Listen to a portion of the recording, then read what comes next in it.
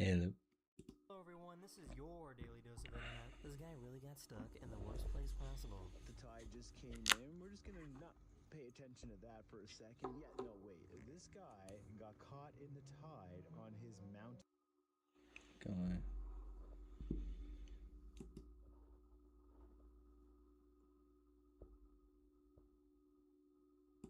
bike.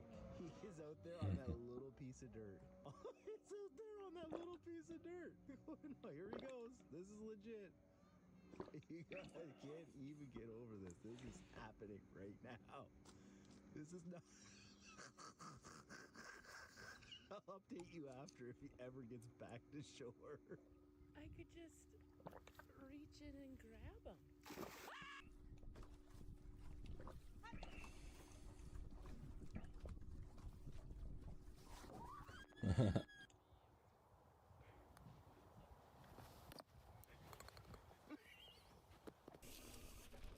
Hey, up here!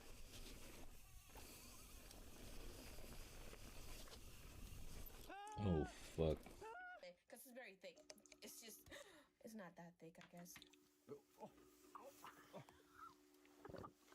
Trying to scare us Yeah, away. this one's like, I'm gonna do what mom does. But it's like, but she's not going anywhere. Wow. All right. Come on, you're meant to be scared of me. Okay, I'm scared. I'm going to I'm so scared. I don't know about you guys, but I think I'd be driving away from that.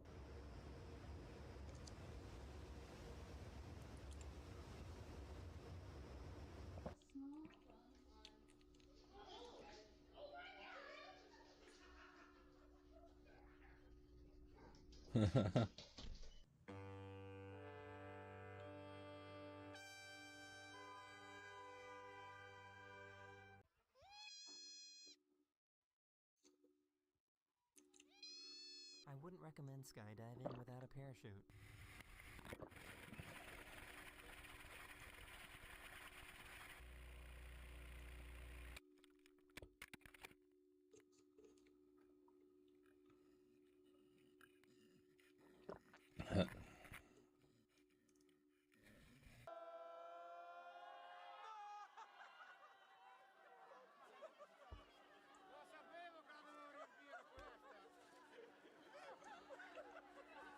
This That's woman good. caught the moment that her camera glitched. Bonjour.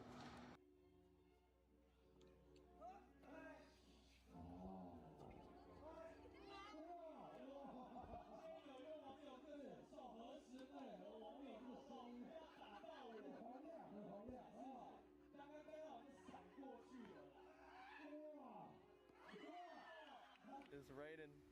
Dude. It's raining on that side of the pond. Good thing I'm not on that side of the pond. Oh no, no, no. This baby deer was being swept away in a flood, so this firefighter dove in to rescue him. Come on, baby. Come on. Got him? Yep, come in. Yeah, help me pull. You run. You good?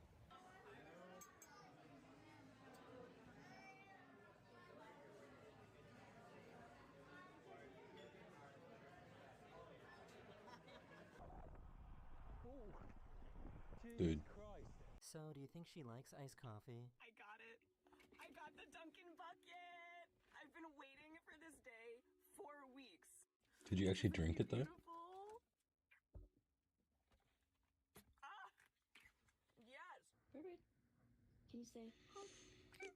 Can you say woo? These guys in South Africa decided to boil an egg using concrete. Using concrete. Interesting.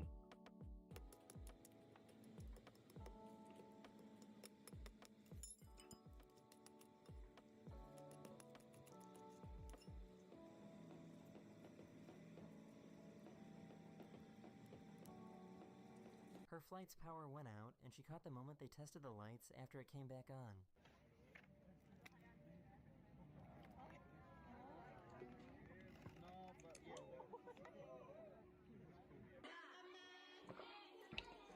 Dude, impressive.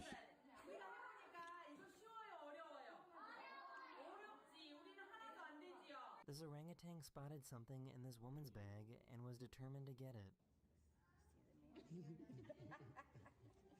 What else do you want to look at? Oh my goodness.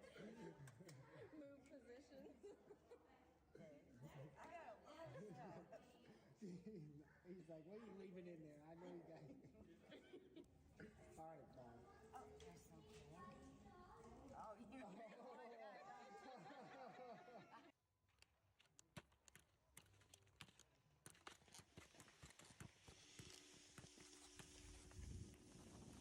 Impressive. That is impressive. Personally, I see this as an absolute win. I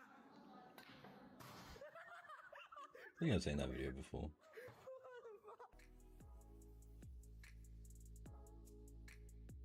Not a bad idea.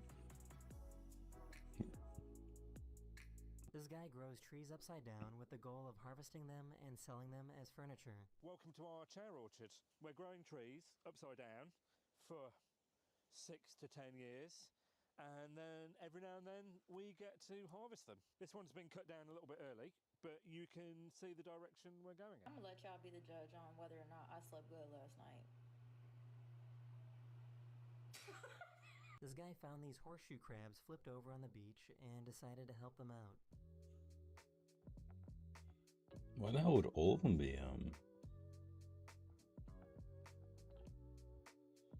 Gotta love this van. The boss said it was a good old girl.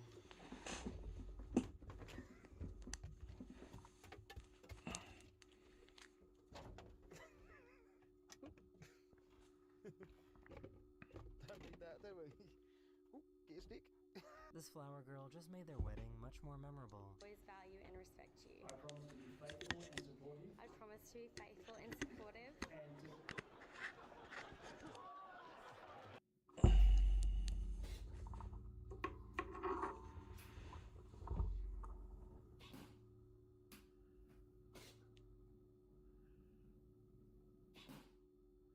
This is the world's biggest wingfoil race where hundreds of competitors all set off at the same time.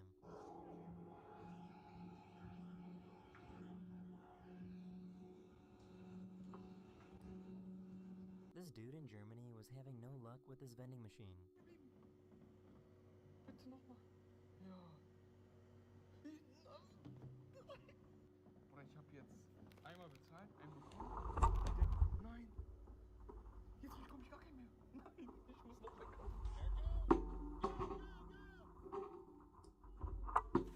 Oh, fuck that shit. I guess that's one way to get out of a parking spot.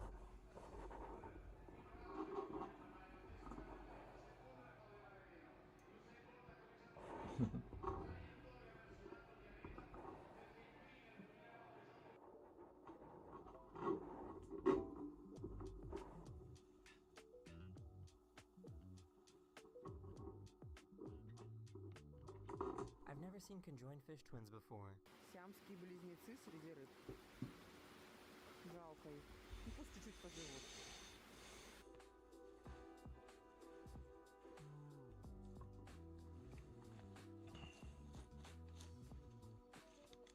Dun dun dun.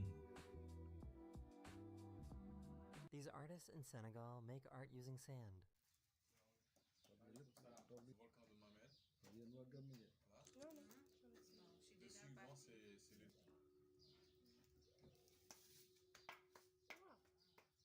Dude.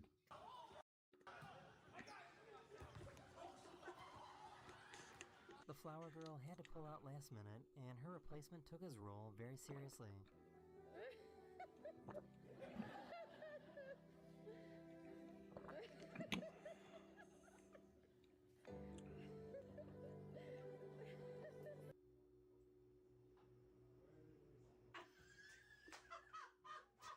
This weird sea creature somehow mimics this diver's watch. What the fuck? Time to paddle and make my smoothie. Oh my goodness.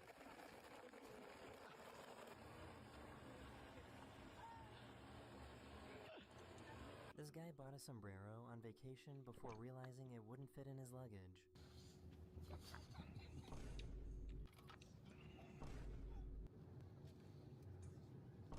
There we for a boat ride. Beautiful. Nice day. Water's like 45 degrees. You gotta get a little bit of water out. So it is. We'll be ready to go in no time. These ladies had their first date at Home Depot, so they decided to get married there. By the power vested in me, I am so happy to pronounce you Interesting. all married. You may kiss.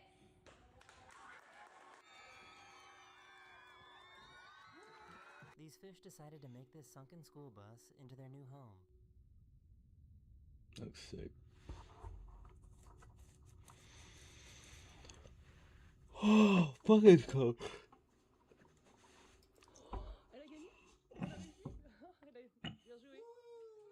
Don't you just hate it when people are hogging the middle lane?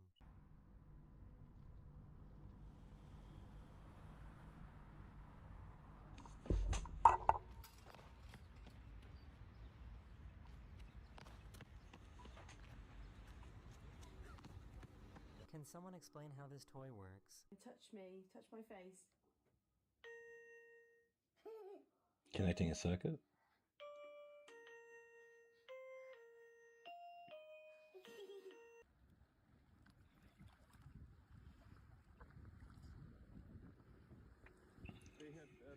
They hate yellow. What? So I guess his next step is to actually become Spider-Man.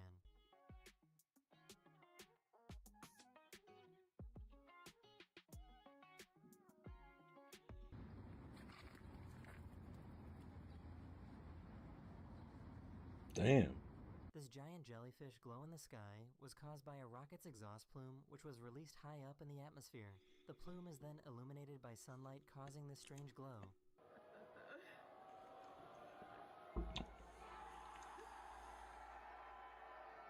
Let me tell you, every good mechanic labels when they change the air filter, and the oil filter, and the fuel filter, and the fuel filter, and the hydraulic filter. We got her all labeled today, bud. It took me a second to even realize what was meant to impress me.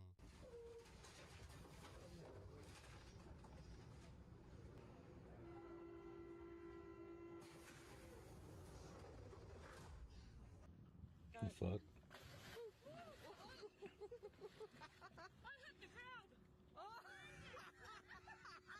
He looks like he just woke up from the best nap ever. What kind of bear is that? Got a question for y'all. What is something that you thought was totally normal when you were a kid, but you later found out when growing up it was unusual and straight up weird? Yeah, don't come at me about my hair. I didn't do it today, felt lazy. Everything gets videoed at Snapchat. I never considered the possibility that bears could jump.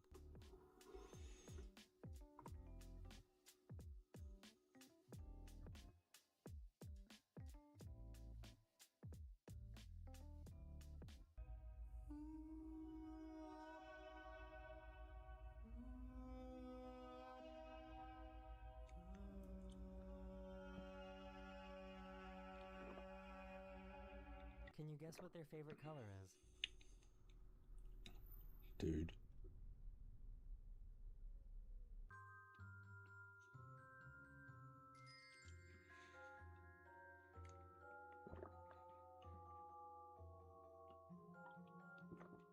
I guess anything can be a sport these days.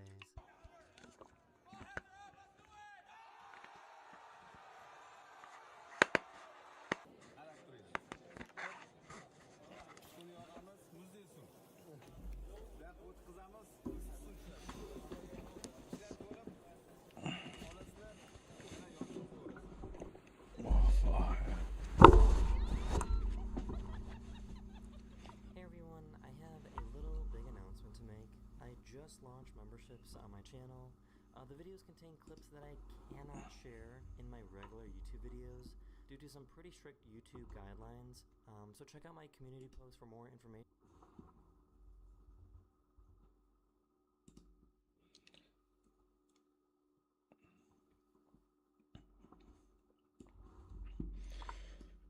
Oh.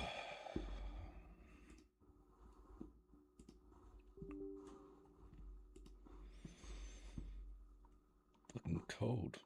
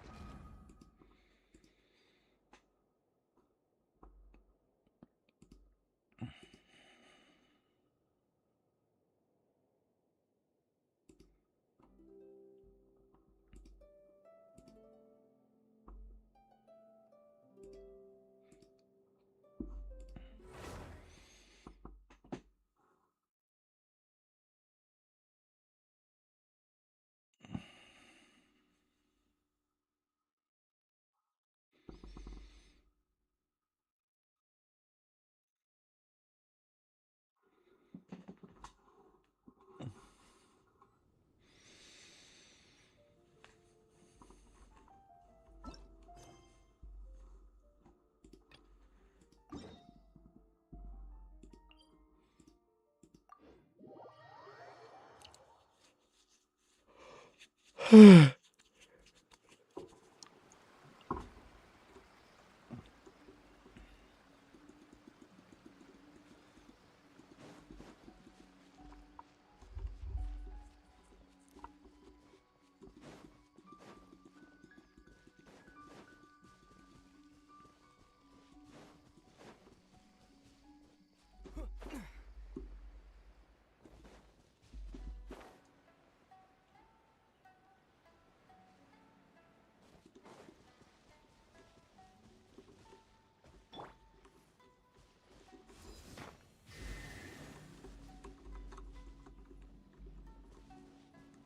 that ended Python!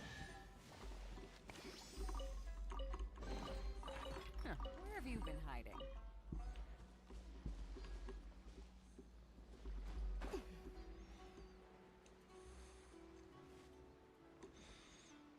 Bam, bam, bam, bam.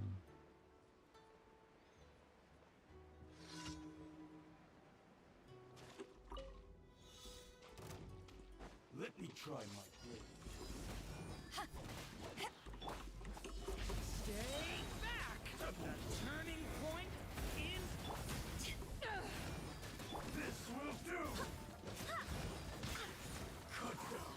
Wind, hear me! Thought there's gonna be more opponents.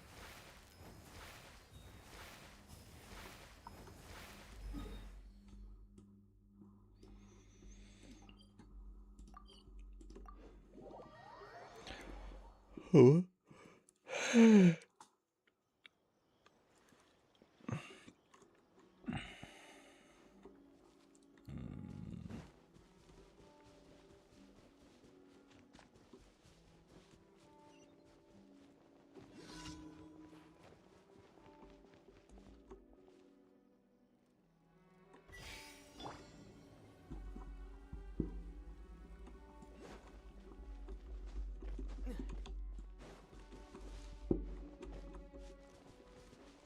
I'm meant to get up on that roof.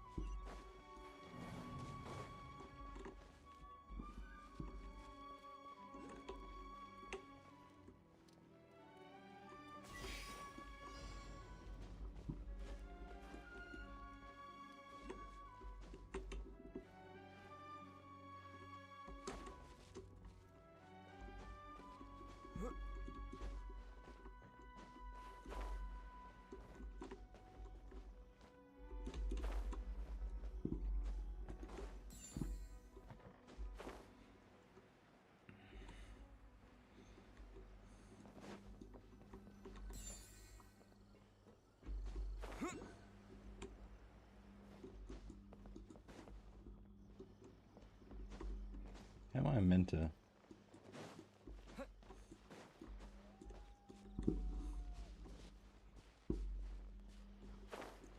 Is that one of these?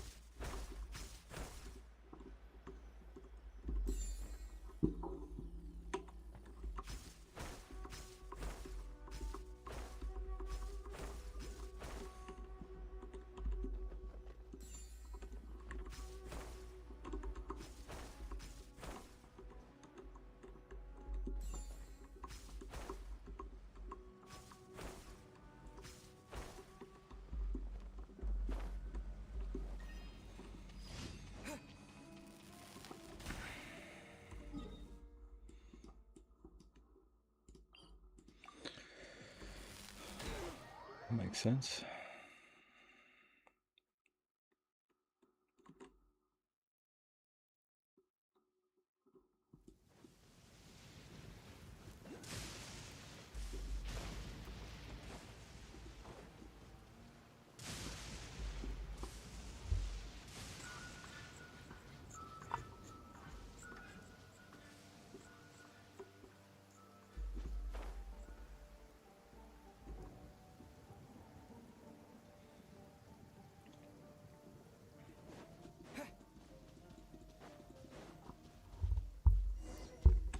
This guy.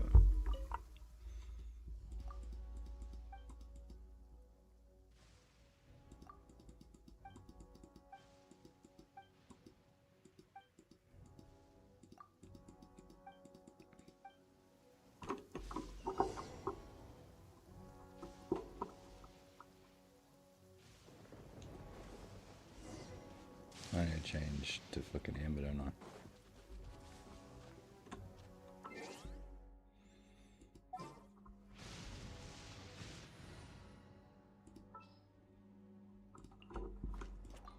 At the ready.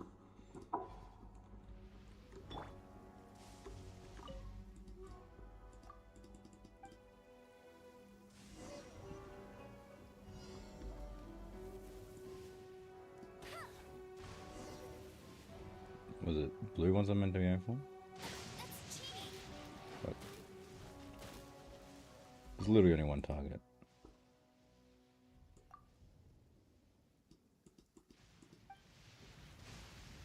Blue ones.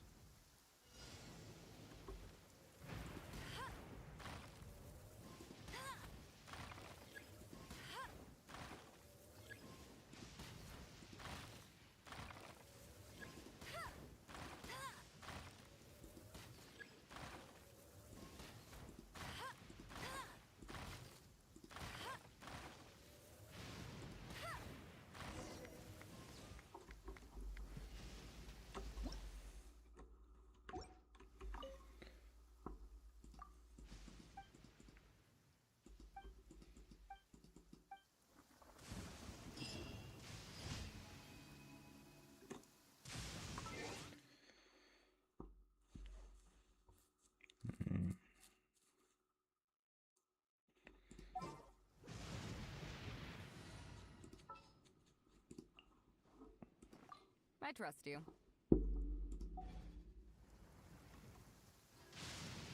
Hey, it's just a little lightning.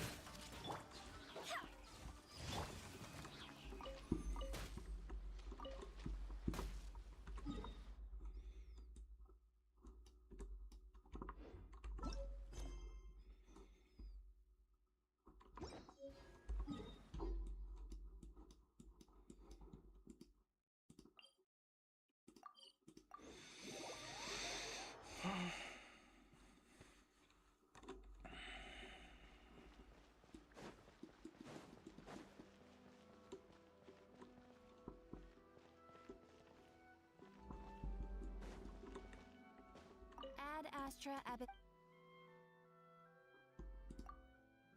Thank you for complete.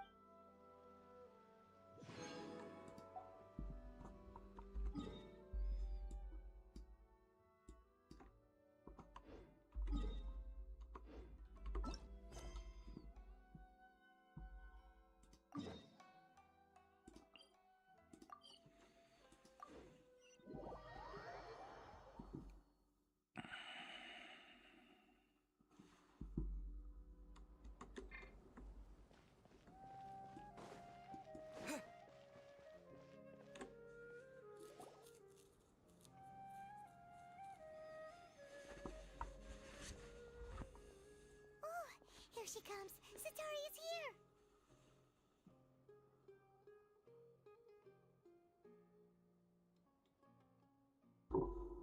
Let's quietly follow her. Once she starts talking to her acquaintances, we'll find a safe spot to begin possessing them. As for how we'll sway her to our side, I'll leave that to you. I trust you'll know what to say. Paimon's starting to feel kinda nervous. Okay, let's go. Looks like they've already started talking. Let's find a hiding spot and get started.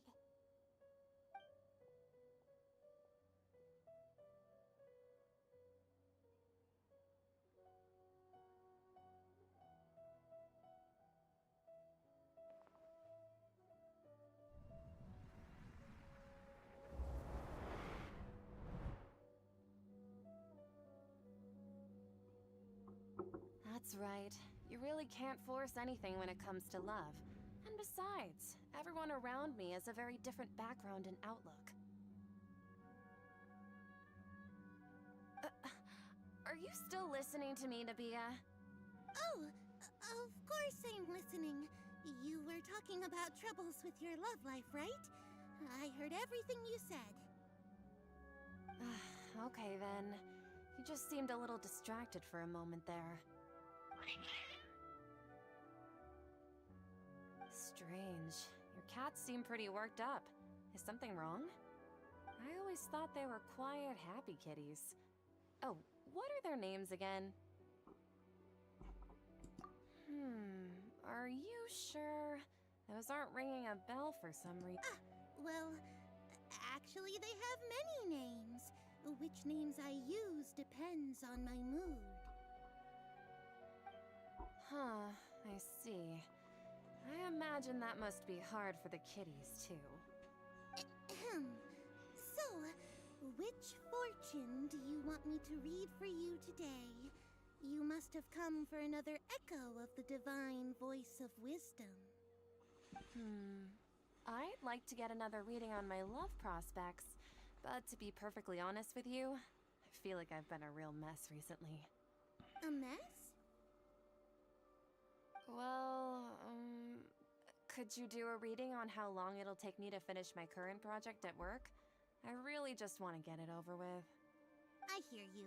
No problem at all. The gods will reveal the truth.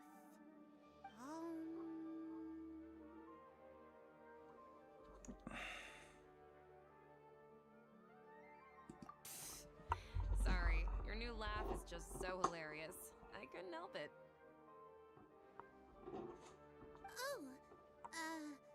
Please pay no mind to those kinds of details. The gods are asking, Sataria, why haven't you gone home? Why haven't I gone home? Do the gods really know everything I've been thinking about? Sataria, why don't you just go home? It's a demand now instead of a question. The gods seem to be truly upset. I'm sorry. I know I failed the gods. Please pass on my most sincere apologies and ask for their divine forgiveness. And if I may ask, Nabia, is there a specific god who's speaking to you right now?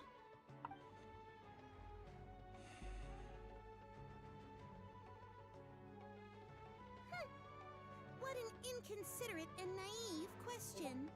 The god who is speaking to me is, of course, the wisest and mightiest of all, King Deshret.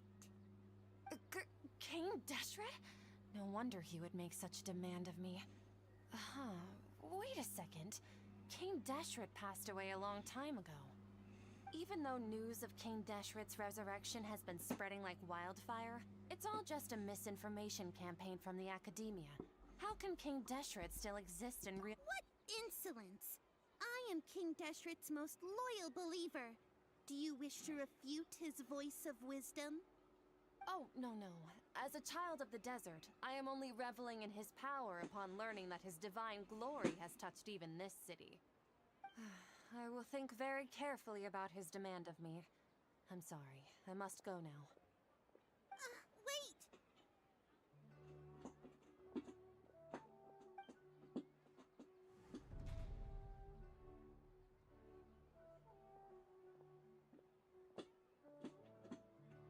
Whoa! She just ran off in a hurry. She looked pretty upset, too. Well done. Sataria didn't seem to suspect anything amiss. To have something she's been trying desperately to avoid show up out of nowhere and berate her, that must have shaken her to the core. Aw, Nahida, it seems like you understand human emotions really well after all. All I know are some abstract Harabatot theories. In any case, my time with you has shown a lot of them to be utterly useless. I'm still trying to make sense of everything. Anyway, enough of that. Let's hurry and catch up to Sataria.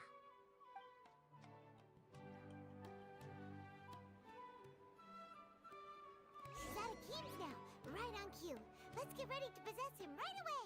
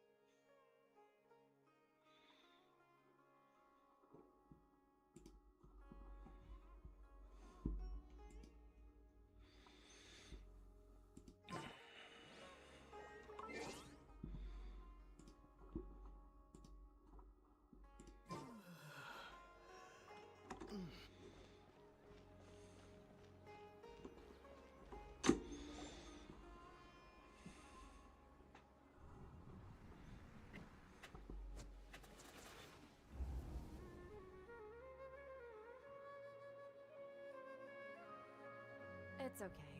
I just got caught up in something. Oh, actually, didn't you ask me to help you look for work? What kind of work were you looking for again? Gardening? But don't you hate everything to do with plants? I still remember getting mad at you for secretly throwing away the bonsai that I gave you as a present. You see, a friend told me that the secret to self-improvement is to work on things you're not so good at. Fair enough. I didn't think that was something you would consider. Speaking of, how's he doing? Is he feeling any better?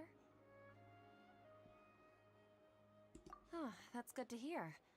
I've been thinking a lot about him. If I could get some more time off, I'd love to pay him a visit. Actually, while we're talking about him, is he still living in Port Ormos? Yeah, he's been retired there for a while. If you could find the time, please write him a letter. Let him know that recently, faith in King Deshret has taken root in Port Ormos and has begun to spread across Sumeru. He has a quick temper and has always been a devout follower of the Dendro Archon. I don't want him to get into a fight with those King Deshret believers because of a difference in beliefs. Oh? So, who are you siding with in all of this? The Academia or King Deshret?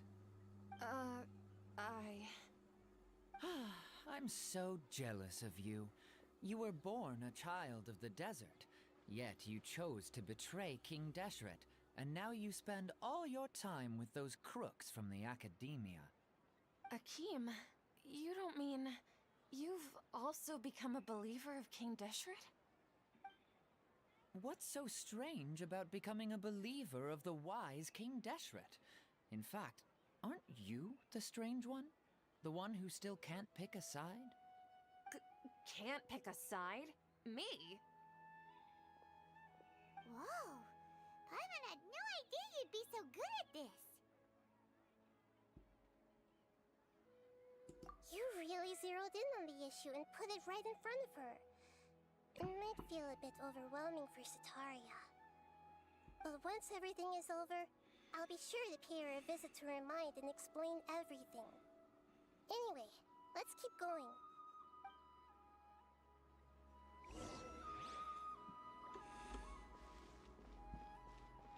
Come on!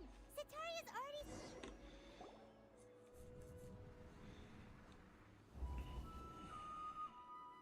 So, Shishan, have you noticed anything weird in the city lately? Like, as if someone was trying to preach to you about something? Oh, right. Speaking of strange things, I celebrated the Sub-Zerus festival so many times that I lost count. That was really weird. Wait, how could you be aware of that? That should be impossible. Nothing in the report indicated anything like that. Are you still failing to realize that the Academia's lowly tricks could never deceive all of Sumeru's citizens? Shishan, don't tell me that you've converted to King Deshret as well! What an absurd question. You make it sound like I should be ashamed for becoming a believer of King Deshret. In reality, shouldn't you be the one who is ashamed?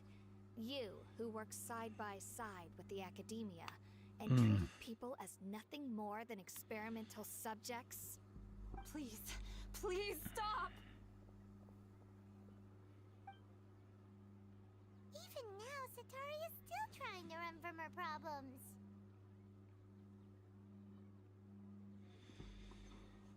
She can no longer justify everything to herself. Hey, she's trying to talk to the guards! What should we do? This is the most important part of all. Quick, get ready. Mercenary, you're a member of the Corps of 30, correct? Please help me pass a message to the Macha right away. The situation in the city is getting out of control. Please, try to remain calm, miss.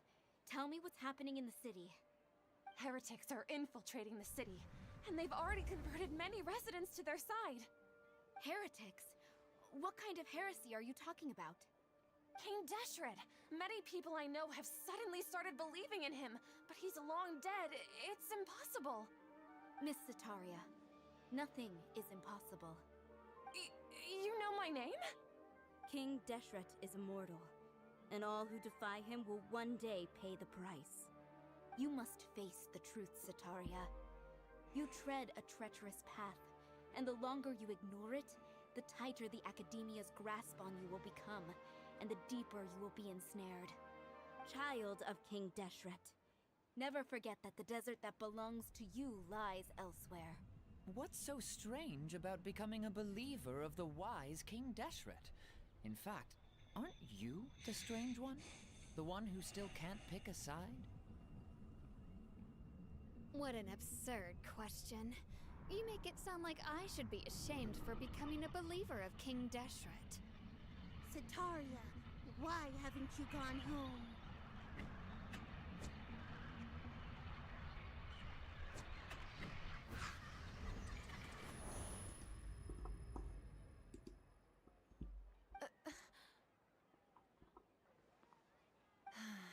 It seems that no matter where I run, I only keep finding more believers of King Deshret. I have to say, this is a familiar feeling. I've also been running from my guilt this whole time. Guilt over my part in the sage's plans, and from ignoring the letters from the children of my homeland. But no matter how much I may try to ignore or get rid of it, my guilt always comes back.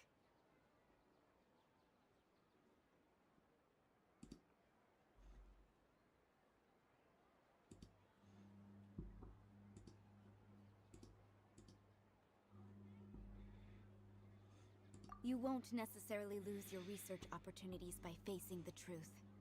Besides, did you really want to conduct your research while carrying such heavy feelings of guilt? How do you know me so well? Are you truly just a believer of King Deshret? Or are you the god himself?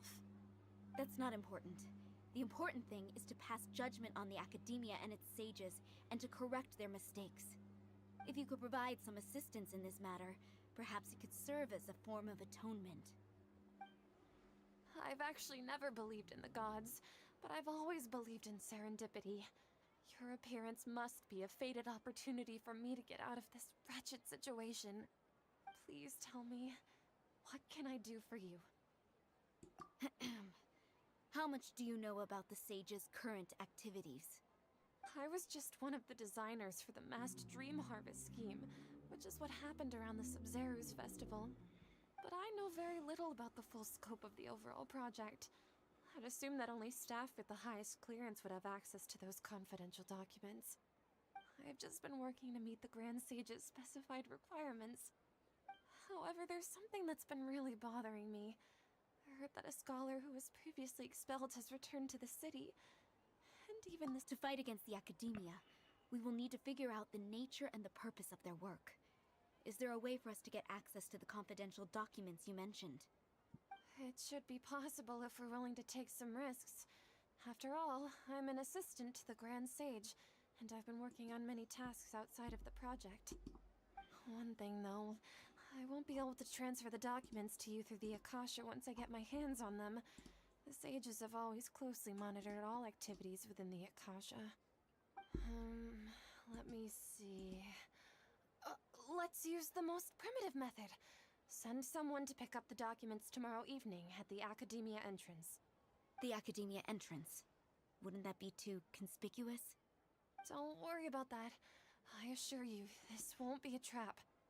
I'm only suggesting this location because it'll draw more scrutiny for me to leave the Academia again. It'll be safest for me to distract the guards long enough to hand you the documents. All right, I trust you. So, if I were to successfully complete this task, would it mean I've atoned for my wrongdoings? That'll depend on the judgment of the Dendro Archon.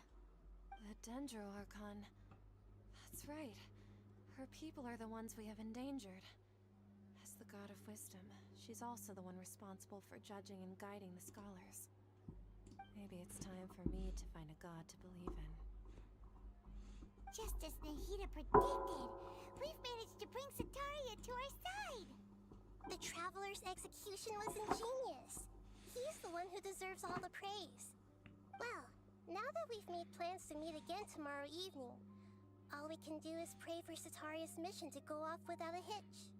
Pray? But if we're going to pray to the gods, aren't we just praying to you? God of wisdom and guardian of the scholars? No. The truth is the true guardian of scholars. I've always believed that. Anyway, let's meet again tomorrow evening at the Adventurers Guild.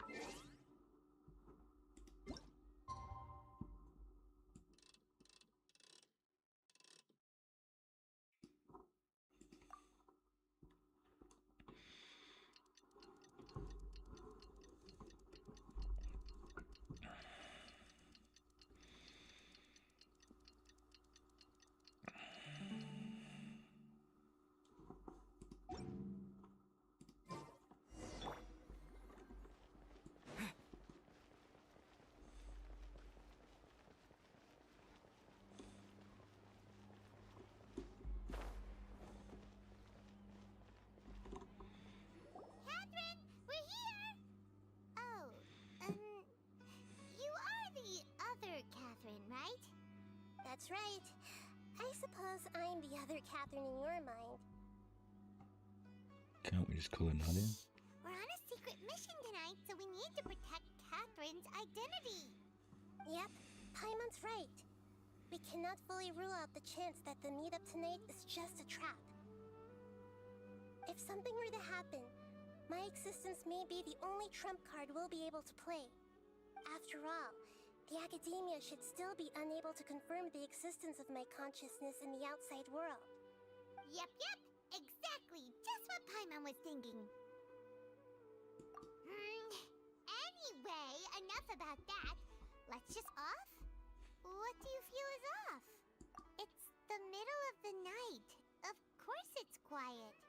You're not getting paranoid, are you? No, I think he's right.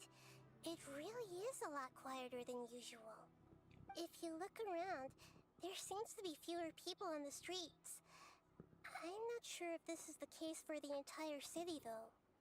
Huh. Maybe it's just a coincidence.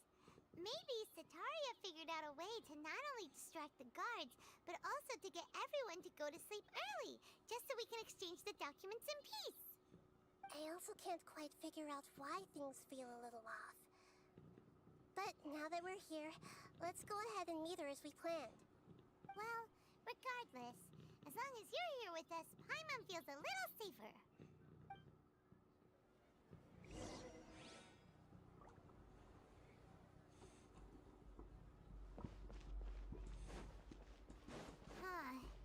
There really aren't many people out right now. Let's hope it'll be this quiet in front of the academia, and that Sataria managed to distract all the guards.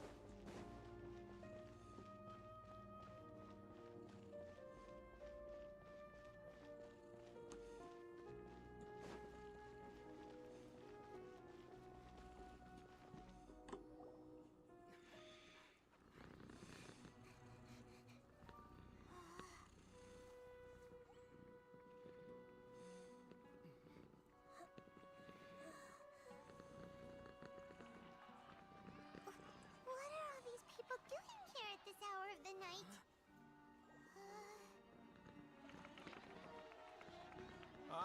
The triumphant hero returns at last.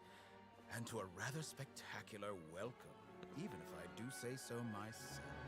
You're the outcast, expelled from the academia. Indeed I am.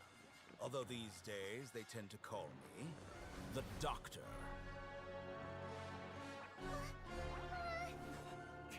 If you're looking for your researcher friend, she has already been taken into confinement. With some basic caution, she could have discovered the listening device on her person. Clearly, she lacks the degree of rigor expected of a true scholar.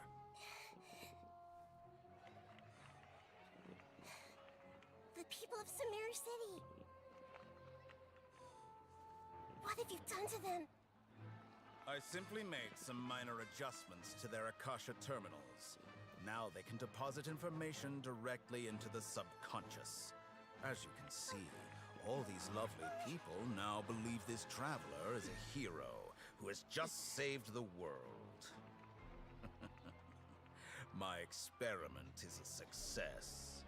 And now it seems they can no longer hold back their sheer adoration.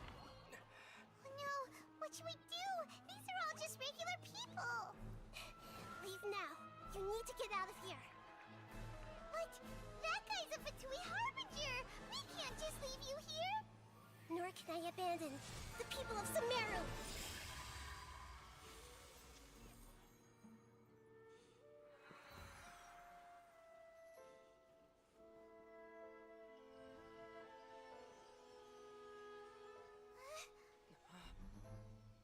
Don't worry. We'll meet again outside of the city.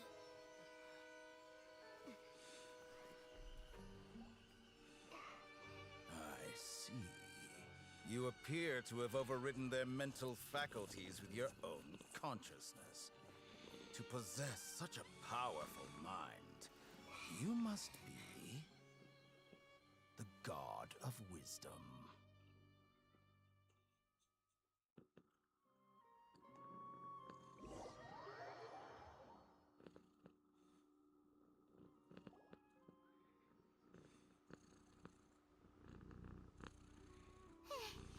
This should be far enough. Paimon needs to catch her breath first. Is Nahida going to be okay? We only made it out because of her. Paimon wasn't counting on running into a new Harbinger here, let alone such a high-ranking one. That guy was number 2. So scary. He called himself the Doctor. Remember, Tainari told us about him. Sataria did say that someone who once got expelled from the academia came back recently, and that even the sages are wary of him. Yep, sounds like she must have been talking about the Doctor. Yeah, now that the Doctor's in the picture, we're no longer just dealing with the academia, they're in cahoots with the Fatui. But what are the Fatui after this time? Another Gnosis? Yeah, things would be a lot easier with Nahida's help. Nahida said we'll meet again outside of the city. But we can't just keep waiting around, right? You mean... Oh, right! Wasn't he invited by the sages to work on some project when we were staying with him in the Vidia Forest? That has to be the same project! Even though he turned it down at the time, he might still know something. There's no time to lose. Let's go to Gandharvaville.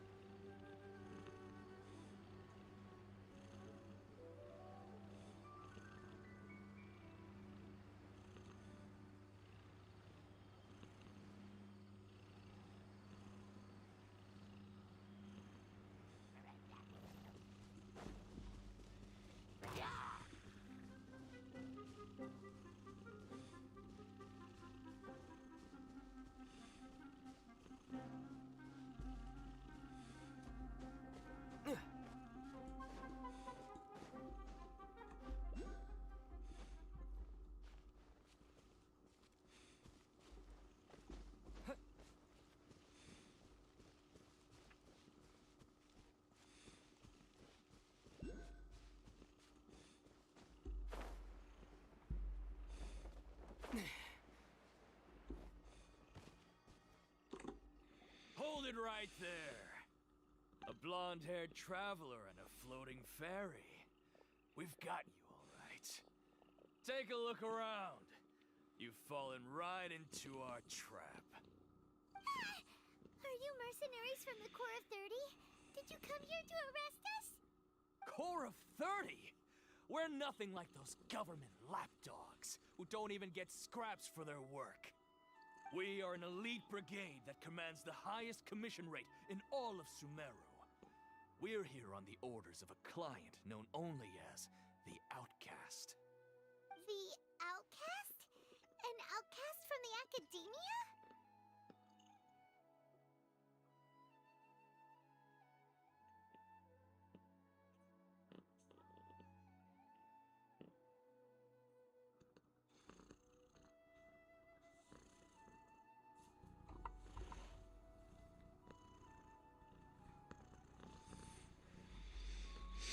Why wouldn't the Doctor just send the Fatui after us? wasting time on idle chit-chat. We'll shut you up soon enough. Get them!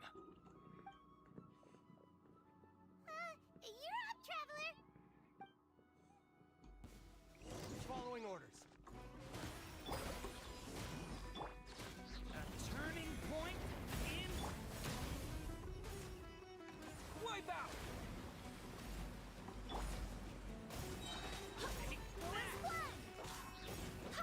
I swear by my sword. I'll take my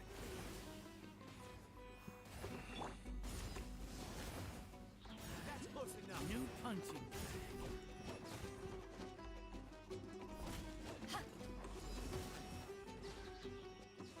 Eyes on me!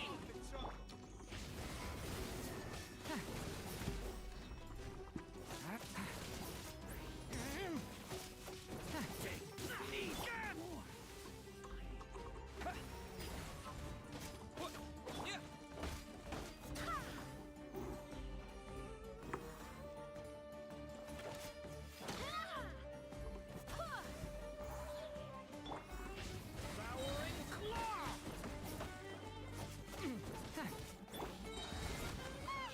It isn't over yet! Here comes reinforcements!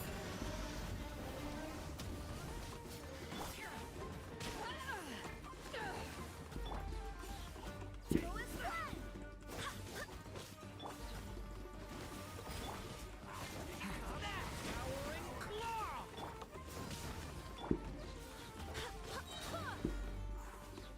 Wind, hear me.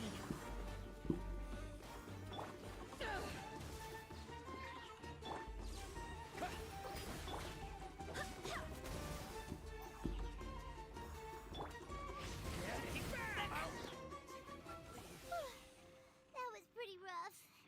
Is that what elite mercenaries are like? Yeah, looks like we'll have to keep our guards up. But this doctor guy seems like a pretty tough opponent. He knew exactly where to set up an ambush. Did he predict that we would try to find Tainari? Going up against smart people is tough. Anyway, let's keep going.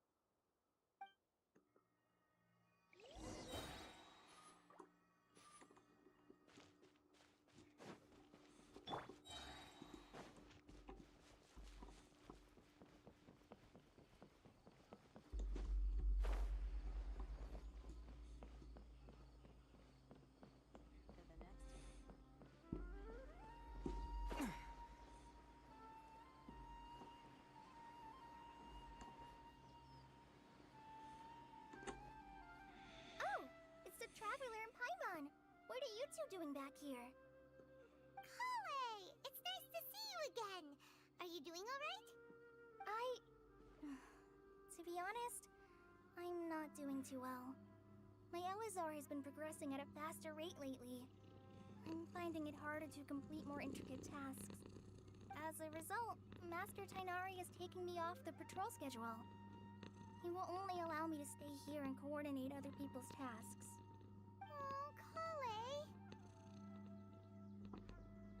Speaking of Tainari, did he go off on patrol? We're here to talk to him. Oh, Master Tainari? He just left the Avidia Forest a little while ago. He was headed to Party's DI. Huh? He left? What? Isn't Tainari always saying that he never wants to leave the Avidia Forest? He even turned down the Sage's invitation. I thought it was weird too. Master Tainari always prioritizes his work as a forest watcher above everything. He almost never leaves his post. No, I only found out that he left through a message he left behind. He also made sure to delegate all his tasks using a schedule. To leave in such a hurry? I'd guess he had something urgent to take care of. Master Tainari originally studied in the Amorta Darshan of the Academia, and Partis DI is something like the Amorta's research base.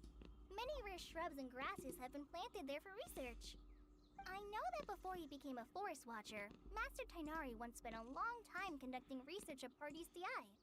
A research base, huh? Gotta wonder what kind of research Tainari just decided to work on all of a sudden. Oh, we don't have a lot of time, so let's go look for him at Party's DI.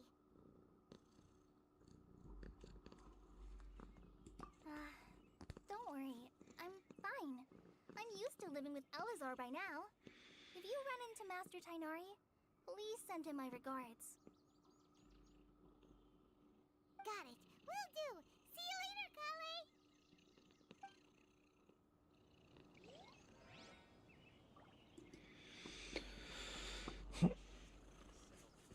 Kale. Back soon. I'm just gonna shouldn't have this before, but have a shower and stuff to wake me up.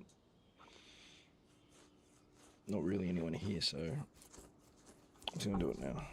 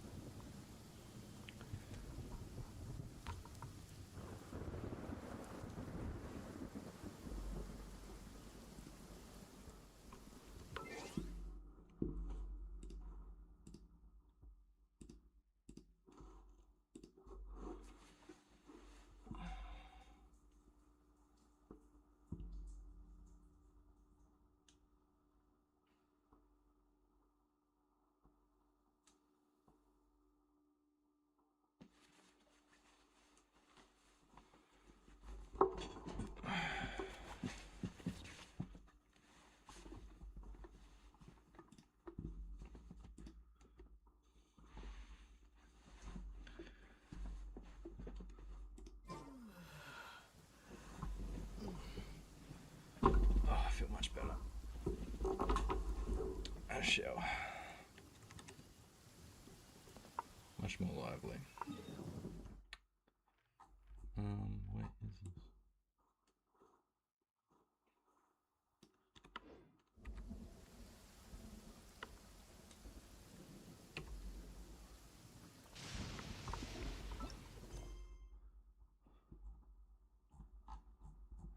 Takes courage.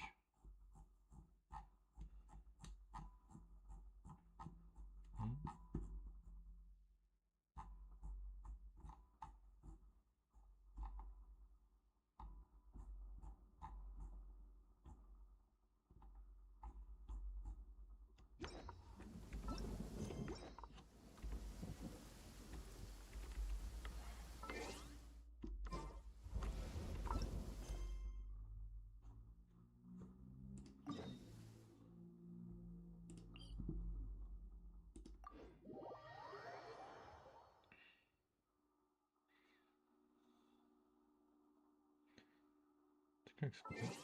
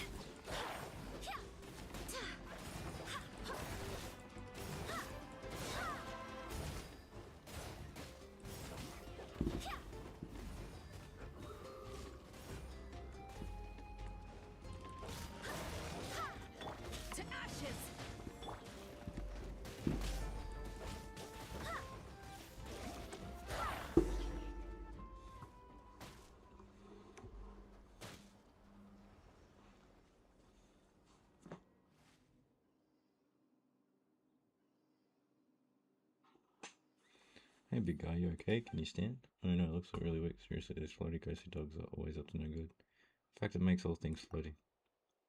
Palmer's nothing's like those guys. Forget it for now, let's see if we can get this guy something to eat. And we'll rest soon.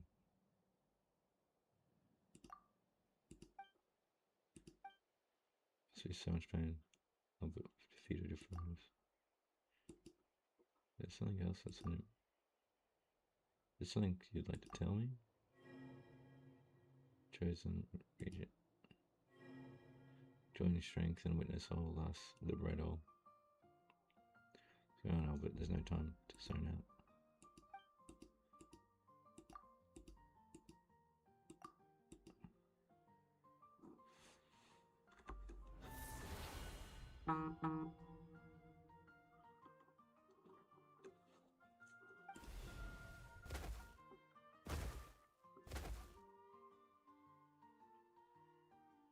Albert, you. Guy's genetic all of a sudden.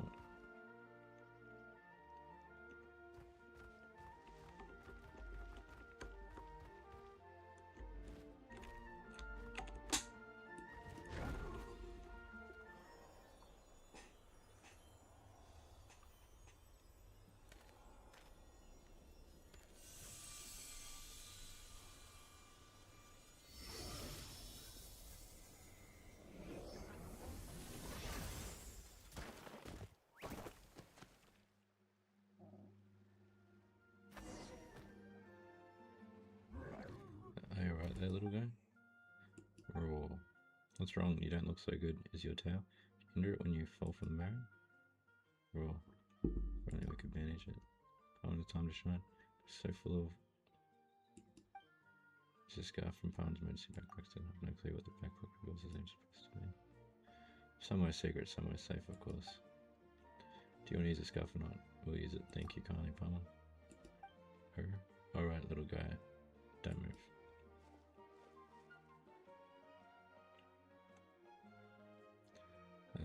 show is well behaved. Do the trick. I feel better now. Raw. Looks better now, that's a relief. She ended up in that barrier.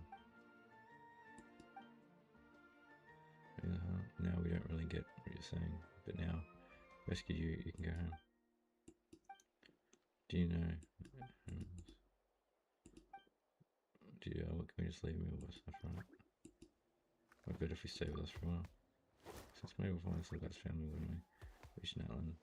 Never really seen anything like that. Trees and dragons could mean. You mean you heard something like that? Now that Paimon thinks about it, Outland's a nation of dragons. So does that mean we call this little guy Soren's?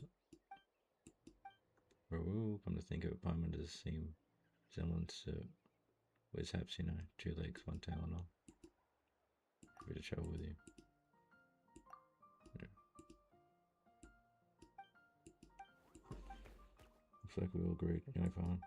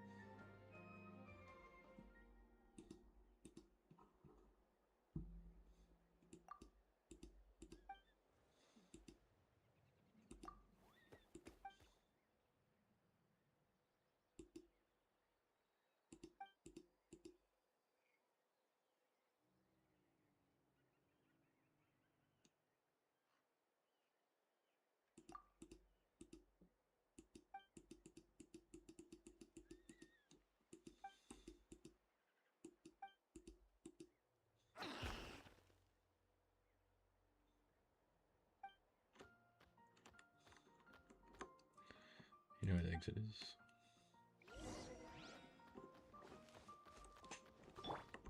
Go!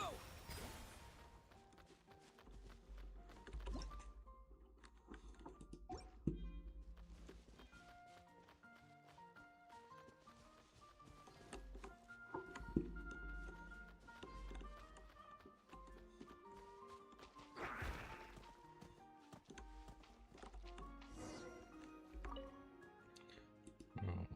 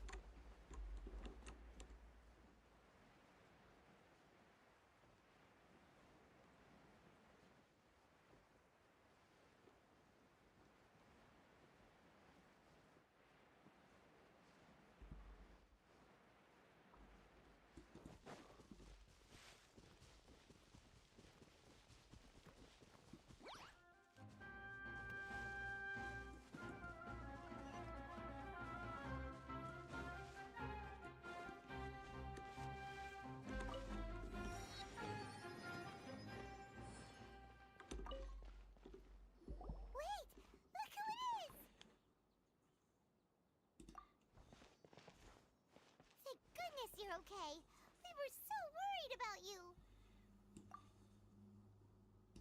Hey, this was supposed to be a touching reunion, but you're ruining the moment. Actually, it's very smart of the Traveler to be wary of me right now. After all, the Doctor has shown that his technology can apparently even control human minds. Plus, it's not like you could have known what happened after we split up and I was facing the Doctor by myself. Even a pool of stagnant water after a torrential storm can occasionally pass as a patch of sky. Paimon feels like only the real Nahida could come up with such an obscure analogy. Huh? But I wasn't trying to win your trust or anything. All I wanted was to clarify my point. Well, we understand that point now. Please, Nahida, tell us more about what happened. Are those poor people all right? When you left, I was still in the middle of restoring everyone's minds. Thankfully, when the Doctor mentioned depositing information into the subconscious, he didn't mean engraving information into their minds. Instead, he did something closer to creating hallucinations. That was still within my power to fix. Luckily, I managed to finish my restorations and mind jump away from him just as he was about to capture me. Whew. What a relief. The Doctor sure pulled out some hidden cards, but good thing we had Nahida with us. I wouldn't be relieved just yet. I gave away my true identity when I restored everyone's minds, which means we've lost another one of our trump cards. Also, the Doctor is already an expert at modifying Akasha terminals. Maybe it's only a matter of time until he captures my consciousness inside the Akasha. Would that mean you'd no longer be able to jump between minds? Then, how do we stop him? He's still at the Academia, so it's possible he already started messing with the Akasha. Ugh. It feels like he's toying with us. What a nasty piece of work. Plus, the Doctor's combat ability alone is apparently enough to make him worthy of being number 2 of the Fatui. We shouldn't give up hope just yet. Let's try to find another way to attack this problem. Actually, Nahida, how did you know we were trying to get to Party's Thei? Have you been waiting for us? Yes, I have. I can see the Traveler's elemental energy, so I deduced your destination by looking at the direction you were moving in. You didn't come here for sightseeing, right? Did you find any leads? We're looking for a scholar we know. His name is Tainari, and the sages once tried to reach out to him. Why don't you come inside with us and see what we can find? Okay. Let's just hope we won't get him into trouble.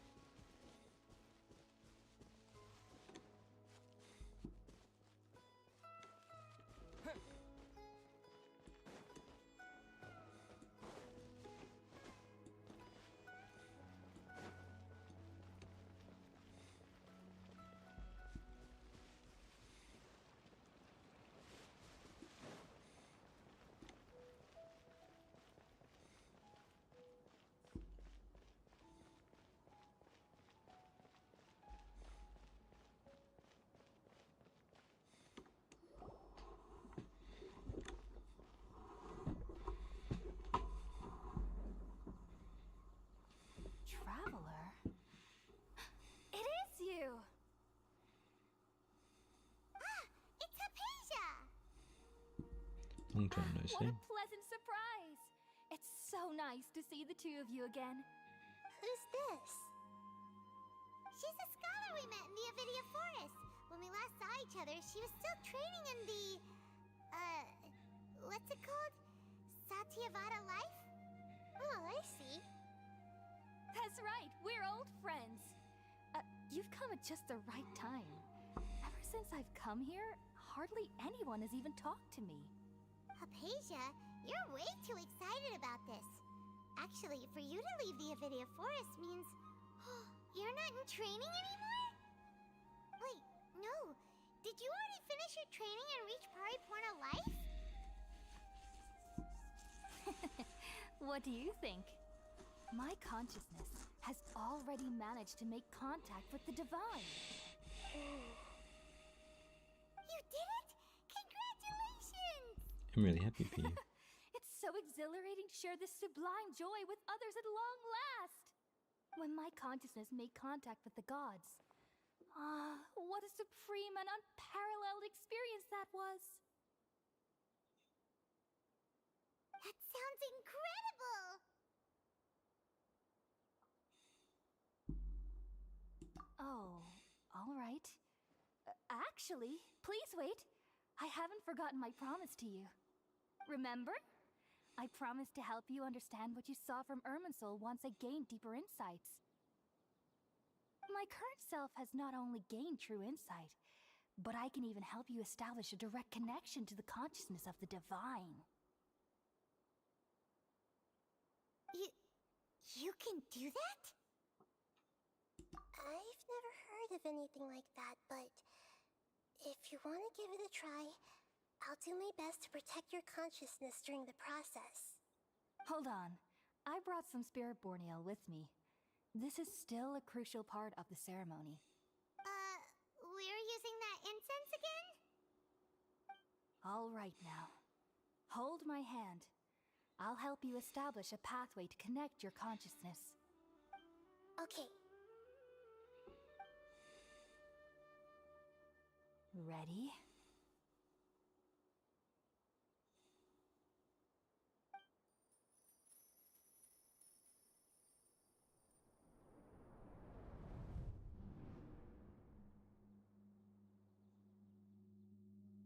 It took 3 betrayals for me to finally understand.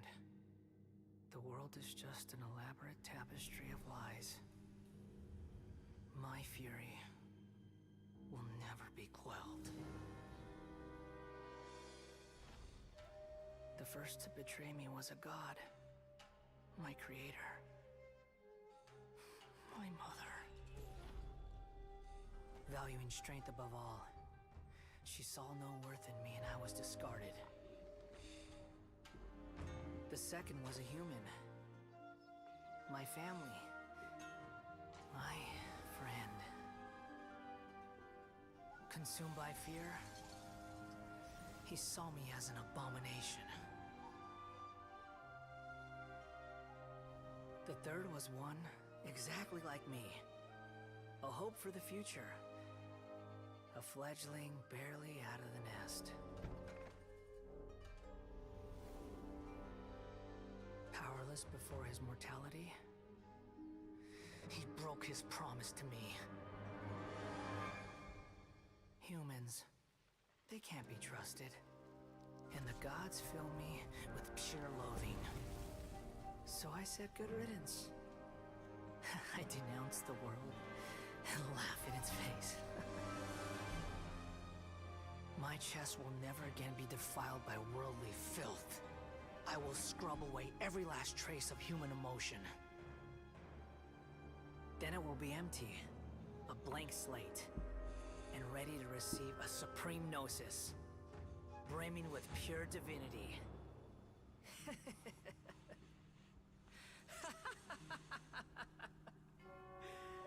There is no need to fear. The pain will be brief.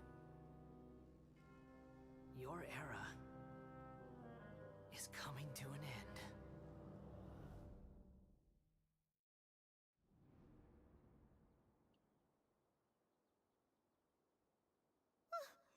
What was that?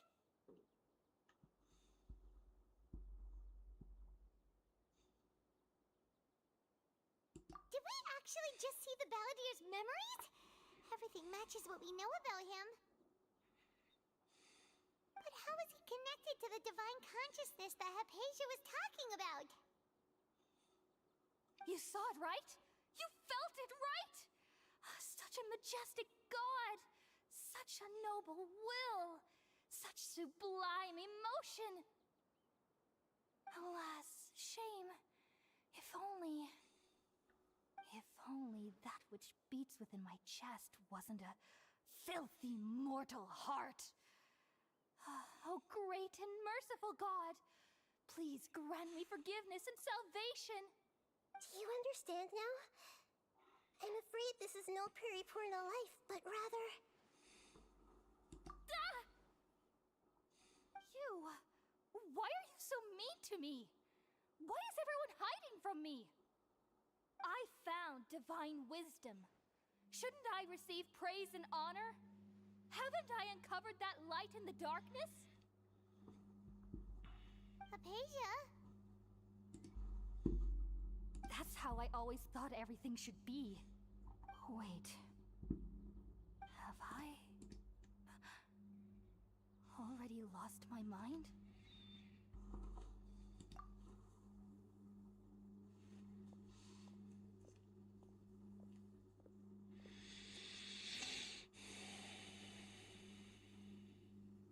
Wait, something isn't right.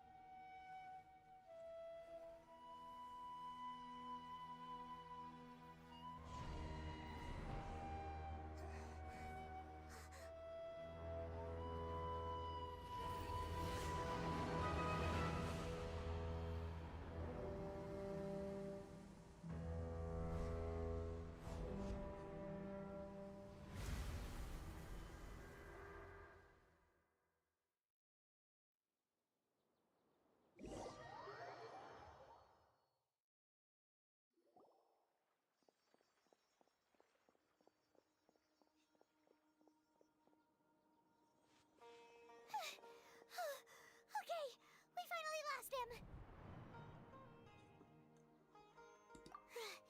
Are you okay, Nahida? Wait, no. Something feels different. You're back! Oh, the Traveler's back? Nahida was controlling your body for a while. It seemed like she jumped over to you as an emergency measure right before the Catherine puppet was destroyed. After that, Tainari heard the commotion and came over. He helped us defeat the mercenaries and then he ran with us all the way here. What? You swapped places? You mean your consciousness also went into Nahida's body? Wait, then where is Nahida's consciousness? Where is she now? I never imagined that an individual's consciousness could be transferred around like this. Had I not seen it with my own eyes, I would have never believed it. I don't think this can be achieved with current human technology. Also, while we were running, the consciousness in your body told me to pass on a message. She said, "The doctor has found a way to trap my consciousness, so I can't journey with you anymore. But even in a moonless night, a shower of starlight can still drown out illusions and lies." Oh no! Nahida's trapped in the sanctuary of Surasthana for good this time. Was that message all she left for us? It's pretty vague. Oh, that makes sense. Since the doctor captured her, She won't be able to say anything without him knowing. She's being extra careful. Even in a moonless night, a shower of starlight can still drown out illusions and lies. Huh. Paimon knows the moon illusions and lies are from the alchemical divination at the Sub-Zero's festival. Didn't Nahida use a starlight analogy before? It had something to do with Sataria.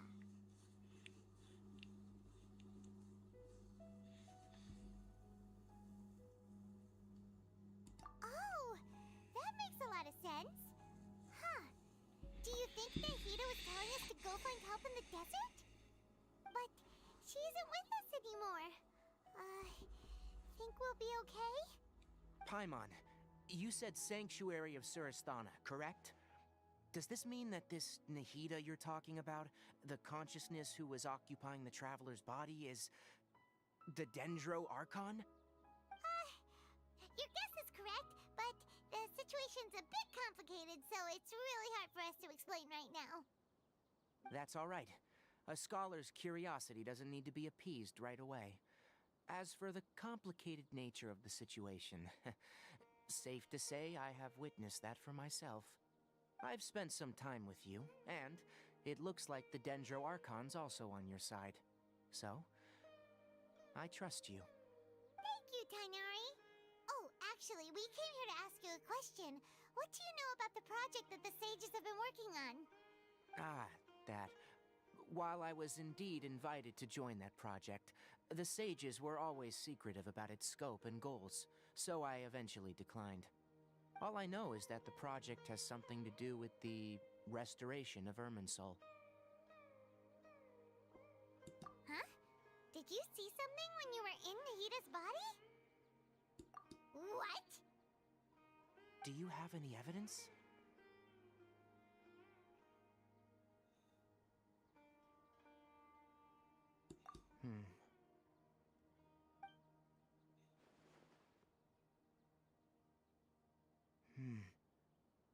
So that's what happened.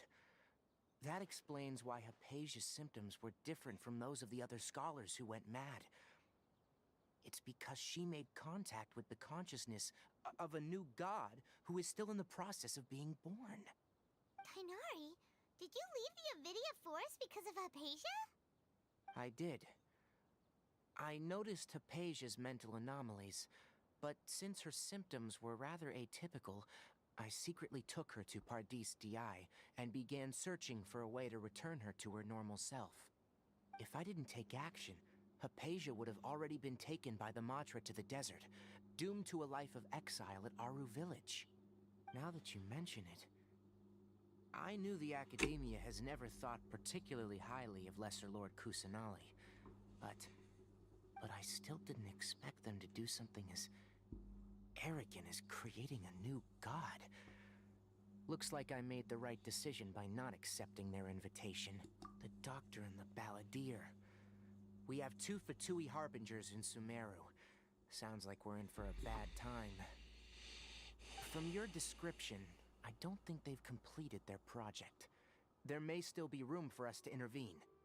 But then, what is the connection between creating a new god and restoring Irminsul? Yeah, it feels like we're still nowhere close to figuring out the sage's goals. Right, we've pretty much gone over everything we need to know, so we should head out. How about you, Tainari? What are you going to do? I'll stay here for now.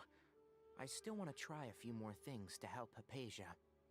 If you're planning to go into the desert, start by heading for Caravan Ribat. That'll be your fastest route. Come find me here if there's anything else I can do to help. May the spirit of wisdom go with you. Thanks, Tainari. Hopefully Hypatia will feel better soon. We're off then.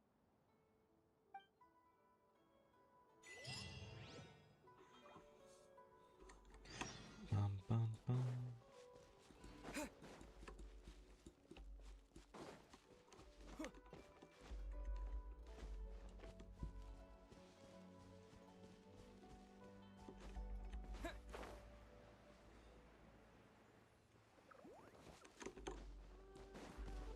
Go!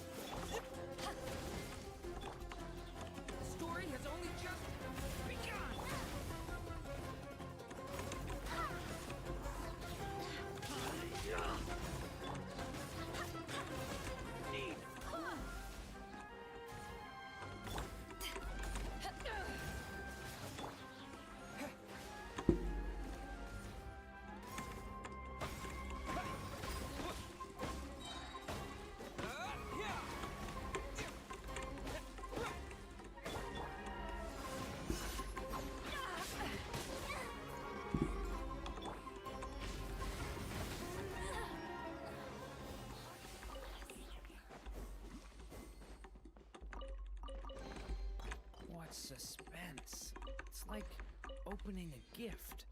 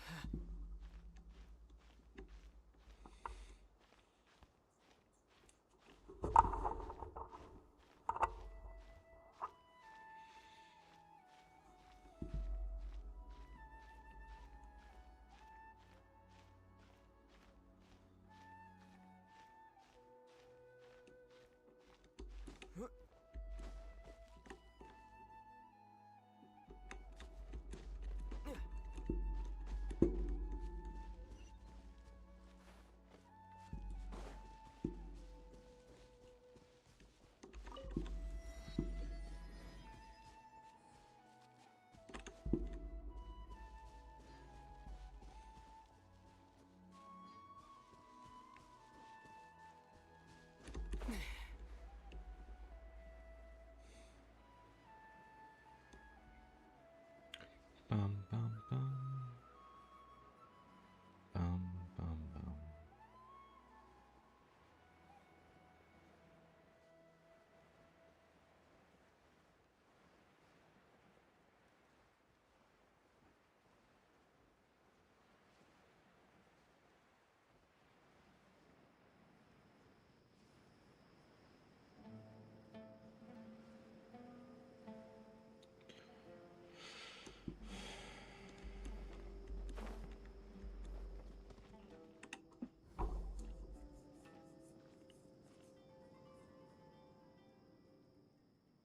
We finally made it to Caravan Rebak.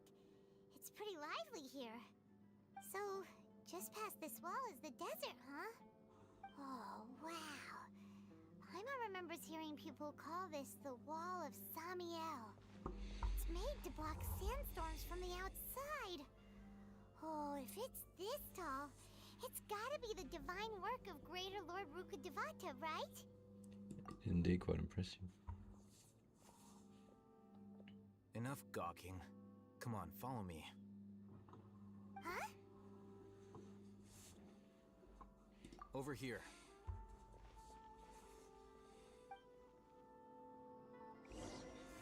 Oh, Hatham went that way! Let's hurry up and follow him. Wonder what he's up to.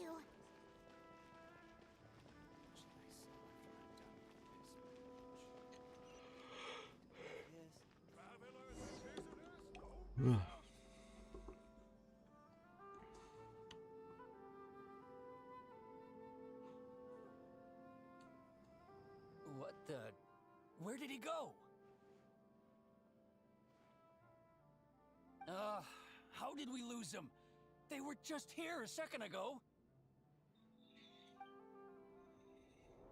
More Eremite mercenaries? Who are they working for this time?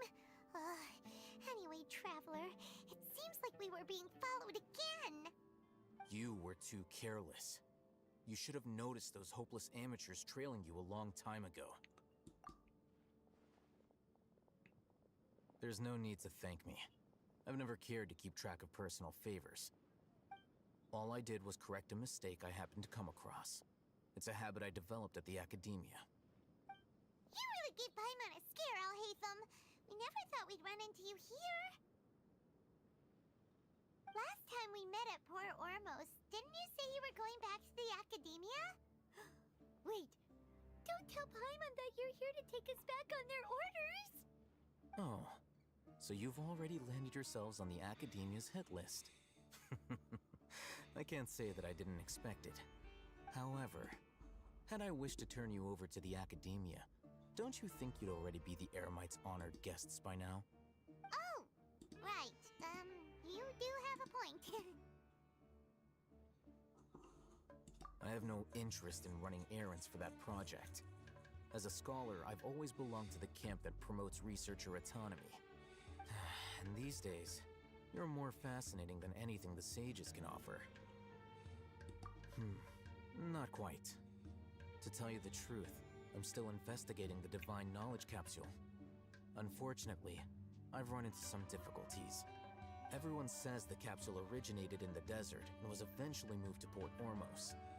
If I am to get to the bottom of this, I must understand how the capsule first came to be. Which brings me back to you, and why you're so interesting. The leader of Ainul Ahmar used the Divine Knowledge Capsule right in front of you, and upon seeing him, your expression became perplexed, and you were lost in thought for quite some time. To have that kind of reaction, I think you must have realized something. Are you interested at all in sharing what you've been hiding from me? Alhaitham, you really have a ridiculous eye for detail. What kind of person even notices or remembers stuff like... So that's your answer. Well, I do work for the Academia after all. So considering that, it is indeed wise to keep your cards close to your chest. But that does prove you do have some undisclosed information about the Divine Knowledge Capsule. Told him. Am I right? No matter. Rather than simply learning the answers from you, I'd still prefer to investigate on my own. Speaking of, you two are also headed to the desert? That's right! We have the same plan as you! But we don't really have any concrete goals at the moment. Then I'd suggest starting with Aru Village. It's the largest settlement in the desert, so it'll probably have more resources and intel than anywhere else. Well, would you like to head there together? That sounds good. It's always better to travel with someone you know. Let's go!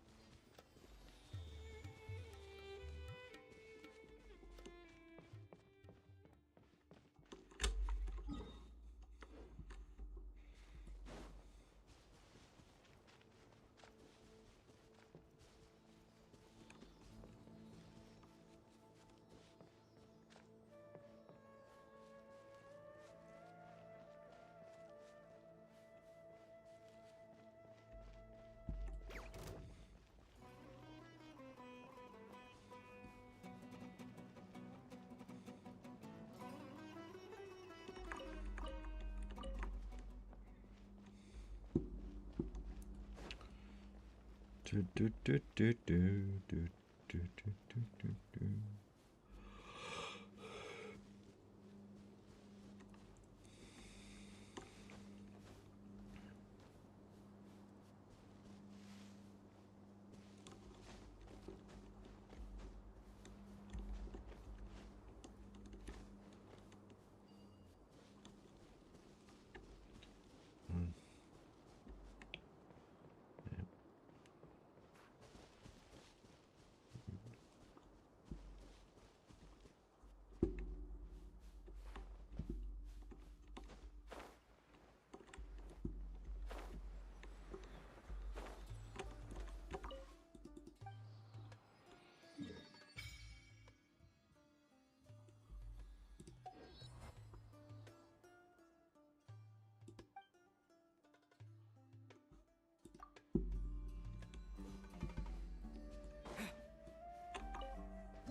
Interesting, it's still the Dendro Archon in the desert. Before us lies Aru Village, the safe haven of the desert folk.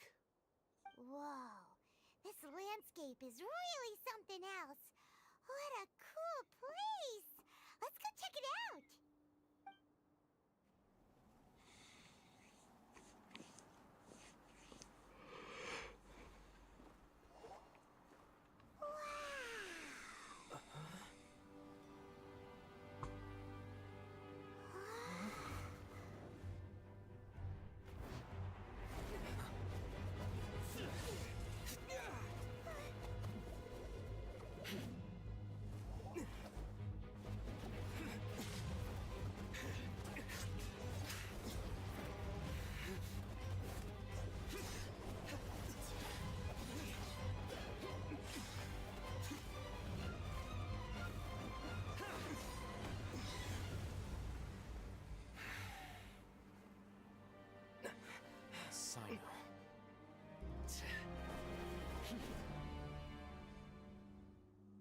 Unless my memory fails me, we have barely spoken 2 words to each other before now at the Academia. Would you care to enlighten me as to when and how I invited the General Mahamatra's wrath? Oh, Hatham. Do not think you can escape my judgment, just because you managed to escape my attack. Judgment? So that's how you'd characterize your actions here, is it?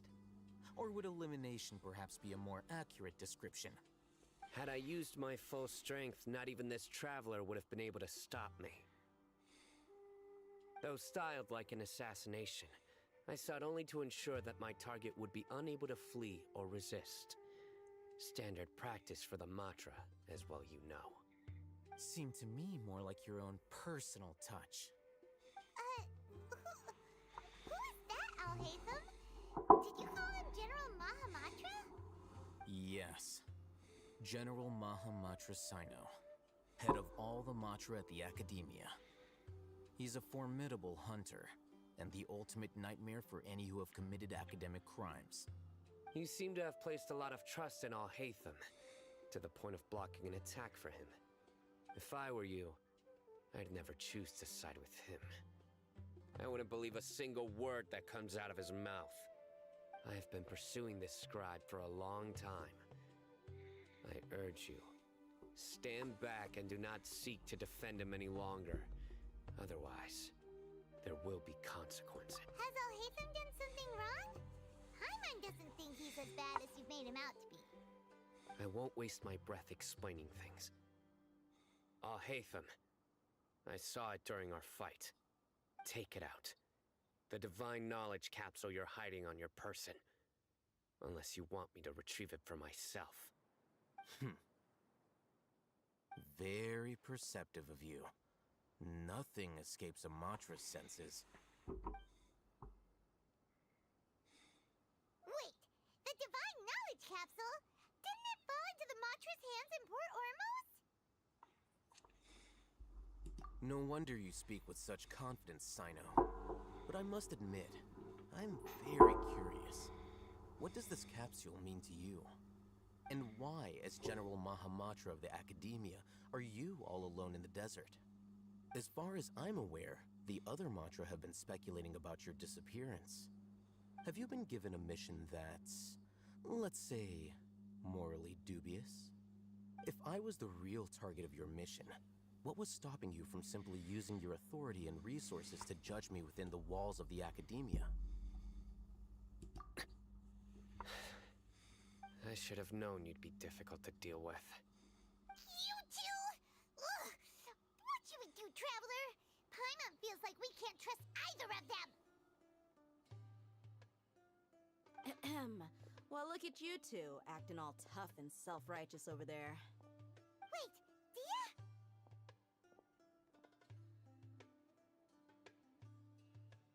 Great! Finally, someone that we can trust!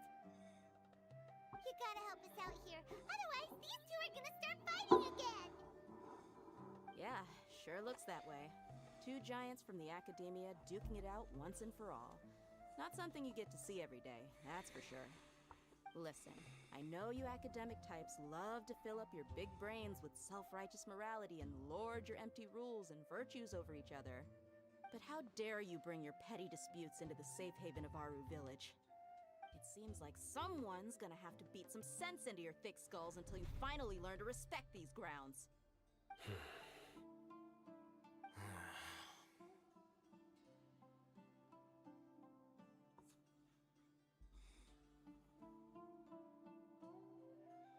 Hey, did either of you hear a word I just said? Whoa, what's going on? The wind's so strong! Is this a sandstorm? Paimon's gonna get blown away! Another sandstorm? What's up with these recently? Hey, all of you, over here, quickly! We have to take cover! Someone's calling for us! Oh, this wind is too strong! Let's get over there! That sounded like Candace. Come on, you two. Jeez, are all of you Academia folks such hard work? Move it! All right, stop yelling.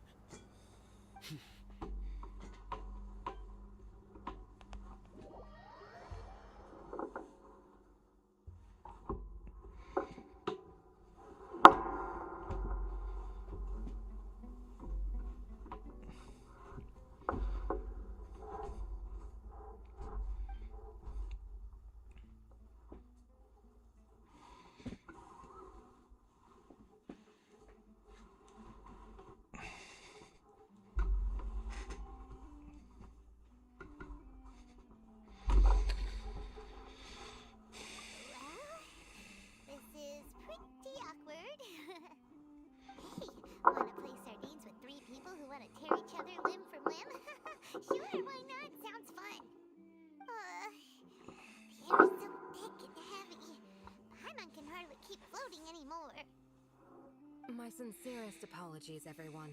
This is the home of our village chief. I will have to ask you to make do with this small room until the sandstorm dies down. Please, let me introduce myself. I am Candace, protector of Aru Village. Our savior has come at last! Nice to meet you, Candace. The name's Paimon. Thank you so much for helping us. Give my gratitude. There's no need to thank me. It's only right to help each other when the weather gets rough. Wow, she's so gentle and caring, like a nice older sister. Unlike those guys over there. All right, now that we're all better acquainted, we should return to the topic at hand. As a guardian charged with the responsibility to protect my fellow villagers from harm, I was observing your conflict from afar, even before the sandstorm started. And now that you have set foot within Aru Village itself, it is all the more my responsibility to make absolutely sure that you pose no threat whatsoever to us. So please, have an honest and sincere conversation with one another, and put your hostile feelings to rest. If anyone dares to start anything again while they are under this roof, I will not hesitate to send them out for some quality time with the creatures of the sandstorm. Oh, on second thought, Paimon may have misjudged Candace's character. And that goes for you too, Miss Dia. Do I make myself clear? All right, we got it, Candace. That's what I like to hear. So which of you will begin? I was supposed to be a mediator, but I might have gotten a little too involved just now. Anyway, one of those two should probably start talking. Wait, that was you trying to be a mediator? I have nothing to hide, so there's no shame in explaining myself. While Alhaitham wasn't wrong about the other Matra not knowing my whereabouts, it's not because I've been assigned a morally dubious mission. Rather, I've chosen to exile myself. Huh? Exile yourself? A little while ago, I discovered that there was data missing in the Academia's project planning and development files. What little they did report clearly did not match the project's actual progress. As General Mahamatra, I had the responsibility and authority to request an audit. However, to my surprise, the person responsible for the erroneous data was none other than Grand Sage Azar himself. I tried to investigate the issue myself before submitting a formal audit request, but I soon found that all leads and potential pieces of incriminating evidence were carefully concealed from me. I began to realize that they were cautious of me from the very beginning.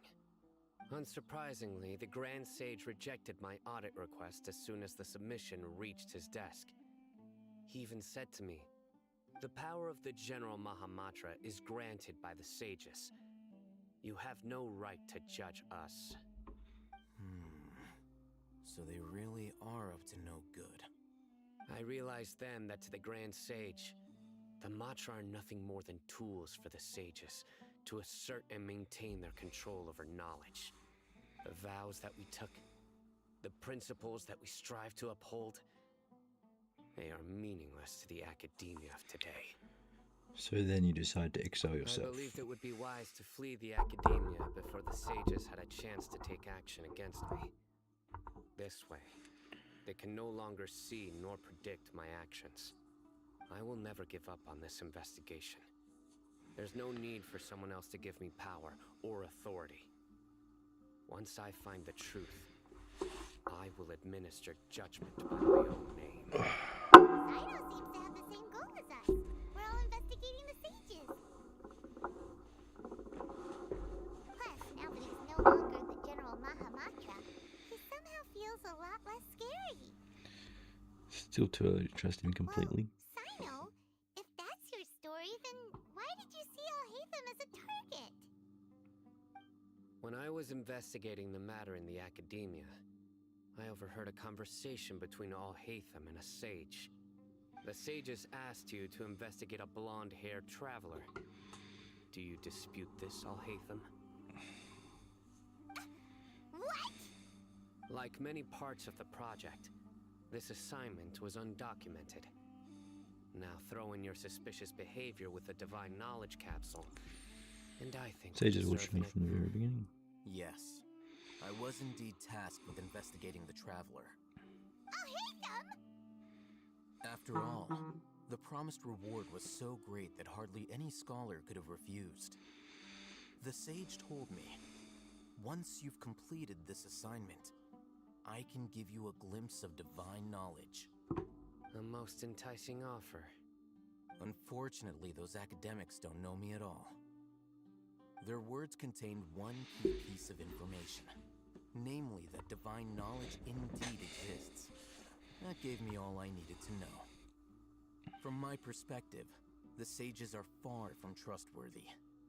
Think about it. Isn't it a little strange they're so willing to share divine knowledge with anyone, even as a reward? So, I began my own investigation following the lead of the Divine Knowledge Capsule. In the end, I realized my wisdom in committing to this rather than collaborating with the sages. Had I been less guarded, I probably would have ended up like that Ain al-Ahmar mercenary, incapable of remaining sane for long enough to hold a conversation.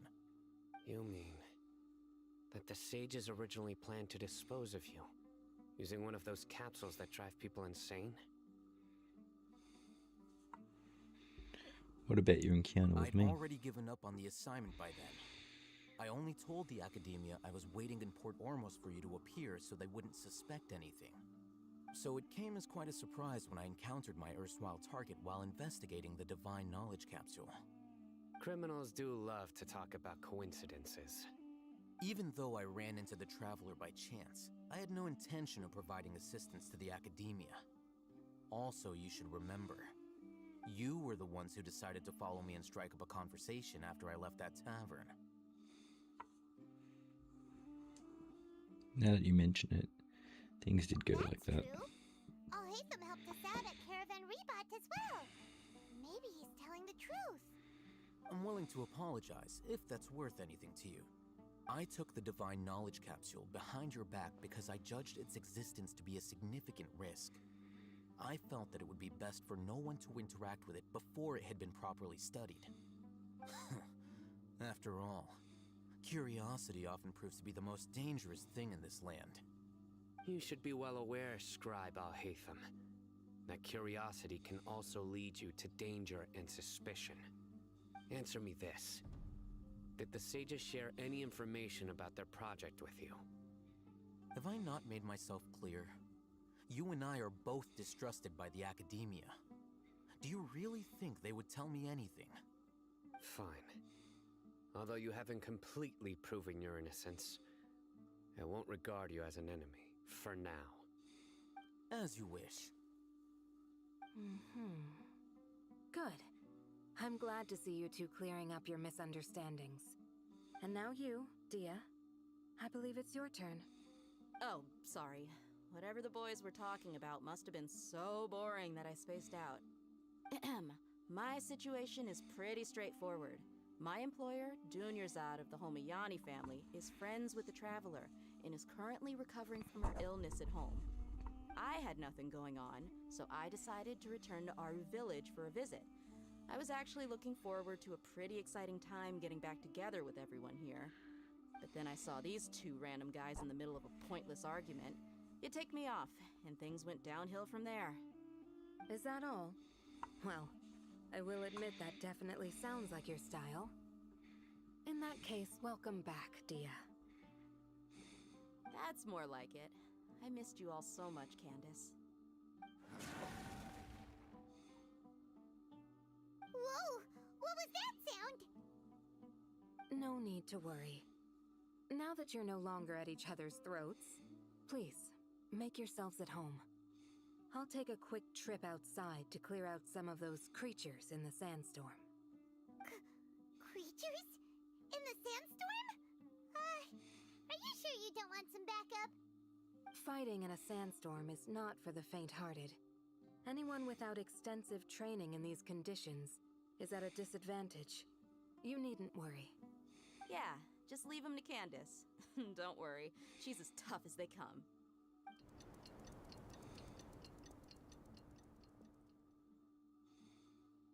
The wind's died down.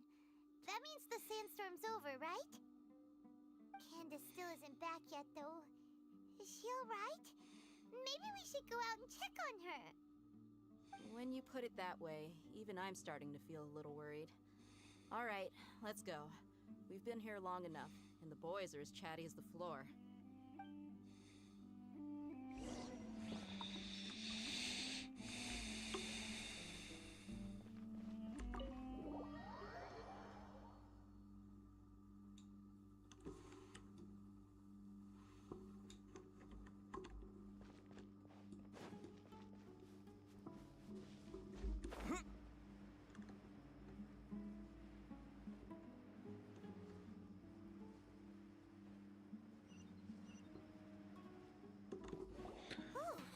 Candace, you're still fighting? You've been out here dealing with these creatures the entire time? Yes, they just keep coming in waves. I've lost count of how many I've defeated. Before I realized it, even the sandstorm had stopped. Ah! Here comes another wave! Leave this round to us. I got interrupted earlier, but now I have something to take my anger out on. It's been a while since I've seen the Flame Mane in action. I'll leave these to you then. I'll be sure to put on a good show. Let's go!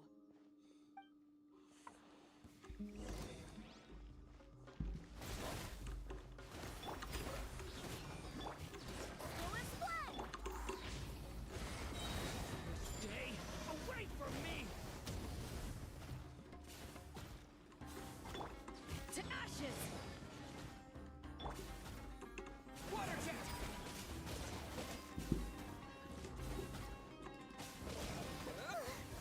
Here comes another wave! When are they ever gonna let up?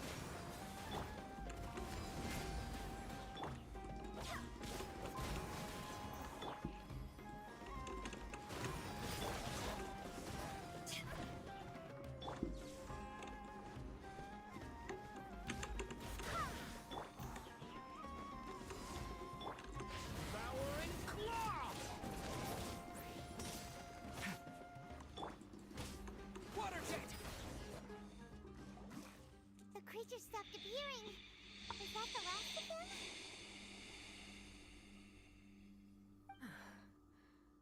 What we fought just now was probably the aftermath of the sandstorm. So we should be safe for the time being. Well fought, everyone. No injuries, I hope. Huh? Who are you? My apologies. I haven't had a chance to greet you yet. I had my hands full taking care of the village's elderly and children. I am the chief of Aru village. Everyone usually calls me Uncle Anpu. It's a pleasure to meet Sir, you. I am also originally from the desert, but I have not been back for some time now. May I ask if such sandstorms are common? I can't say they've always been common, but recently the storms have become increasingly severe and frequent. Besides sandstorms, we also occasionally get earthquakes. According to an investigator who stayed in the village a while ago, these unusual natural phenomena are related to the withering of Irminsul. Another effect of Irminsul's withering. So, Irminsul's withering causes withering zones in the forest, and sandstorms and earthquakes here in the desert? Everything in the natural world is inextricably connected to Irminsul. These regional symptoms can indeed be a reflection of Irminsul's present state. Everyone in Aru village needs to take good care of themselves.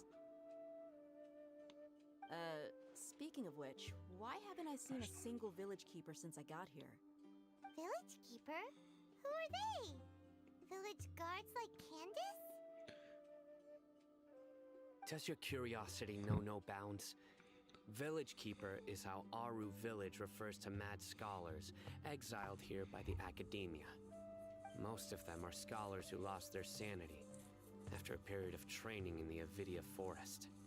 The Academia believes that their crazed mutterings may have a negative effect on the psyches of other scholars. So, they're forcibly exiled to the desert. Though if you ask me, it's all a boatload of nonsense.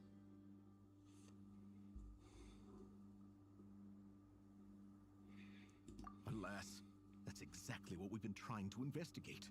One by one, the village keepers have been mysteriously disappearing without a trace. Okay.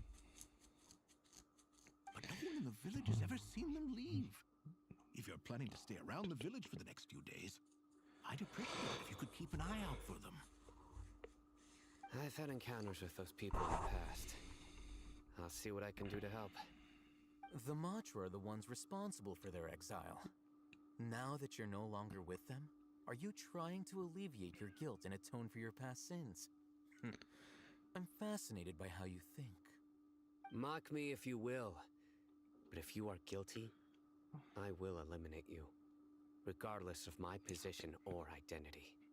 Oh, you're the former General Mahamatra. You must be an expert in these kind of investigations. Thank you for your help. Is it because you're reminded of Hypatia? Oh, these poor scholars. First they lose their sanity, now this! We need to help get them back home, safe and sound. But, is it really a good idea to tag along with Sino? You seem like you really don't trust him.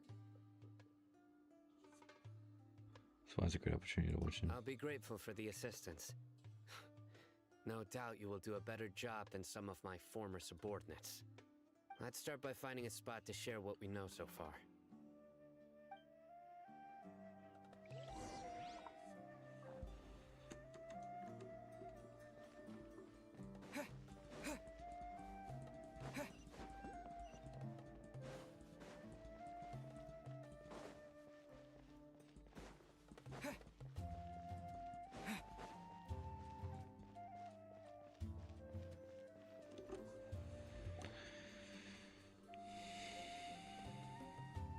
Although I've sent myself into exile, I'm still doing essentially the same things as before.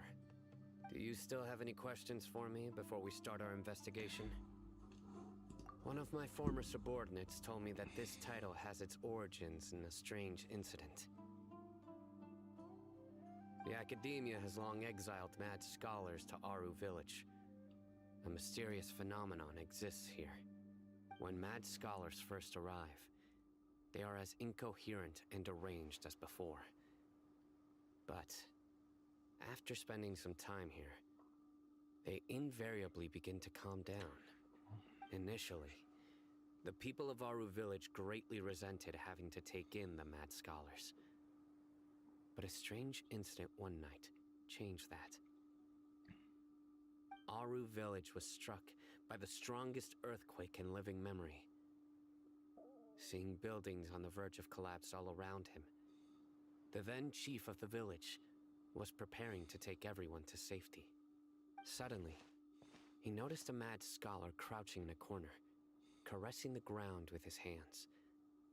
A soft, green light radiated from him, like a divine glow against the backdrop of night.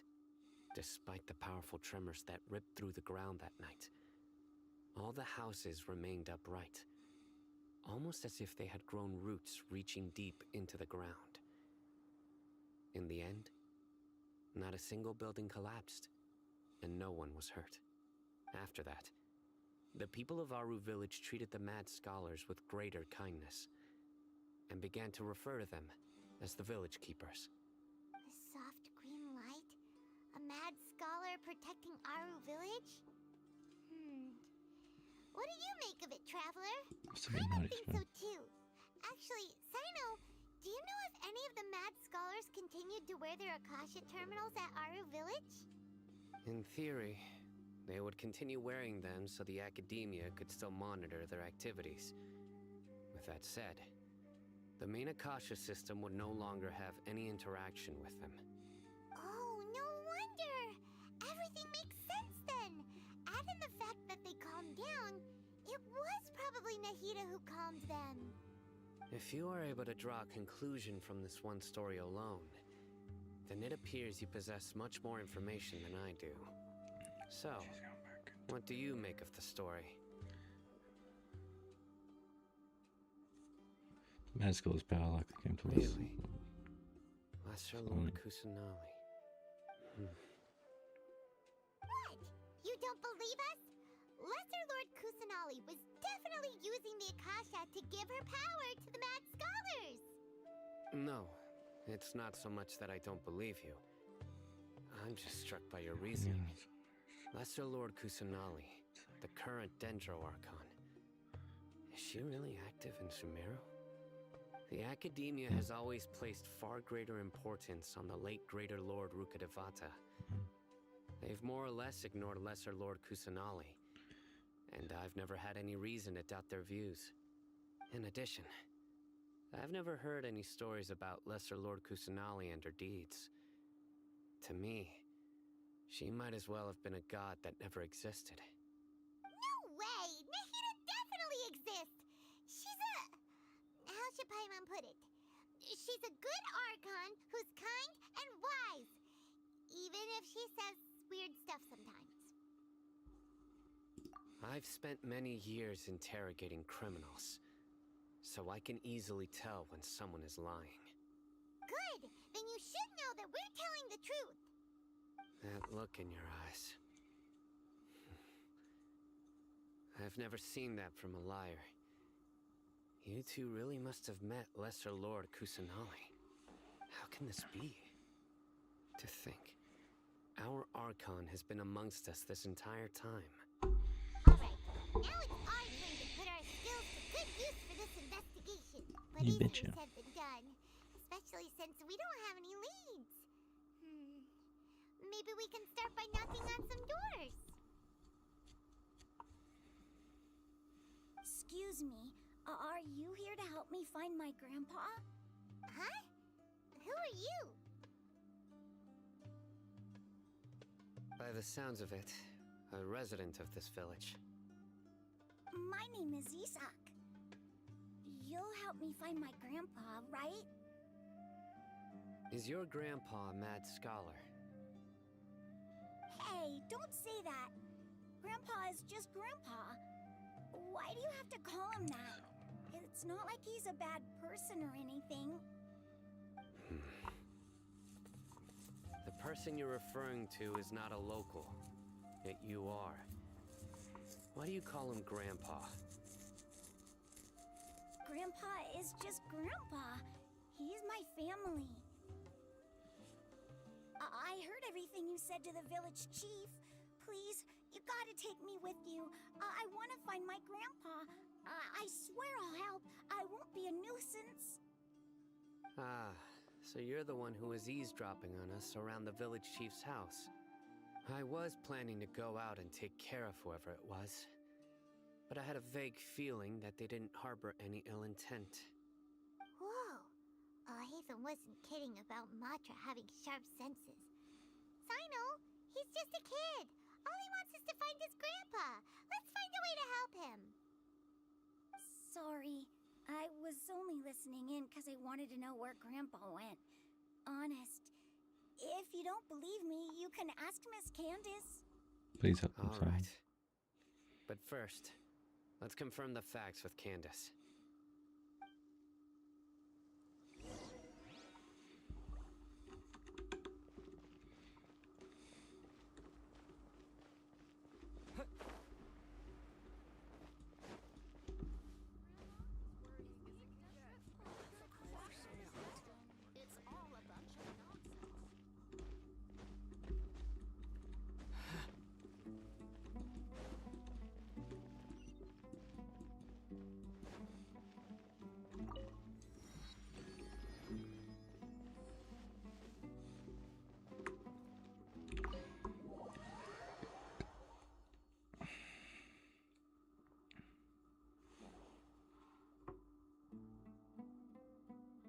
Sino is super vigilant. Is this what all the Matra are like? You're back already. We just wanted to confirm something with you. Do you know a boy by the name of Isak? I had a feeling he'd go looking for you. Huh? You knew this would happen? Yes. Although he tried his best to stay hidden, I still noticed him eavesdropping outside the window. He really wants to get his grandfather back.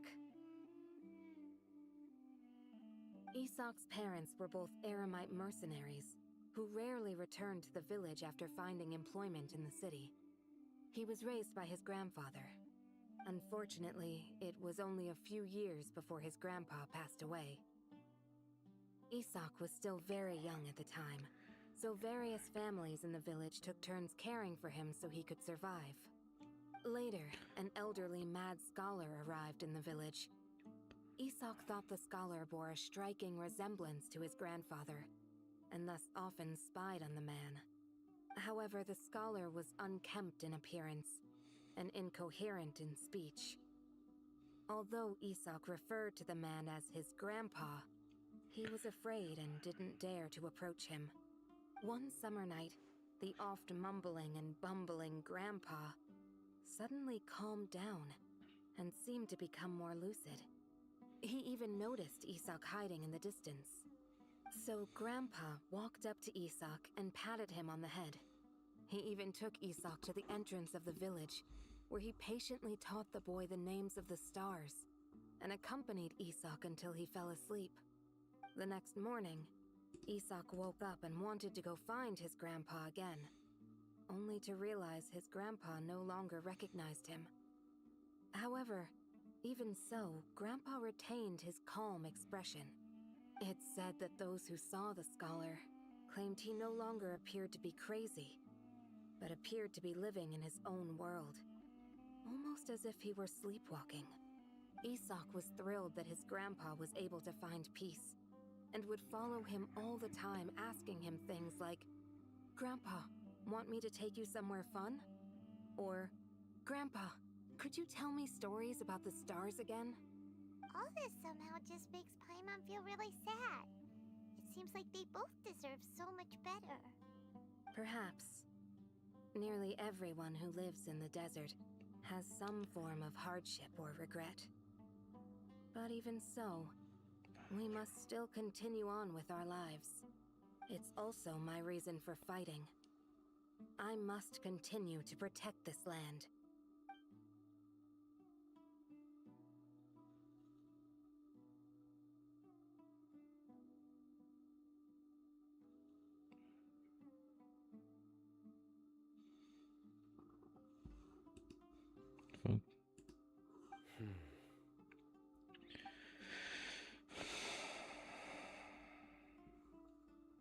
Maybe the people have always had a considerate god watching over them. Huh?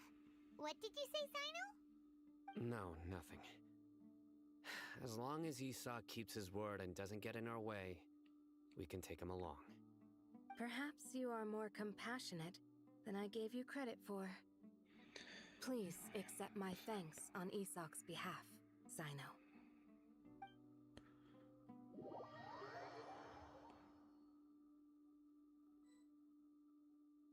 Hey, Isak! Oh, it's you guys! We've cleared everything up. Let's go find your grandpa. Really? Wow! Thank you so much!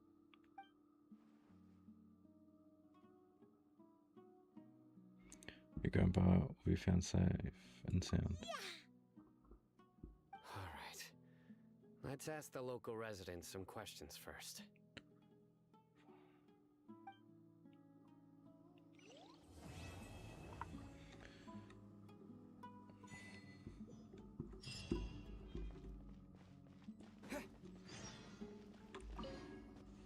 Excuse me, did you happen to see where the missing scholars went?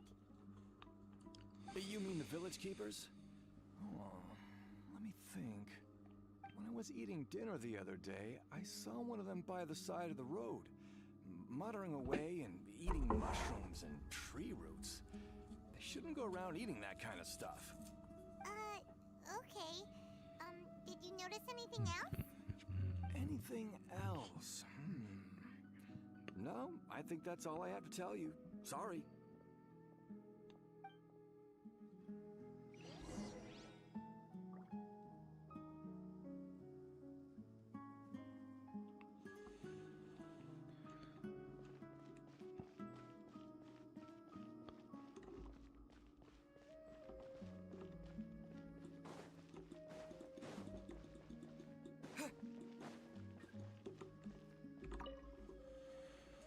The scholars that have gone missing. Have you seen them? Those eyes. Those fierce eyes. You look like a real fighter. Don't change the subject. Right. You were asking about the mad scholars. I think it's been a few days since I last saw them.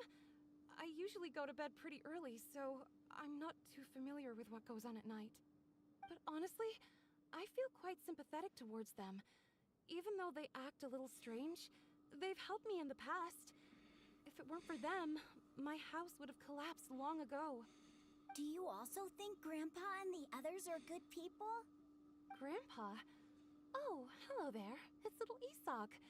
You mean that nice man who looks like your grandpa's long-lost twin, right? He was actually the one who protected my house. I saw it with my own eyes. He happened to be staying near my house that day and was doing something with his hands on the ground.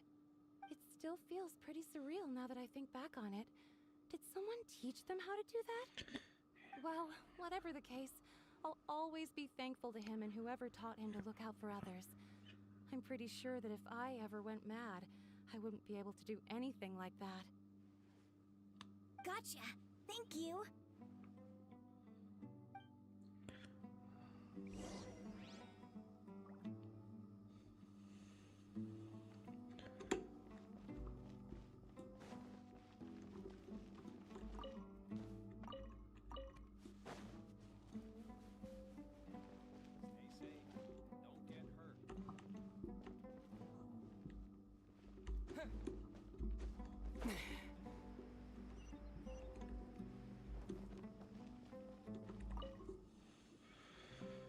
Sir, have you seen my grandpa recently?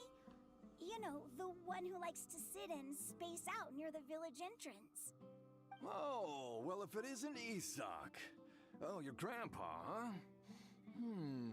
It's been a while. The last time I saw him, he was spacing out by the road as usual. I went and asked him if he'd like any of the food I had prepared, despite my wife's protests. Like many people, she's really quite terrified of them. And speaking of my wife, she's still always complaining about how I don't make enough mora. That might explain why she's always mad at me. Oh, thank you. Thank you for taking care of him. It was nothing. You're looking for him, right? Did he go for a walk and get lost? Yeah. That's no good. Well, once you found him, come by my place again and I'll cook a little something for the both of you. I've known you since you were very young, so as far as I'm concerned, you're family. Please feel free to come by anytime. Wow, what a nice guy! Okay, thank you, sir. Huh? Don't say anything for now. Isak, stay here. Let's head over there. Stay quiet as you move.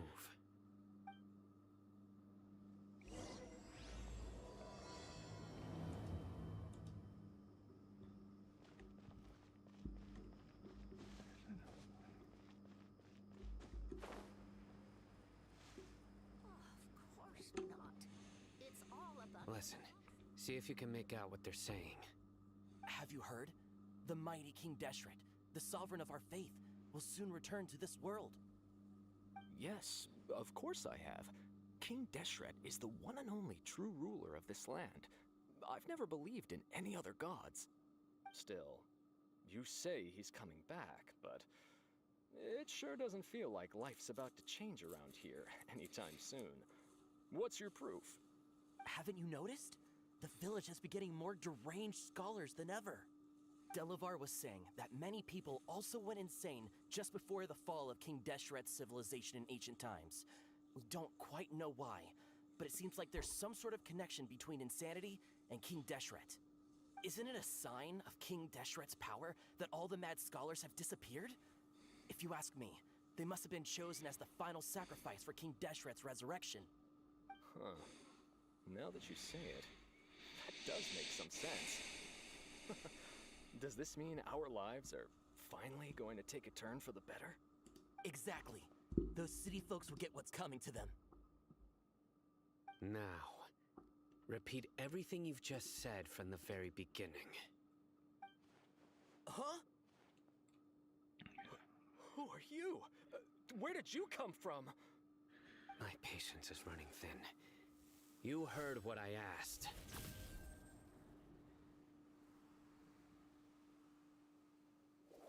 Yeah, bro, this guy's something else. Just look at his eyes. One wrong move, and he's gonna flay us alive. Let's not get on his bad side, okay? I am no match for this guy. Oh, okay, good sir. What is it you would like to know? Tell me about King Deshret's resurrection. Well, I only know a few things from hearsay. I went for a drink the other day and heard others talking about a rumor that the madman will disappear and that King Deshret will return to this land. I'm not making this up, I swear! Hey, go on, keep talking. It's true. It's all true, sir. We desert folk have had more than enough of those people at the academia. They keep sending us all their mad scholars and won't let us have a good life.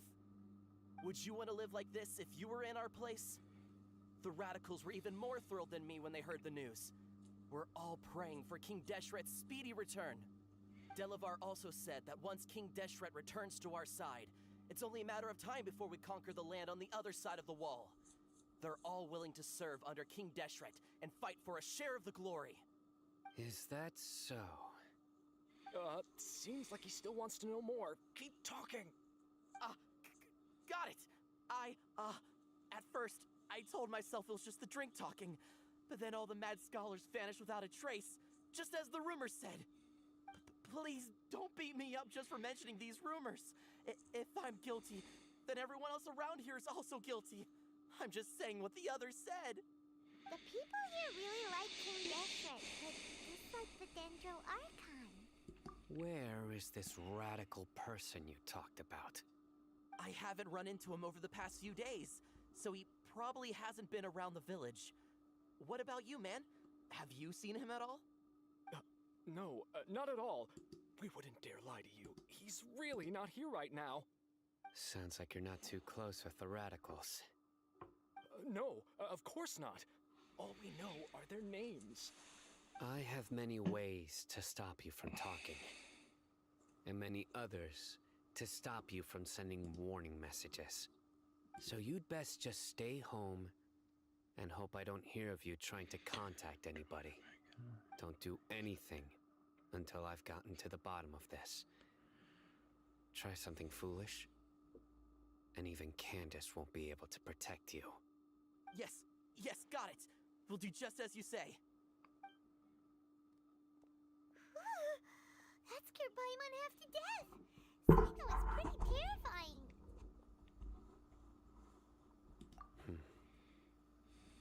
He didn't try to reassure us at all. It's like he's used to hearing that. Oh, Paimon bets lots of people have told him that before. I heard that. Sorry. It's part of being a Matra. The rumor we heard just now seems like a strong lead, but we need to check a few more places. Very well. Isak! I'm here. Where's your grandpa's house? Well, I can take you there. Just follow me.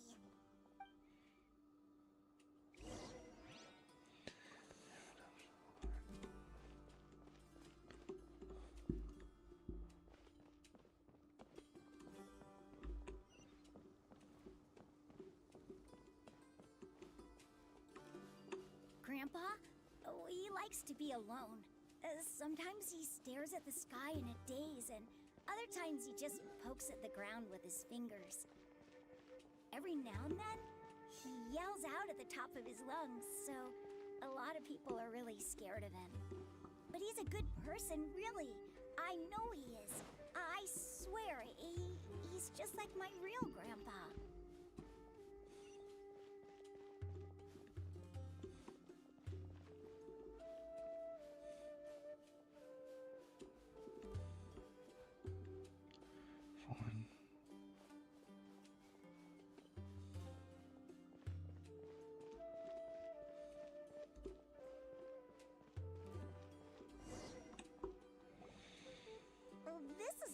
Grandpa usually stays. There sure isn't much here. No. Incense? Please don't say it's the same one, but are you okay? Are you getting dizzy or need to lie down? There's a scent that you can sense, but I can't. A certain traveler here once passed out from that smell. Thankfully, Tainari saved the day. And then he gave us a long lecture to explain all about how it worked. So, you know Tainari? Huh? You know him too? Are you two friends? Yes. Now that I concentrate, I can also make out the scent of incense. Wait, surely Tainari didn't lecture you too? No, no need. Did you first encounter this scent at Tainari's house? In the forest. From a scholar.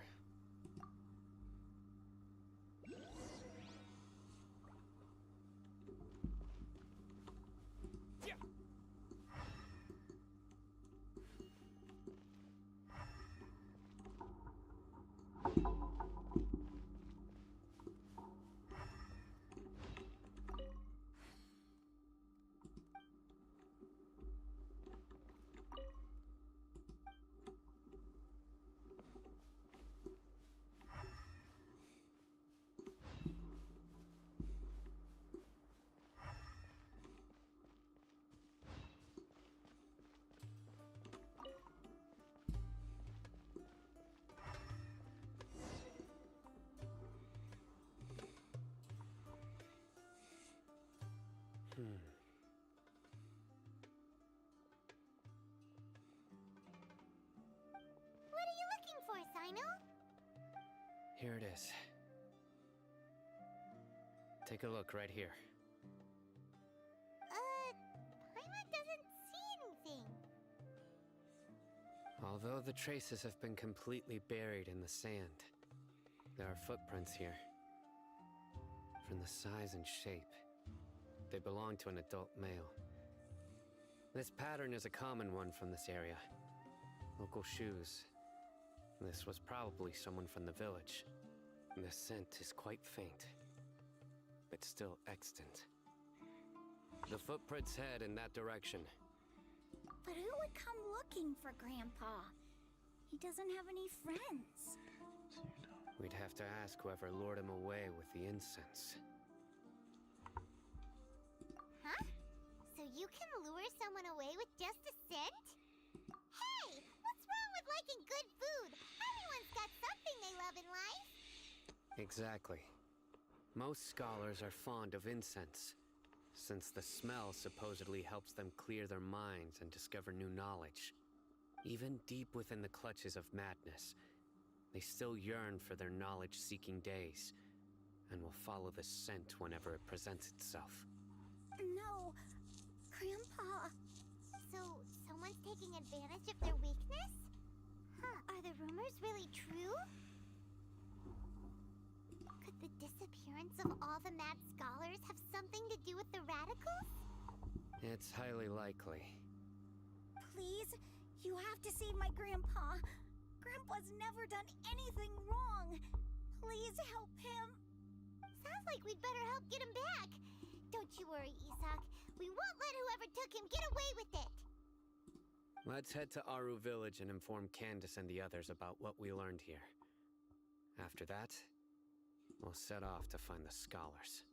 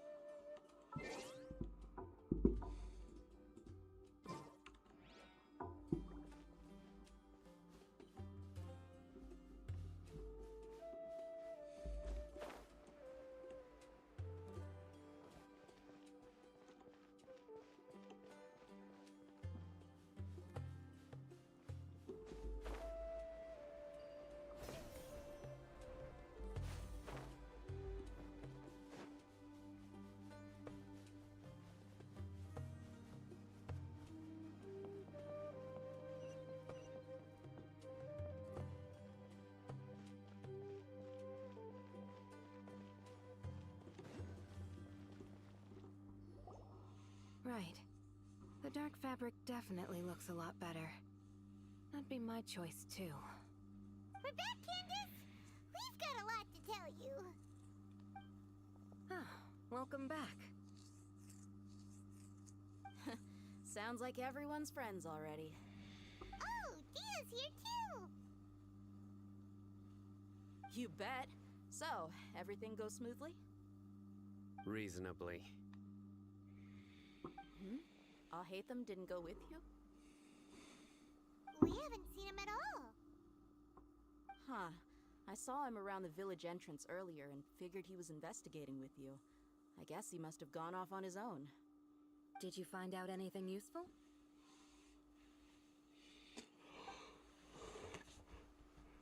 I see. So, someone used a kind of incense to lead the exiled scholars away from the village.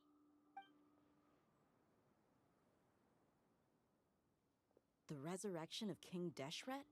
First I've heard of it. Far as I know, the kind of incense you just mentioned is only popular beyond the wall. Scholars are fond of it, but as you can see, there aren't many scholars still studying around these parts. No seller would be able to make a profit here. Not to mention, making incense is a labor-intensive process. You won't see anybody in the desert with the patience to make or sell something that requires that kind of effort. It seems someone from beyond the wall must have been supporting this. Makes sense. So what should we do then? Do we go back to the academia and search for leads there? If it was any other day, that would be your next logical step. But today, you've got me on your team, so you get an extra tip. Didn't you say that the villager got his news from the tavern? Well, I also like to drink at the tavern, so I know a thing or two about these radicals he mentioned. If Paimon remembers correctly, the leader of the radicals is some guy called Delavar. Ah, yeah. Delavar, the scar-riddled bandit, Engur, the wide-eyed butcher, and Jabari, the duck-tailed bearded crook. The whole lot of them are known around these parts.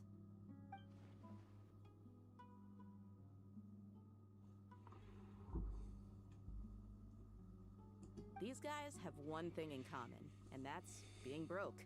The rougher life gets, the more they want to believe in King Deshret. Way they see it, King Deshret's resurrection is their only chance at overthrowing the academia. Throwing all of Sumeru into chaos is the only way to change the way of life here in the desert. Anyway, that's my guess why they've chosen to become radicals. Tia! You're amazing! You really know this place inside and out!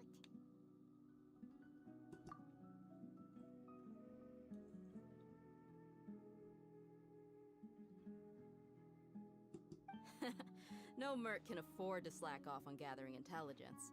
Every mora I've spent in the tavern has been a valuable investment. Let's head out. Now hold on, you're staying right here, Sino. Why? Aru Village is not a big place. Outsiders stand out here like a sore thumb. I'd bet word about you has already gotten out. The desert is unforgiving, so the way of life here is also a lot tougher than on the outside of the wall. You survive on making connections out here. Compared to you, mercs like me are just third-rate amateurs. I've got no actual fighting skills to speak of, but that also makes it a whole lot easier for me to gain the locals' trust. I need to go around and ask some questions, but it'll be difficult if you're with me. Fine. Good. Then we've got a plan. The Traveler and Paimon will go to Caravan Rebat with me, and we'll try our best to figure out where the mad scholars have been taken. Sino, you'll have to stay in the village and continue investigating on your own. Alright, sounds like a plan!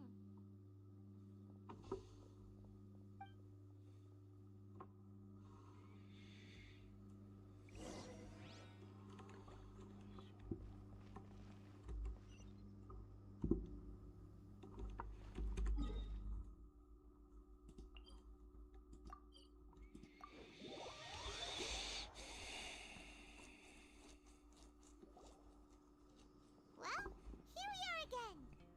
Sounds like you're starting to get familiar with the area. Paimon amazed every time we see the wall of Samiel.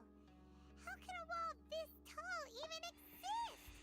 It's almost unreal. I know what you mean. I had the same question every time I walked this way when I was a kid. Also, why is this high wall here? And can a wall really block sandstorms? It was only after I grew up that I realized the wall of Samiel isn't just there to keep out the sandstorms. It serves a more important purpose, keeping out people like us. Sumeru is run by wise and mighty sages. To them, us desert dwellers are nothing but tools that can be used and discarded at their whim. We're cheap labor, like livestock, but easier to control. Nothing more. Even if a child from the desert got the chance to obtain an Akasha terminal, almost all their requests for knowledge would be denied. The academia believes we're underserving. Geniuses like Sataria are one in a million.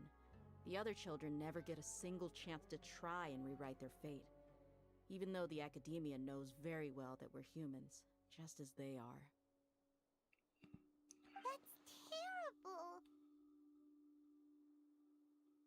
I would tear down this wall with my own hands if I could. Hey, Dia. You're not thinking about doing anything scary, are you? No, not at all. This place just gets me thinking, that's all. Besides, we're here to procure information, aren't we? Yep, we gotta catch those... Shh. Caravan Rebot is crawling with people, so be careful what you say. We don't want anyone to find out what we're here for. Our mission started the moment we arrived.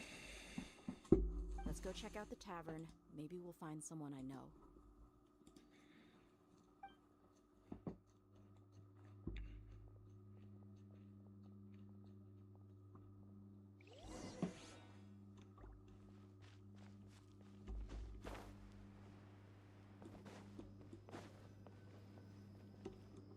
Just our luck. None of them are here today. You mean, you don't see anyone you know? Dia, is that you? What a coincidence. You here for a drink too? Zaki. Finally, a friendly face. Oh, and who do you have with you here? Guests from another land? Hello, hello! Ugh. Damn. How would you put it? Drinking buddy?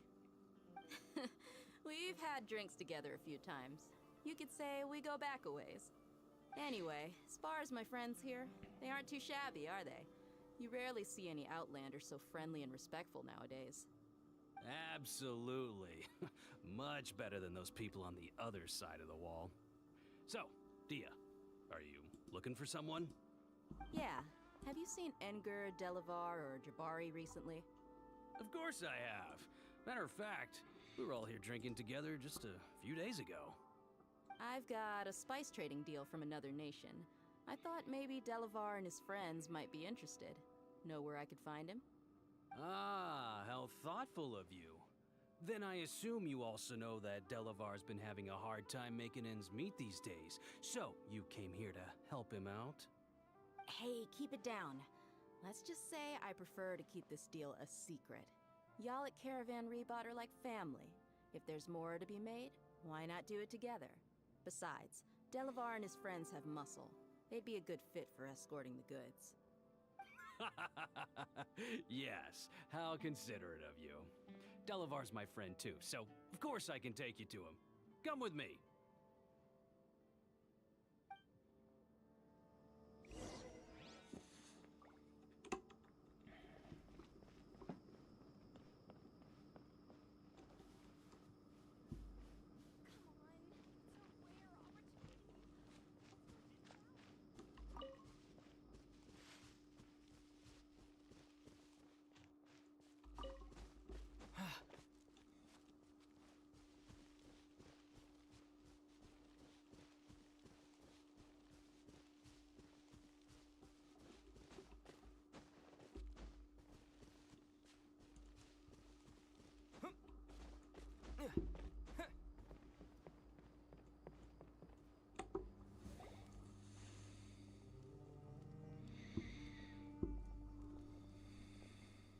there yet?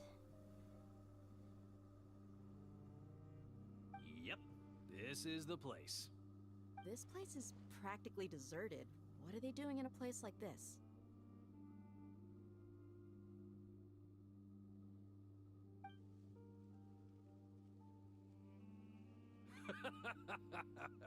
Why don't you take a guess? Go on, a wild stab in the dark. You're like lambs to the slaughter. Oh no! It's an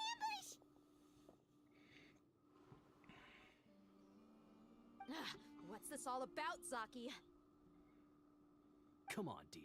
You really think we didn't hear about what you said back in Aru village? The boys have kept a close eye on you from the moment you set foot there. Not only do I know that you're looking for Delavar, I also know that you've teamed up with people from the academia to look for the missing scholars. So, you've been watching us from the very beginning? Uh-oh. I knew leaving Sino behind was a mistake! And you left the strongest one in the village, didn't ya? Who do you think you are? You really thought we'd fall for your little business deal nonsense? So you and Delavar have been partners all along. Dia, I guess it's only natural for a traveling mercenary like you to be out of the loop. Those of us who hang around the tavern have stronger bonds than you think. But you got one thing right. We're all looking forward to an uprising in Sumeru. There's nothing more we'd like to see than the desert folk overthrowing the academia. If that's the case, then I'm sure Delavar wouldn't miss a second of it. I'll be honest with you. If it weren't for what you said in the village, your little monologue about the Wall of Samiel would have convinced me that you're one of us. Delavar. And Enger, you're here too, huh? Long time no see, Miss Mercenary. You should have known the traitors are what us followers of King Deshret despise the most.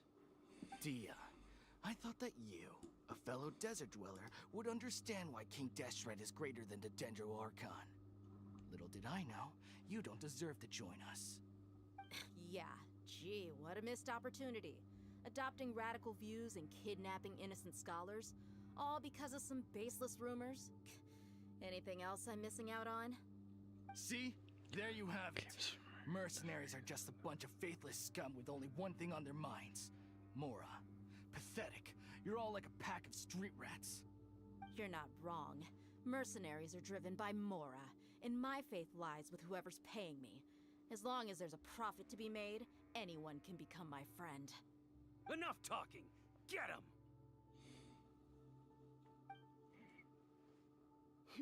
Just as I expected. Let's teach him a lesson, traveler.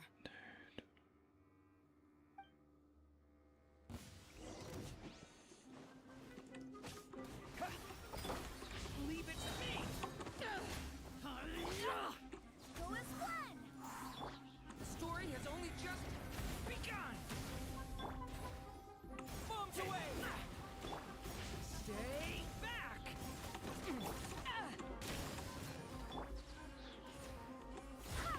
Wind, hear me. Power that ended Haishan! Leave it to me! Decay! New life!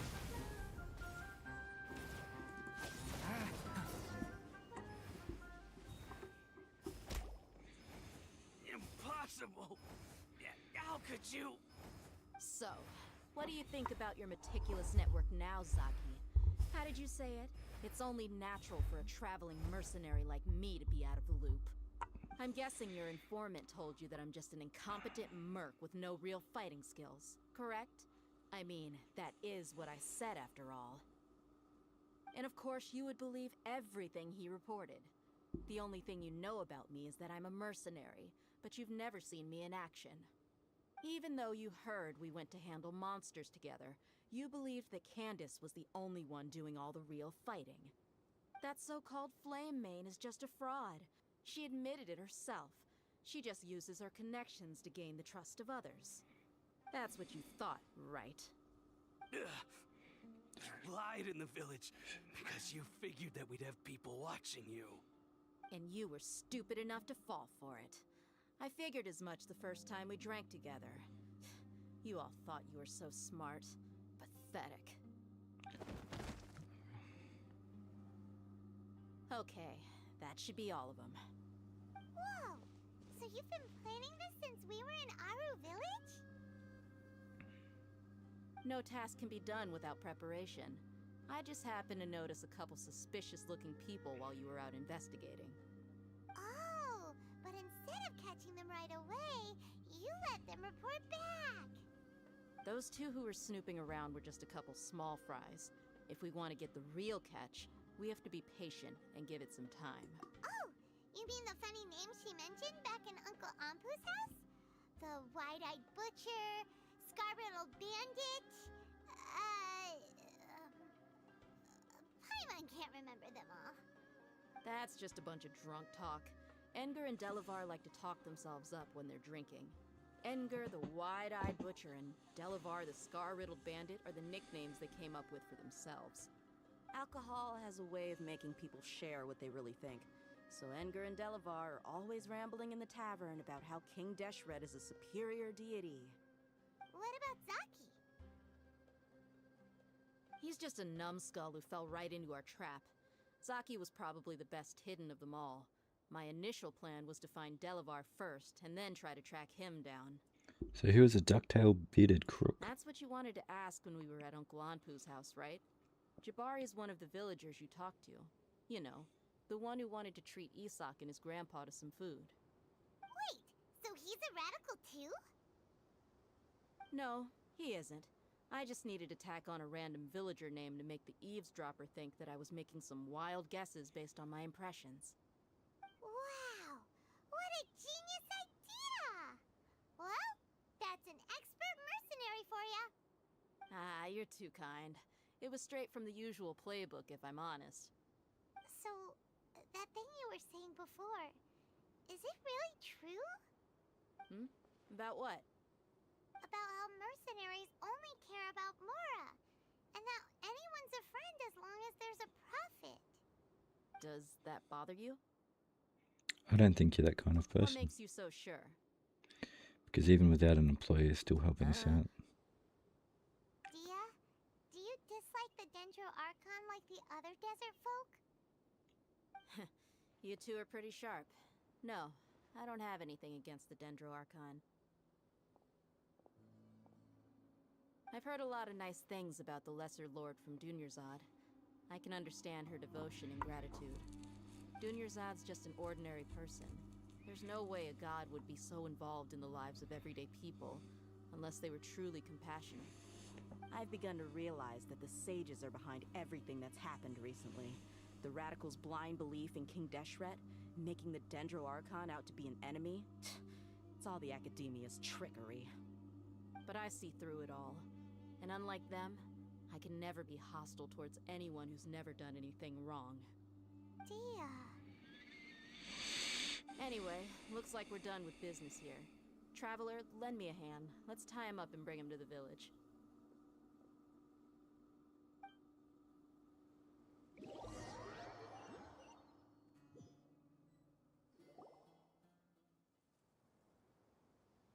This should be all of them. I'll let you take it from here. All right. I'll be in touch. Until then, please stand by. Candace, do you need any help? Candace will be okay on her own. I trust her, so you can too. She's been guarding Aru Village for quite some time now. If anyone is qualified to question the offenders, it's her. While I'm questioning them, why don't you pass some time by exploring the area? I'll meet you back here tomorrow morning, Traveler. Sounds good. As for these idiots, let's just hope they live to see another day.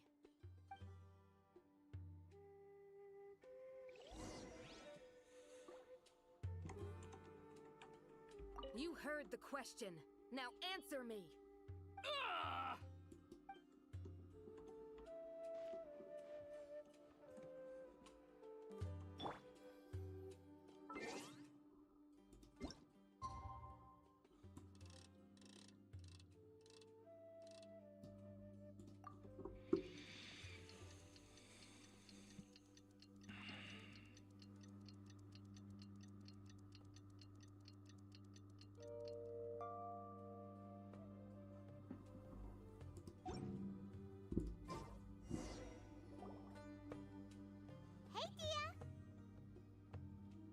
on time. Did we learn anything from the criminals? We'll know any moment now. Paimon's been wondering. You seem to know Candace pretty well. Have you been friends for a long time? We've known each other for some time now. She's a pretty interesting person. Even though she's an extremely strong warrior, she never misuses her powers against others. Oh, Paimon knows what you mean. Like a lot of martial artists say, never take the fight outside the ring. Yep, I guess you can put it that way. It takes strong convictions to be as dedicated as she is, and shoulder that kind of responsibility. Us mercs, on the other hand, we pretty much live from one day to the next. Well, Paimon thinks you're great too. Really? Thanks for that.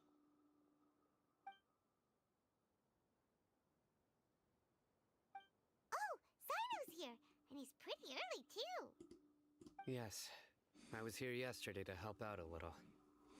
To help out? By doing what? Sharing some interrogation techniques. Oh, you mean you taught Candace some more persuasive methods? Right. Come on in, everyone.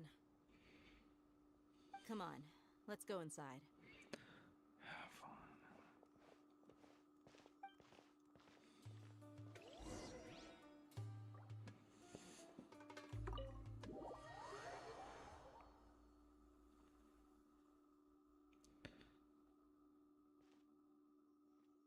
Candace, where? Whoa, you look furious. Do I? Huh. What gave it away? Oh, there's no mask that can hide true bloodlust.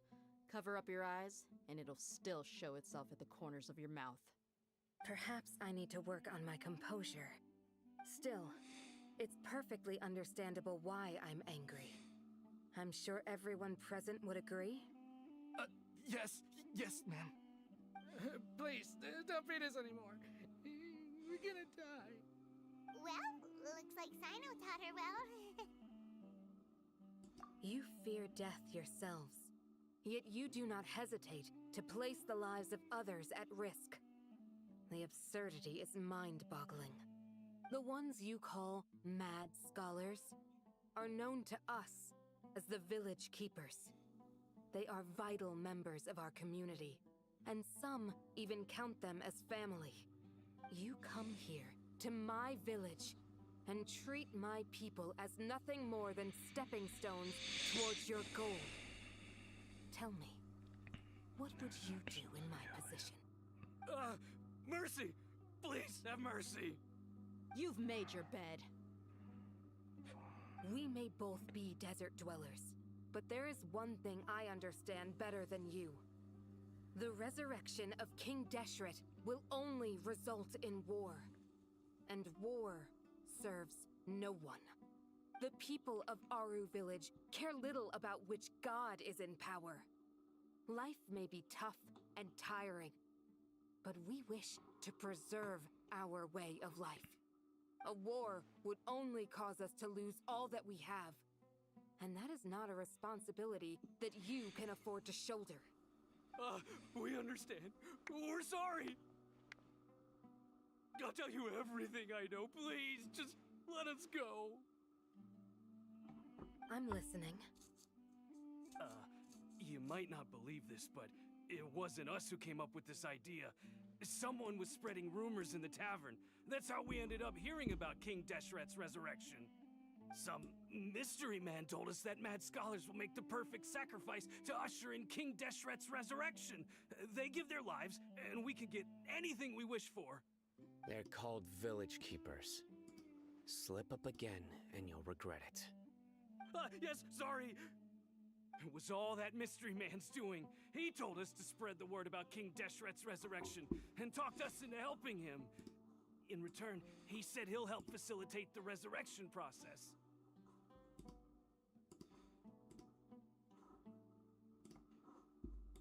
I'm not sure.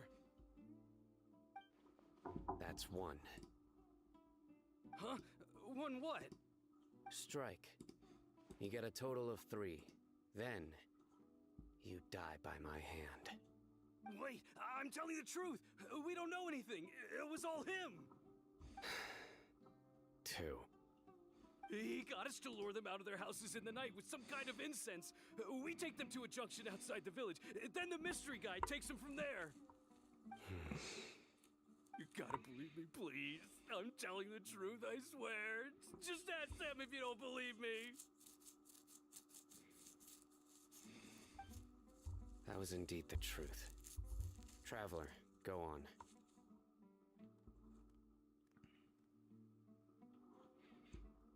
Do you have any idea who this mysterious person might be? Believe me, if I knew that, I would have told you his name right away. I'm not risking another beating to keep his secrets, no way. That guy, he wears a cloak, and he's always careful to cover his face. He calls himself King Deshret's envoy. I believe I may know what's going on. Uncle Anpu, what do you mean?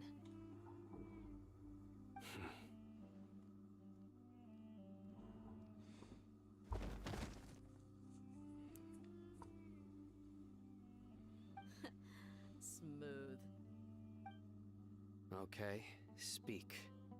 If my suspicions are correct, this mystery man they speak of could be from the academia. Some time ago, people from the academia attempted to take the village keepers away. I refused, insisting that they are part of our community. It strikes me now that this secretive character shares the same goal they had. Which means it's highly likely that the academia was purposely spreading a false rumor to trick the radicals into delivering the village keepers right into their hands. They were the ones who brought them here to begin with. Now they're trying to take them back? We aren't gonna let that happen. Not the academia again.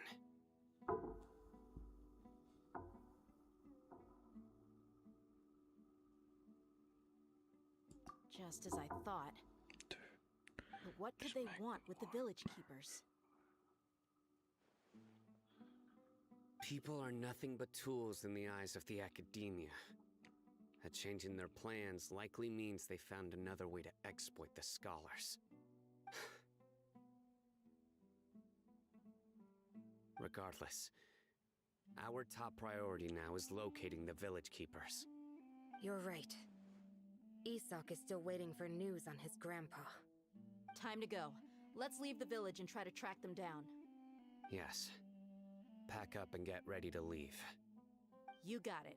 Candace, I'll let you deal with the radicals. Leave everything outside the village to us. All right. Let's meet back here once everyone's ready.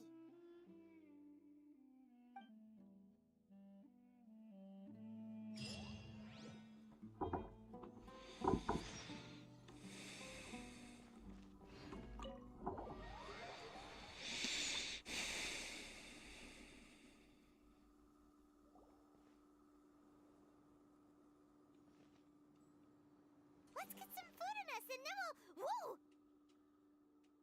Where did you come from? Well, as you can see, I am merely sitting here and reviewing what we have deduced thus far. You were gone for ages!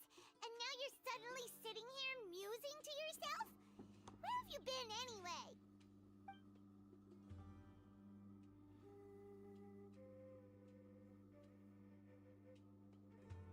Hey, what's with the silence? You never think things through before asking questions. I'm giving you some time to make up for that. Paimon's so mad! Paimon's gonna give you an ugly nickname! Go ahead, oh, sorry. Never mind. Paimon's got nothing. There's just nothing super obvious to pick with this guy. It makes it so hard.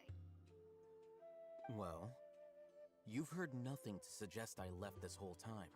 So clearly, I stayed in the village to investigate.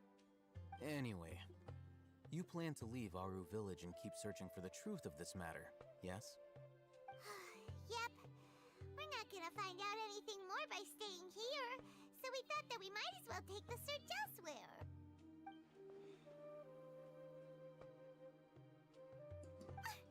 Enough with the silent treatment! No. I'm just surprised that you decided to team up with him. All Hatham. You haven't helped us out at all ever since we arrived at Aru Village. Bold of you to question our choices. Yeah, you're all talk. While you were investigating, I had my own work to do, which I've now finished.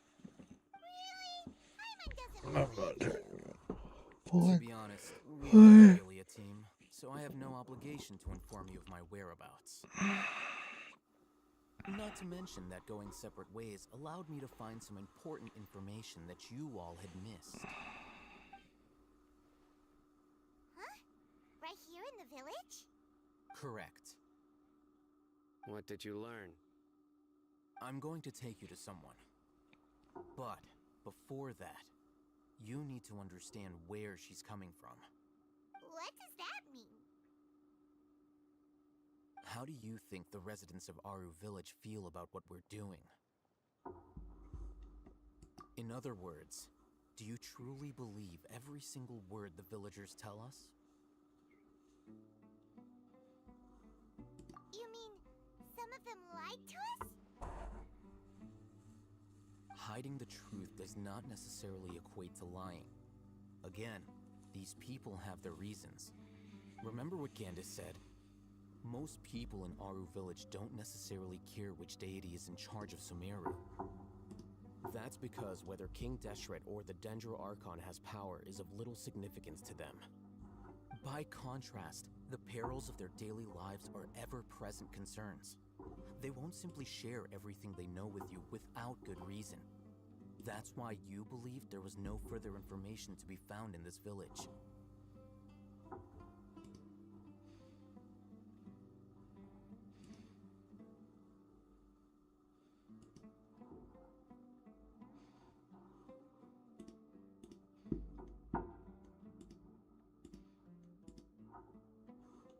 Glad you're following along. Among those you have talked to, there's someone who was consciously keeping you out of the loop. In fact, she's been observing your every move since you arrived. The reason being, to someone who only wants to live their life in peace, any external factors introduce unpredictability into the equation. Those eyes. Those fierce eyes. You look like a real fighter.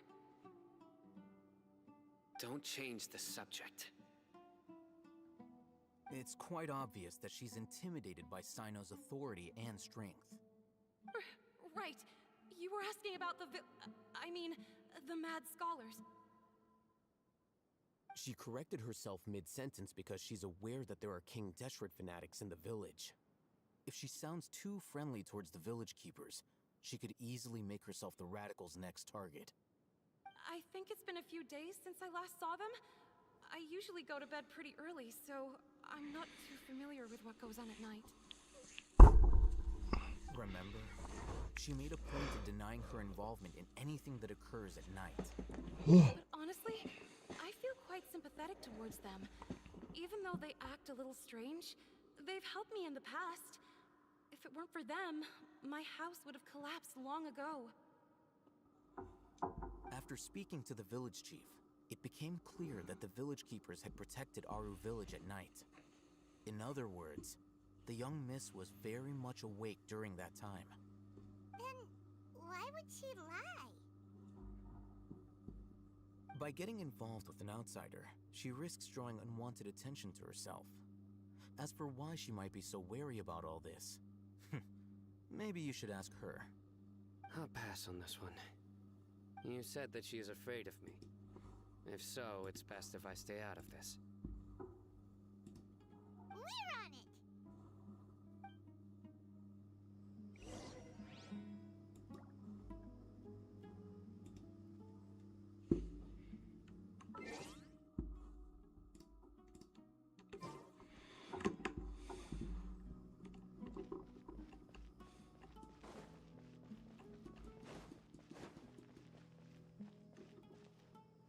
That's interesting.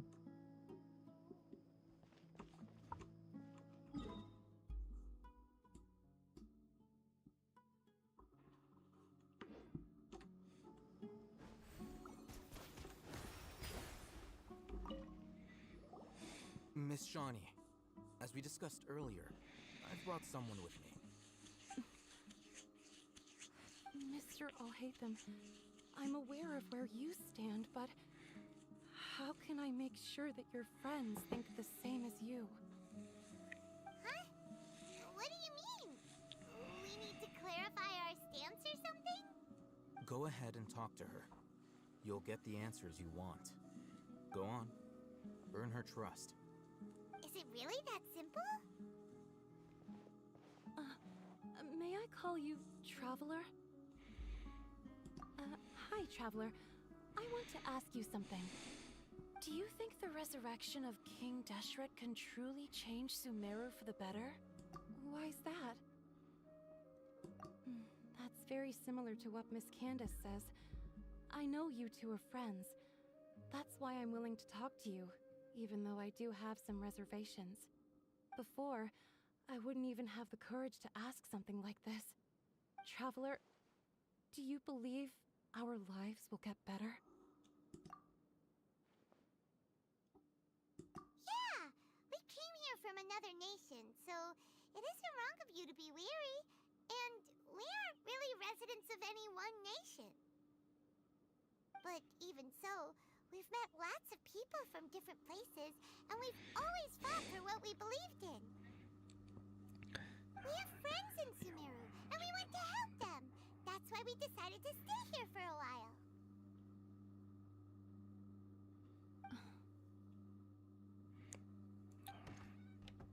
I want to trust you. My apologies for posing my questions like that. To be honest, I didn't expect you to come back for more information. Alhaitham told us you have your reasons. It's okay. We understand. The fact is that only one side of my family is desert folk. I don't really fit in anywhere in Sumeru. Some believe in the Dendro Archon, while others believe in King Deshret. I don't belong to either side, and neither side would want me.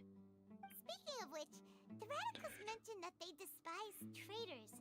Do they just think that anyone who's different from them is a traitor?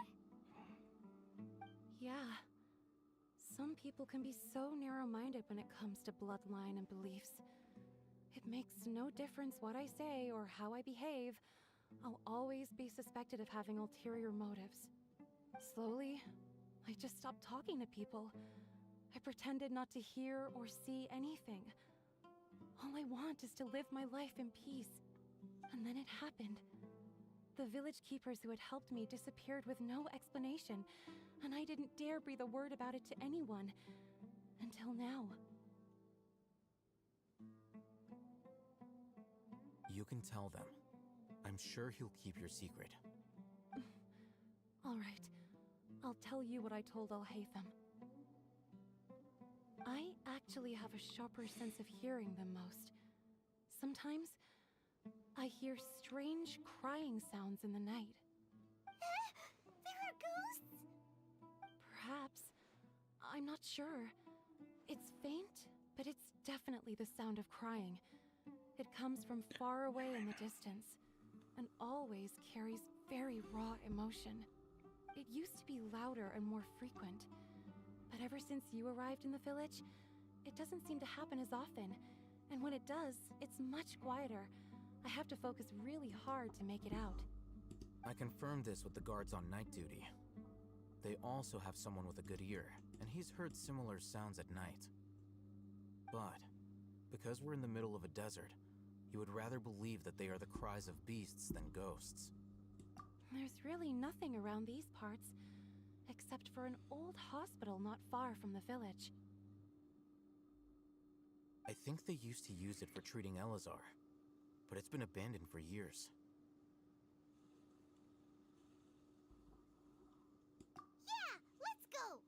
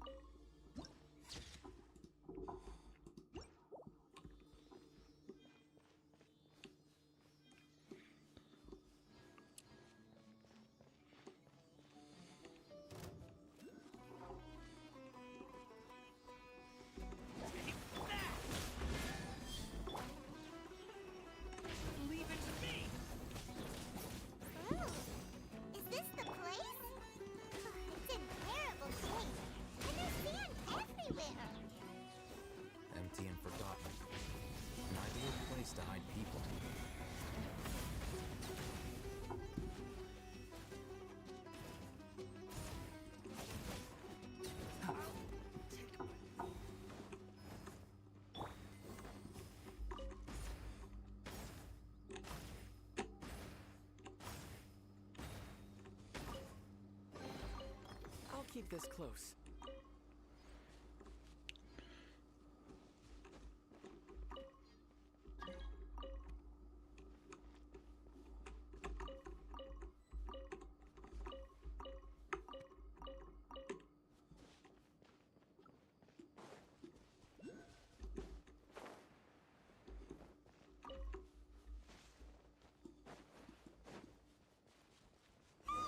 Monsters!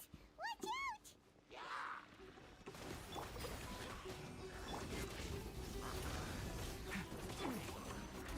I swear by my sword.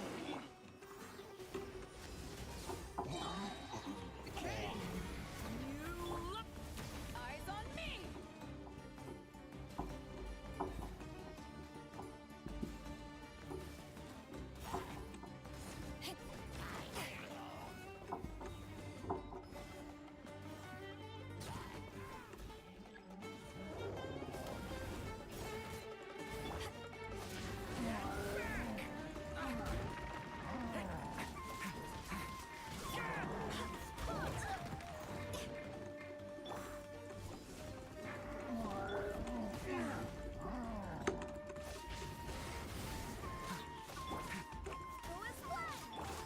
Water jet!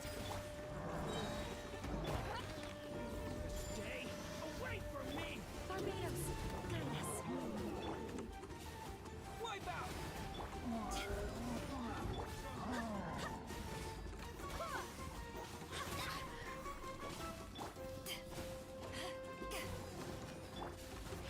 Thunder! Observe!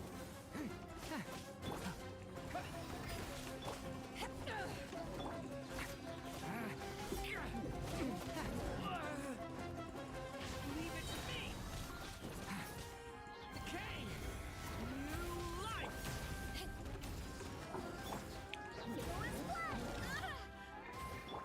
Power that ended Hydon!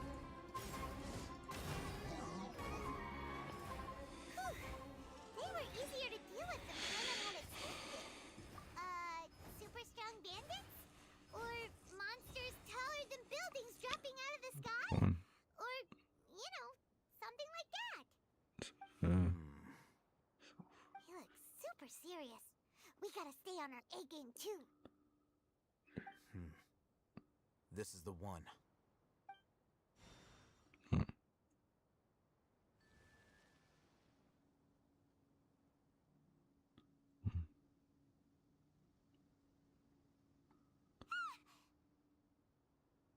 Let's go in and take a look.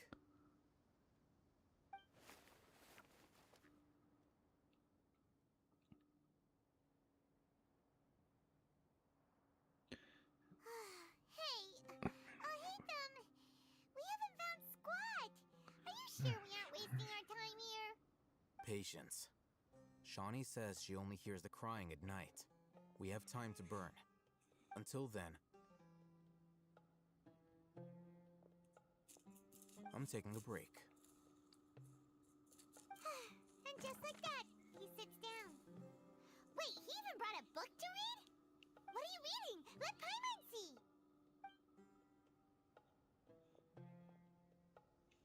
Okay, sure.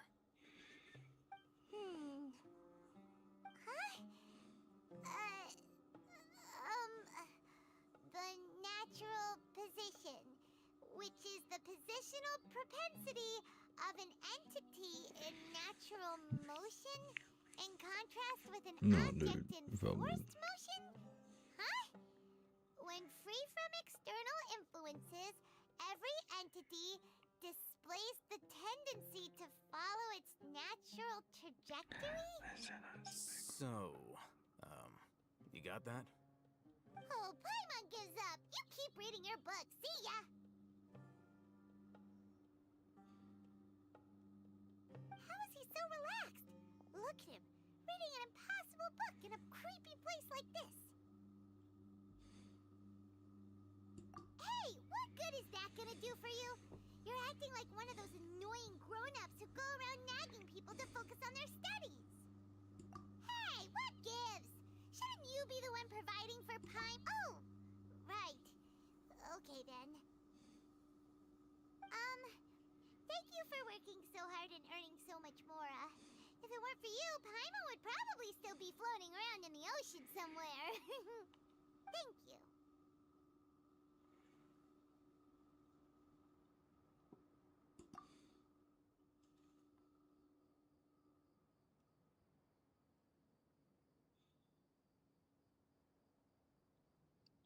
Nerd. Paimon's getting so sleepy.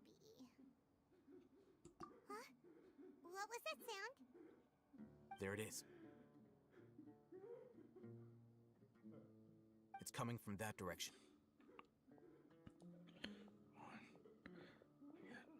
Is the sound coming from here? Huh. Paimon's not seeing anything.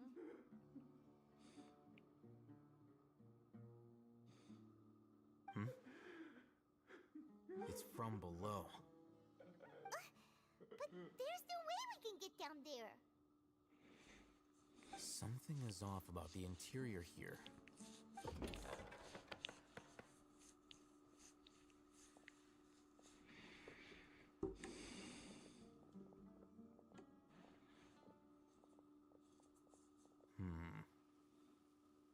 As I thought, there's a hidden structure. Wow. It's like they tucked another hospital into this one. Oh, it looks like there are other mechanisms around here. Let's keep exploring. I feel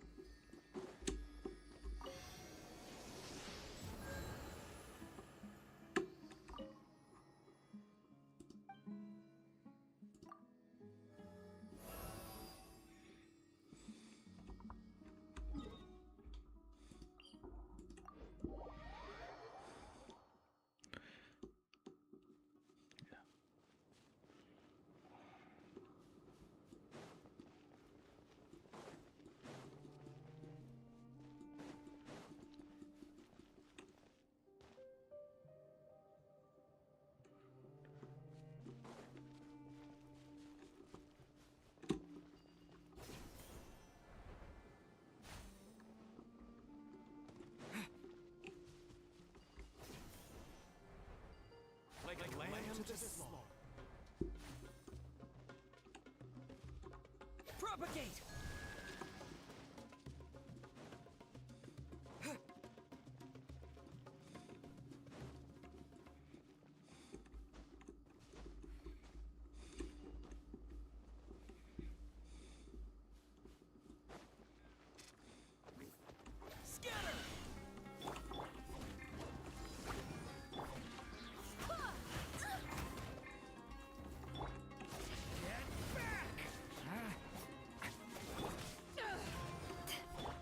Wind, hear me.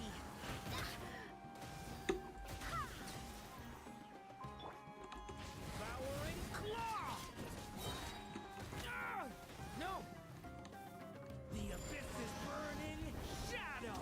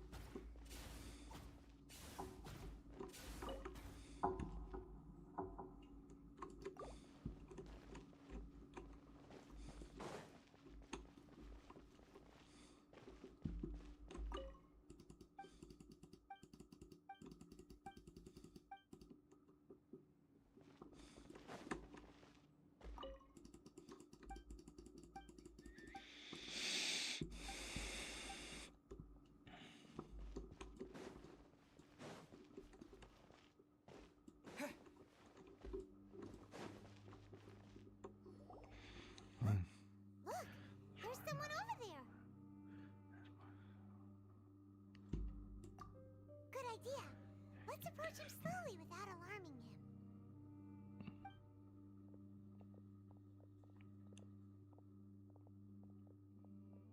Wait.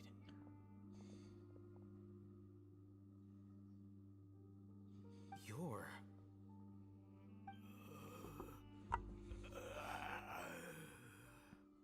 He can't speak, and his eyes are unfocused. But he looks too young to be anyone's grandfather. Also, why is he the only one here? Didn't expect to see him here. You know him? He's Razak, a senior of mine at the Academia. He's a scholar too? Is he the kind that holes up in a forest and mumbles stuff about training? No. And that's the problem. Razak was never involved in any of those things. He never trained in the forest, let alone reach Satyavada life. Leaving that question aside for the moment, him being here alone means that we might be too late. Looks like they've already taken everyone away. For whatever reason, they left Razak here. Perhaps they simply didn't have time to come back for him. There are drag marks on the ground. They're clearer by the doorway. Someone was forcefully drawing a cart that was loaded with something heavy. Loaded with people? That is one possibility. It looks like they were in a hurry, as if they were afraid of being caught. In their haste, they failed to notice Razak hiding in a corner.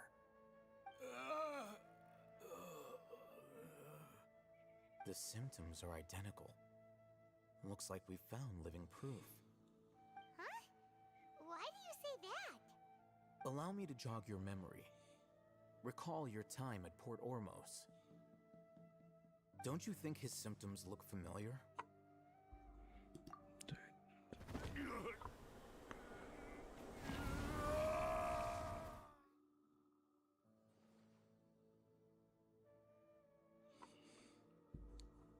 Oh, now that you mention it, they're acting the same way.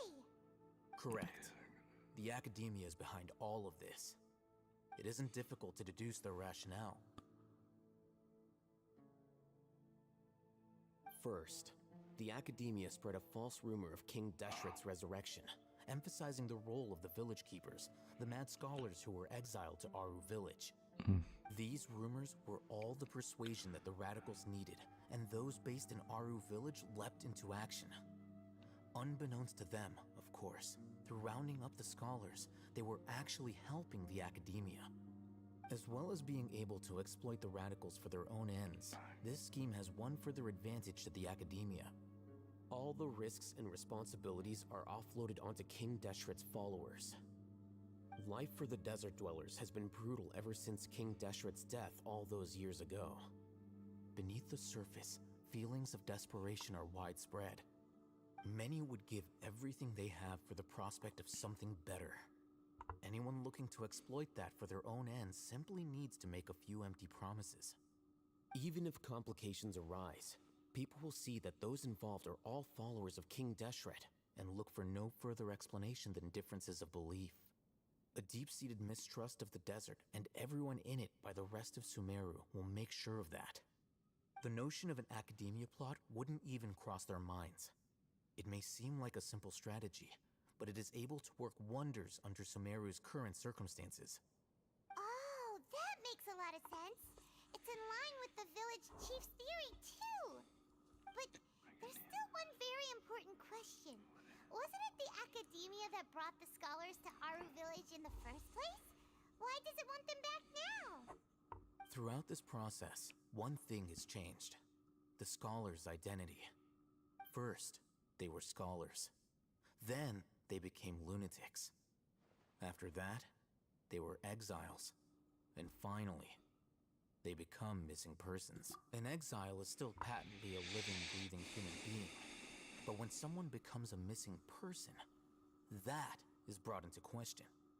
If you can't find someone, you have no way of knowing what exactly happened to them. That makes missing people an ideal resource. Resource? For what exactly? One possibility is that the information in their brains could be extracted into knowledge capsules. Extracted? You mean canned knowledge comes from people's brains? With the technology of the Sumeru Academia, it's entirely possible. Perhaps the process caused them great suffering, which is why they cry out in the dead of night when no one is watching them. So, the human brain... Nope, nah, Paimon doesn't want to think about this. I'm the Academia scribe, after all. I'm familiar with their projects. Anyway, judging by Razak's state, the contents of a divine knowledge capsule were extracted from his mind. But something went wrong in the process. Or perhaps his curiosity got the better of him, and he used such a capsule for himself. Paimon's a little confused. Can they just use anyone's brain?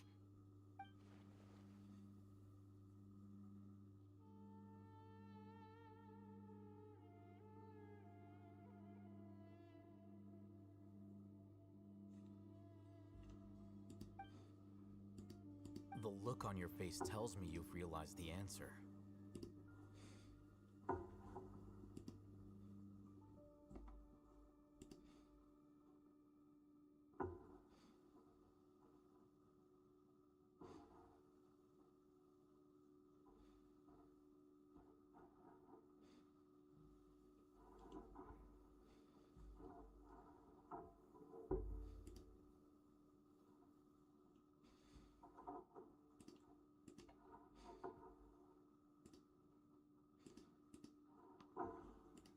That's right. To some scholars, gaining knowledge about the gods is their entire life's pursuit. Extracting canned knowledge is just one of the extreme measures they turn to. However, I can't help but wonder, what do they seek to gain from divine knowledge? The Academia is going out of their way to look for forbidden knowledge, but what is their ultimate goal? I've spent quite some time trying to analyze the contents of the divine knowledge capsule, but to no avail. It seems like my way of thinking is too different from theirs. You mean you're not even slightly interested in getting your hands on this forbidden stuff? All scholars seek to expand the horizons of knowledge, but I'm not particularly interested in gods, so I don't share their degree of zealotry. Extracting information from people as if they were lifeless objects? If this is the direction of academic progress, then the Academia may as well shut its doors. Sounds like you're really against all this. Of course. The Academia's actions run contrary to their rules. Whether it be academics or knowledge, everything has its boundaries. If those lines are crossed, the rules and order that govern everything in the world will be destroyed. This matter needs to be corrected, just like fixing a typo in a book. Wait, didn't you step in to help because you felt sympathy for those poor people? Not to be callous, but no. My criteria are a little more restrictive than that. There is no shortage of suffering in Sumeru, and the same can be said for the rest of Teyvat as well. What do you plan to do about that? Save every last person? Probably not. Paimon... You can say that. Simply put, I don't blindly place my faith into strength or heroism. I do what I want. The divine knowledge capsule is something I want to investigate in full. That doesn't mean I'm willing to take action for the sake of a few strangers.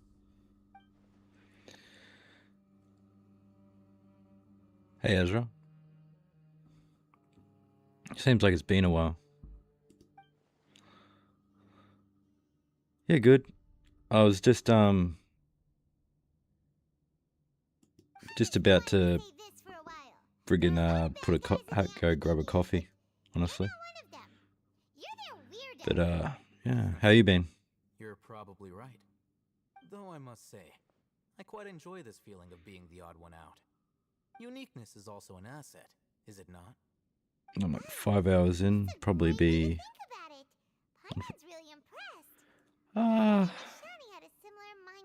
not overly tired, but kind of a pick-me-up, you know what I'm saying? I'm just trying to, like, I took a few days off, and, like, it ruined my sleeping pattern a bit, like, so I'm kind of, He won't last long if we leave having him to get here. back into the swing of it. Let's take him with us. We'll work out our next step after we return It's to like our what village. it's 3:23 in the morning for me, so.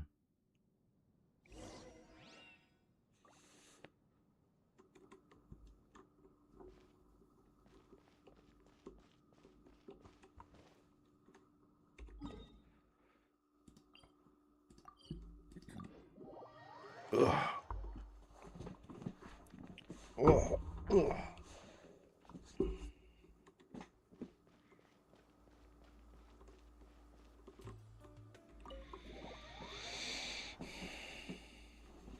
What time's it for you?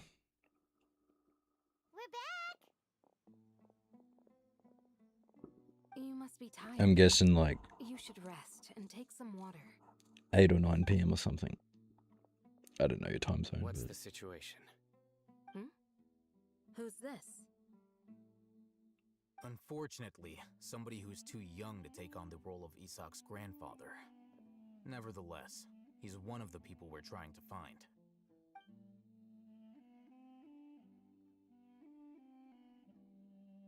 So, at one point in time, the abandoned Elazar hospital. How many served hours as does the it take to rig a academia's model? site for extracting divine cant knowledge. Yep, pretty much. Their plan must have been implemented at some point before we arrived at Aru village, since divine cant knowledge has been in circulation for a while now. Yet, they fled once we were headed to the village, almost as if they knew we were on their trail. Why is that? I guess it would determine on the. We may have a mole in our midst. One of us could be secretly revealing our whereabouts to the academia. Huh? Are our friendships that shallow? Looks like none of you have realized wherein lies the issue. I guess you gotta like make sure to focus on quality though, don't you? You're the reason why they can predict our movements. Wait, what's that supposed to mean? Choose your next words very carefully. Because it is a pretty, it's a pretty competitive competitive market, isn't it? So Like, what you're saying you gotta make is sure Cynos the mole. Interesting. you have like Here I thought quality you were of the other most people and suspicious stuff. one, Alhaitham, since you were always acting alone. I know. You have a point. But I realized something as we were returning from the hospital. Cyno isn't like any of us. What are you trying to say? Do you still remember who you are, General Mahamatra? As a Matra, you are no doubt privy to certain kinds of information. Before you can take action against someone, you are required to have all the facts available, including the less than savory details. Simply put, the academia has traditionally allowed you access to a wealth of sensitive information. Knowing their modus operandi, wouldn't you expect them to take precautions against you? If you want to raise a vicious wolf, you need to make sure that you can avoid its bite. The academia is monitoring me? It's not that simple. The academia has eyes all over Sumeru, but they have a special protocol for dealing with you. How come you decided to get into rigging? On this day, the academia enters new information into the Akasha through knowledge capsules. I remember seeing the thick notebook next to the control panel once. Its contents were It's all like about the General Mahamatra. I guess it's like some independence and stuff like that. Judgment, everything. You're saying that the academia entered my information into the Akasha too? But what's the point in doing that?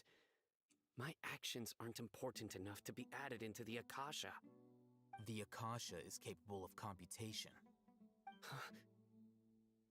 The Akasha's algorithms are entirely capable of predicting your movements using the data entered. When you would depart, the route you would follow, your destination. It knew all of this. It predicted my every move. The academia has been watching Yeah, I you longer guess. than you think. And that was a time around COVID with everything locked down and stuff. Proof that their suspicions were well-founded. So that's how it is. Sino adheres to his principles so strongly that he's actually a thorn in their side. How long did it take to learn though? Take a while. I almost considered scholars who are easily pliable and learning it myself, honestly. go after anything they can profit But from. Sino don't I was take like, it to heart. This just proves how I didn't much really of a want to put in the trustworthy hours. ally you are. They escaped because of me. Don't blame yourself. It's not like any of us would have known. I have an idea. If they predicted my movements, then I might be able to guess where they went. Whoa, you bounced back fast. There is always an opportunity for safety after danger passes. Oh, so that's how Bit broke at the moment. Paimon gets it now. If the Academia is trying to avoid Sino, then the safest place would be... I'm just managing to get on top of all my bills. Sort of like finally getting ahead of everything. Yep, that's right. They'll want to proceed in the direction opposite of where I'm going. You're getting smarter, Palmer. I must go. There's also something I want to investigate. Let's go, guys! After him! Please, wait! I want to go too! You want to go too? If so, you have to promise you'll stay safe. I want to find Grandpa. I promise I'll be careful and not... Yeah, it's like, it's not just like, like, you know how, like, you have, like, your billing cycles and stuff like that? Like, I'm finally getting, like, ahead on that as well. Not just, like, paying my bills, but, like, you know, like, where they're not, like, you're getting them paid earlier, stuff like that. Paimon feels like we're Which is a bit better. someone, though. Feels a bit more relaxing.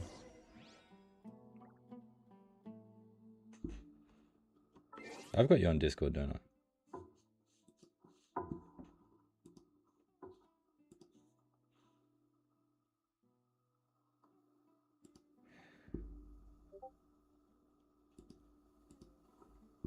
While you do that, I'm gonna make a coffee for myself. I'll check it out once I get back.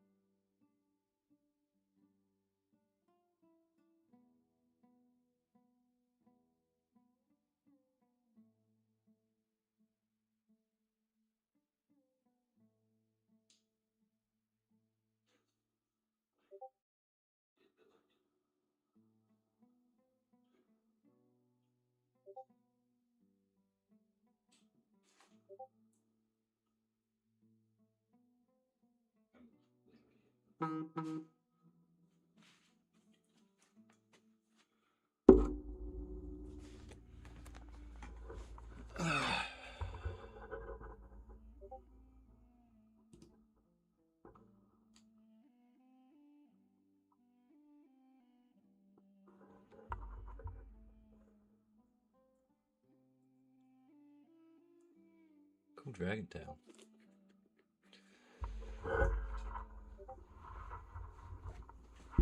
That must be a bit tricky with the rigging on the tail, though, not just, you know, the hair.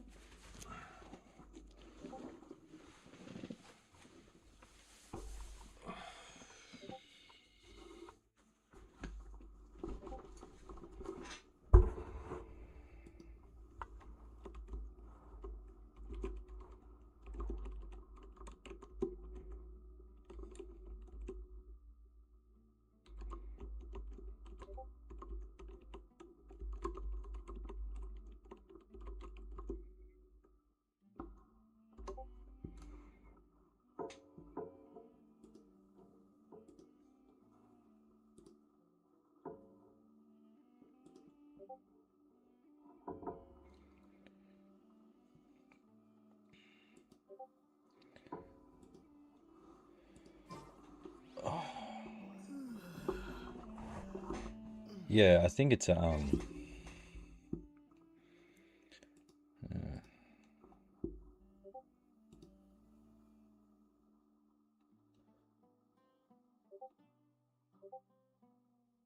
music.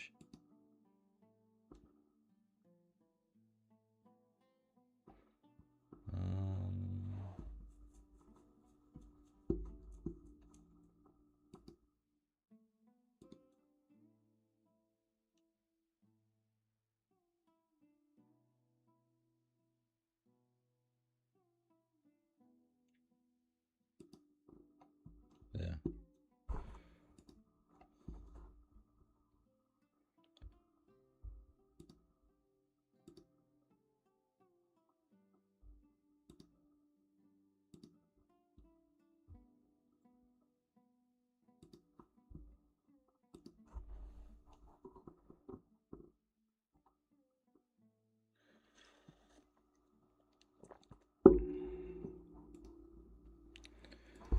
Yeah, I just muted it.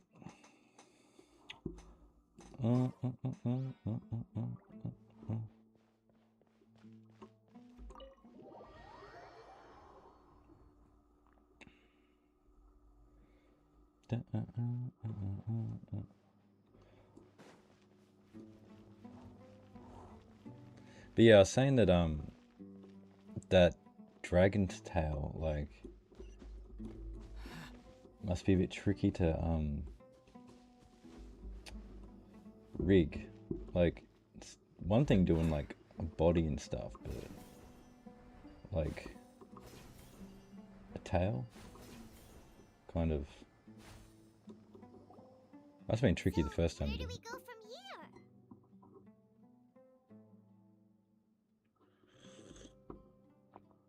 Yes. After leaving the village, we should head straight toward the desert.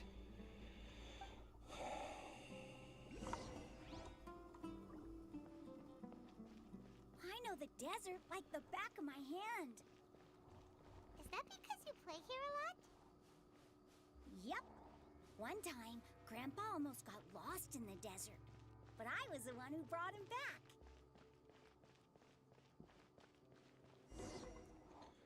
There's something here. What's this? That's fun. It's fun.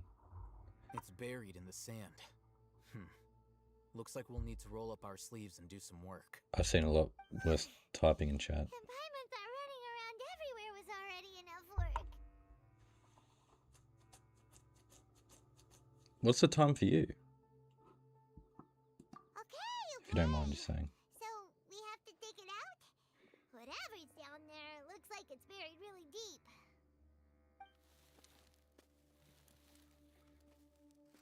These are likely fragments of an academia-developed device, something akin to a headset. Looks like there were more than one village keeper. They must have been escorted this way because there are device fragments scattered around here. Let's split up and search the area. Chances are that we'll find other things nearby.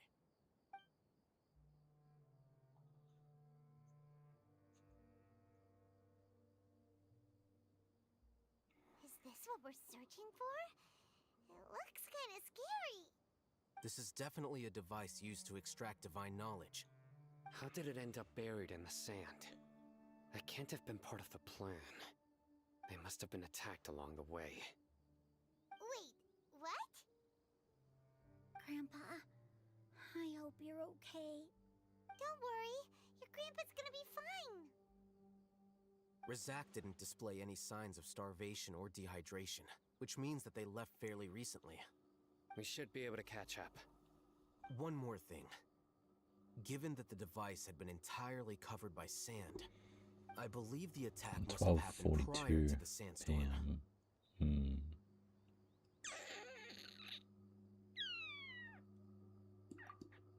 Let's keep going. They can't have gone far.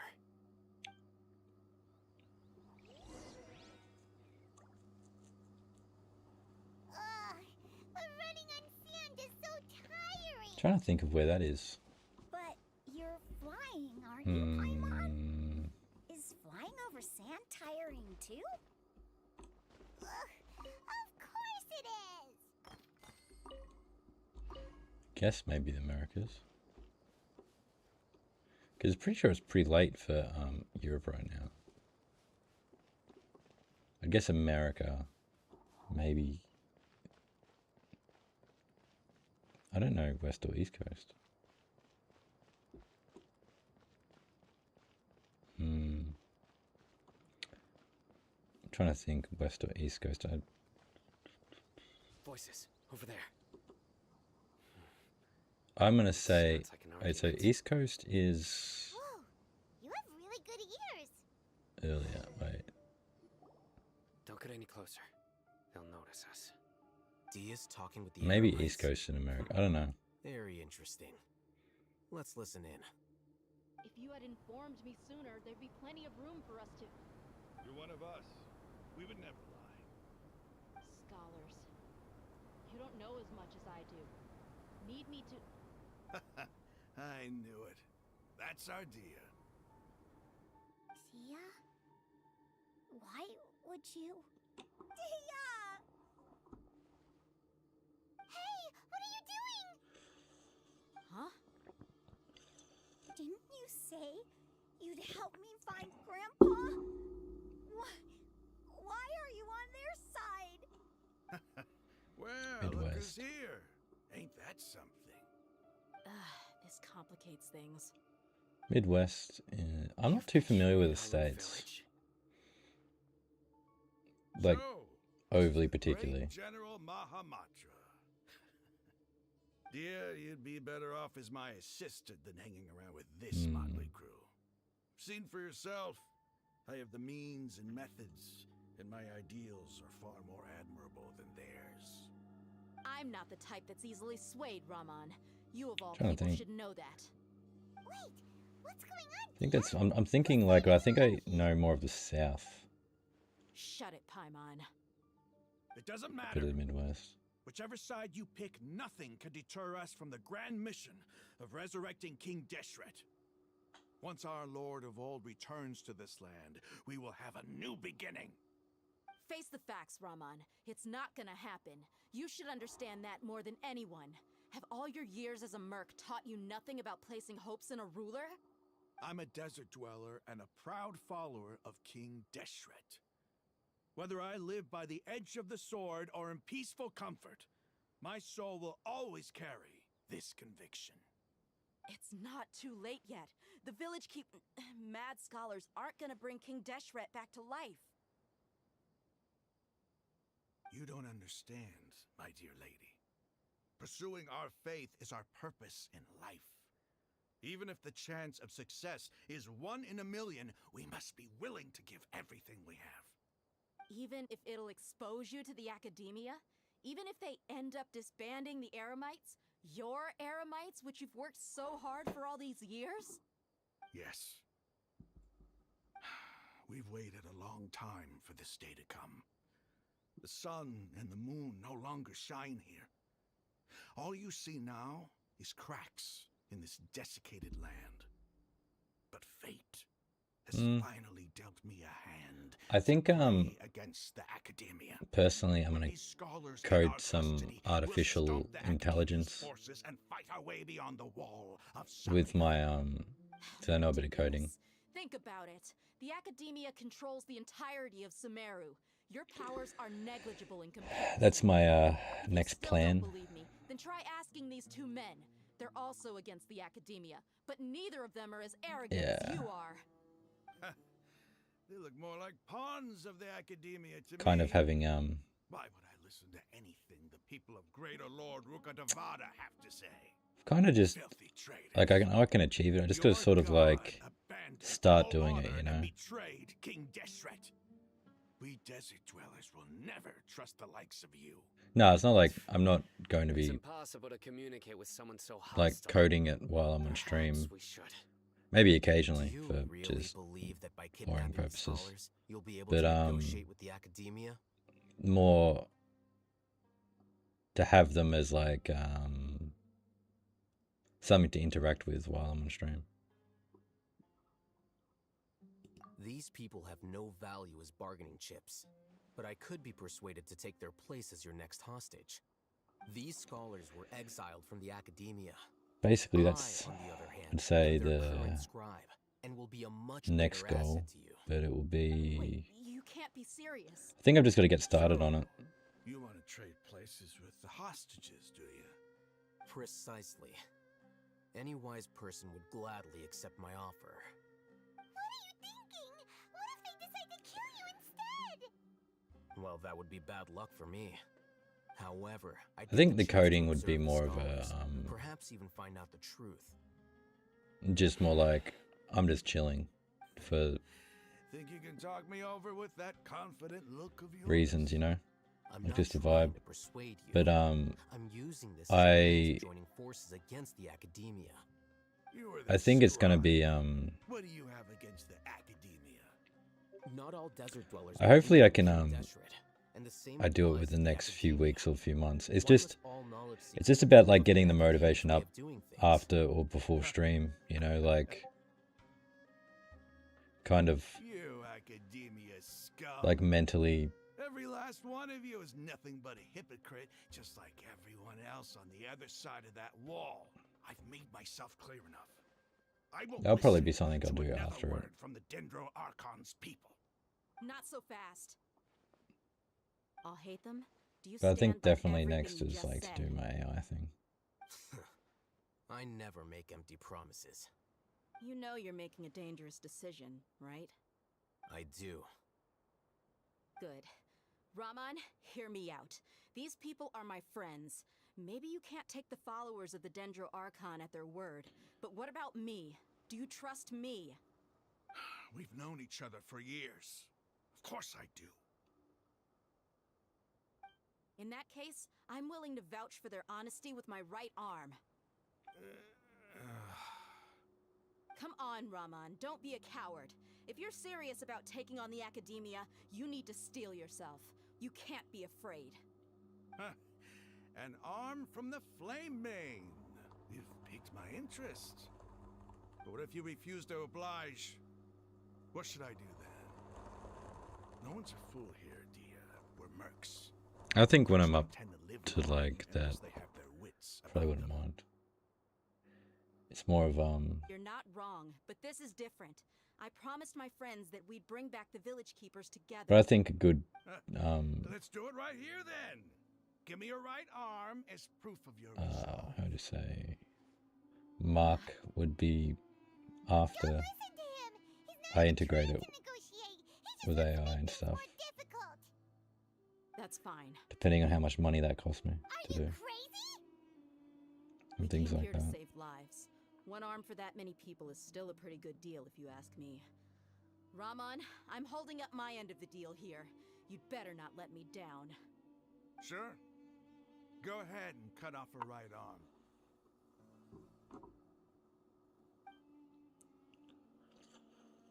No!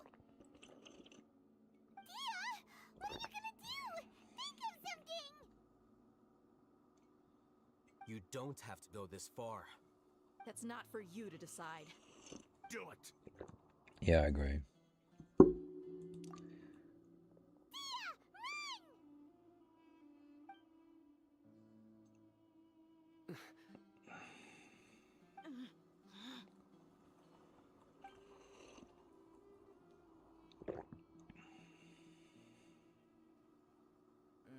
Stop!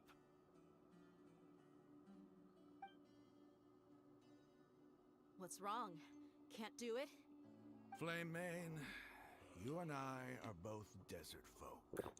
Cutting off your arm is no different than cutting off my own fingers. Where's the sense appreciate in it. cutting my own kin to pieces? You've shown me that you're serious. Go on now, take your friends and leave. Meet me in the desert at noon tomorrow.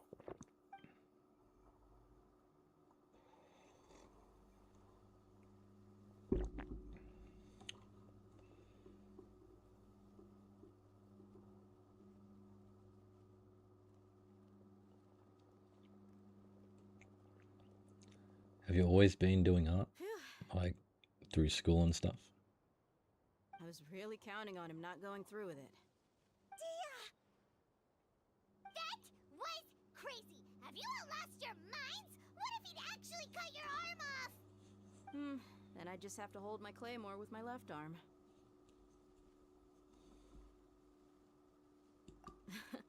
Okay, I'm sorry. But sometimes when you're out on a limb, you gotta double down to seal the deal, you know? Don't ever make a promise like that again.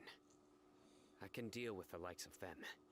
If it came down to it, you would not lose to them either. I don't doubt it, Sino. But this is about more than me and them. There's a lot more where they came from. Even if we got rid of one bunch of radicals, there are others out there. Wiping them out would do more harm than good. I tried to get an art for a while, but I'm sorry, Dia.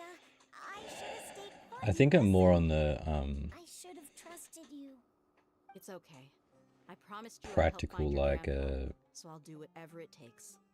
Whatever it takes. if I was talking about in art, Just like might be building scholar material. something practically as an art piece. The Eremites once said that I was a lunatic. Perhaps a little madness is essential to be successful in research. Why does it feel like he's using his praise for me as an excuse to brag about himself? Okay, let's get moving. We should head back to the village and rest up. Today was just a trial run. Noon tomorrow is gonna be the hard part.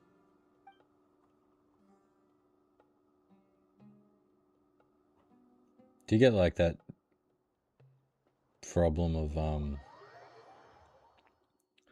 you know, like where you have to, like, you get a sore wrist from doing it too much though? Like, I don't even know what you call it, but like where people have to like wear a brace and things like that.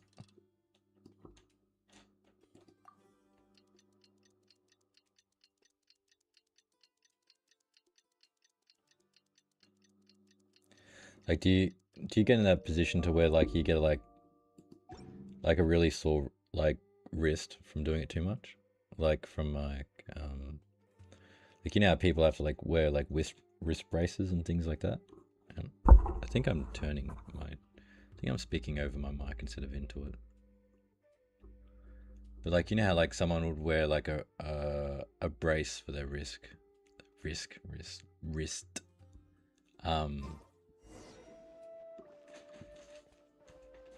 Do you have those problems? Like where you can actually, I don't know, it's like, is it called like carpal tunnel or something? Where you,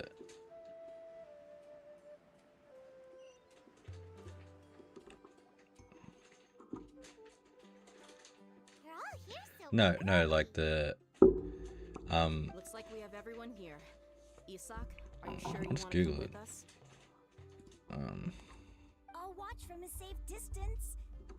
Dia, I want to be there to bring Grandpa home. Okay, let's go then. Dia, wait. What's the matter? I heard that you were quite reckless yesterday. No more of that today. Understood? Or I'll be very upset with you. Fine. yeah. Have you ever had any problems with carpal tunnel syndrome?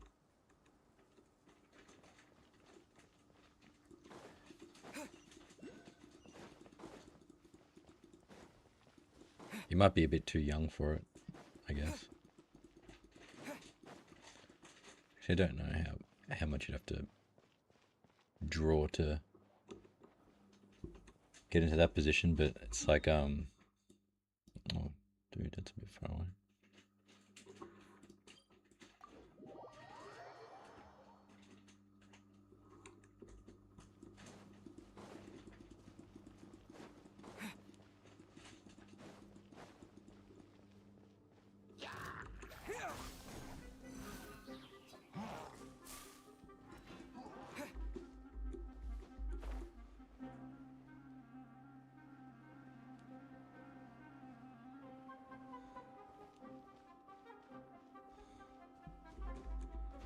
That's good.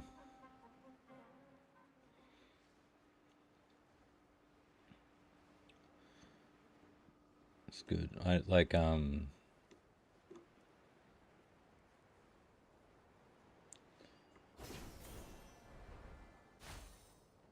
I guess that's like probably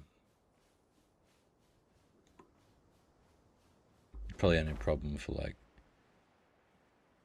I don't know if someone's more prone to getting it or if it's just the amount people do.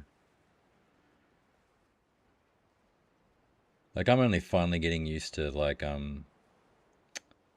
sitting at my desk like on my computer for like hours at a time. Like a few weeks ago, like a few months ago, I got very uncomfortable. But I'm getting better at it.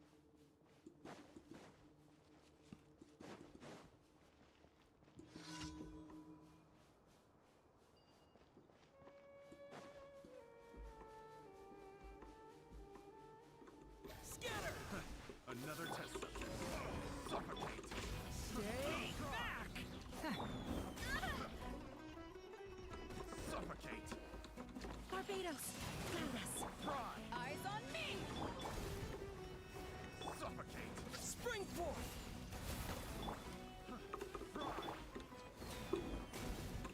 Leave it to me! Decay! New life! I got careless, big toe. Get back!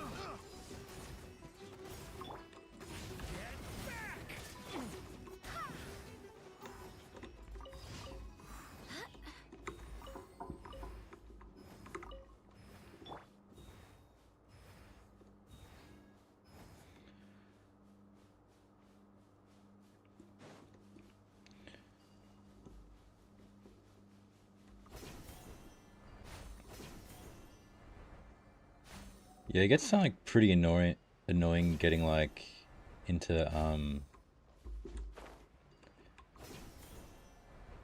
it's like you'd think it's not that bad, but like you've got to like be like mentally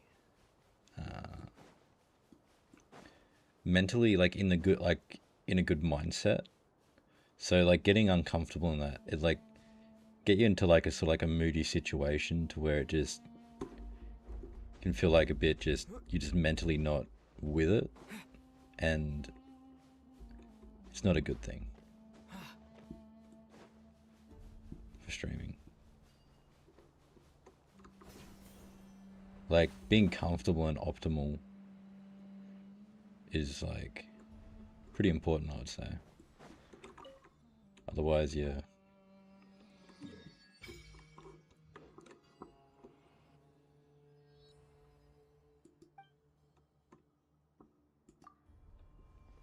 Otherwise, it's not good.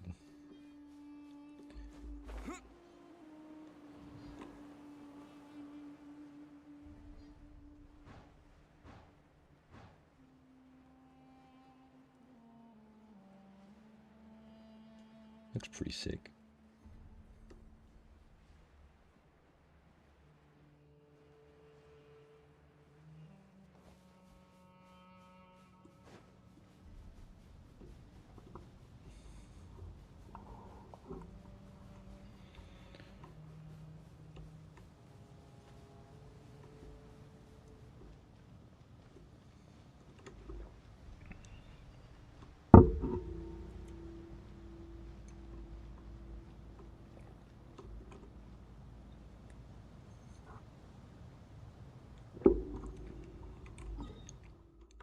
But yeah, like watching streamers, I would never take into account of like the amount of hours they would do.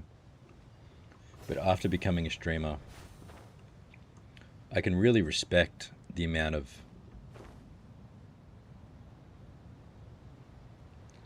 I get like when I see people doing like over 10 hours of streams, I'm like, before I was streaming, I would think nothing of it. But since streaming, I'm like,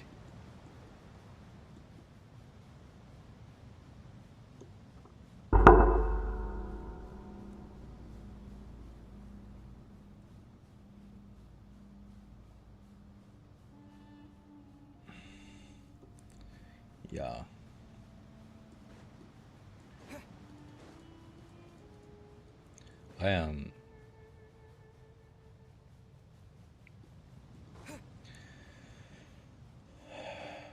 I don't really have much people in my life currently. Like I used to, but I sort of like just drifted away from people. Actually, why I got into streaming, because of like establishing a community, you know? It's what it's about. What it's about.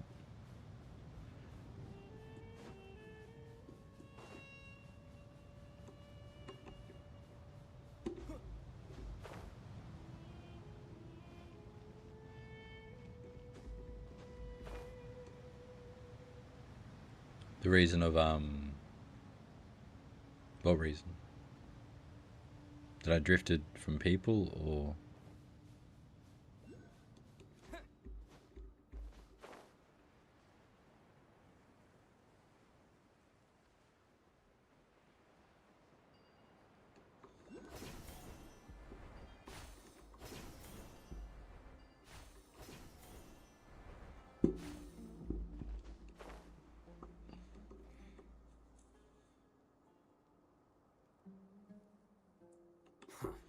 They got here before us. Uh-oh. Is it because Paimon overslept by 5 minutes and held everyone up?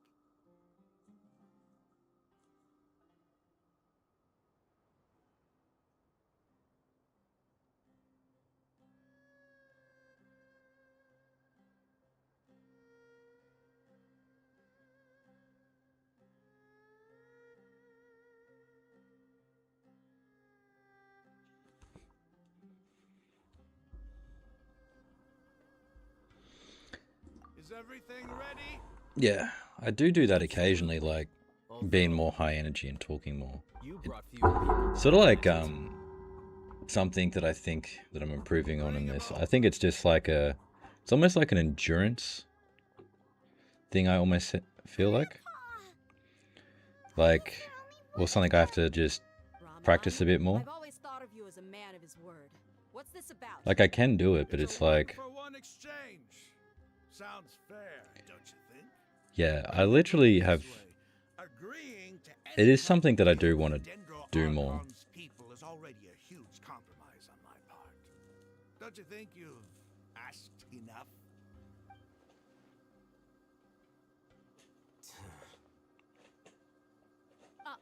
You stay right there. Cat, what are you doing?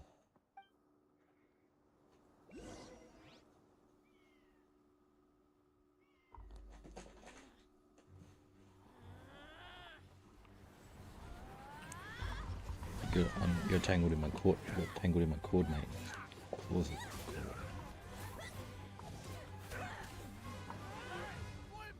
What do you think you're doing?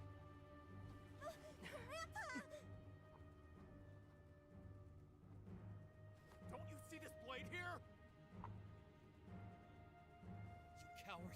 Why are your hands shaking? Wait a second. It's a earthquake!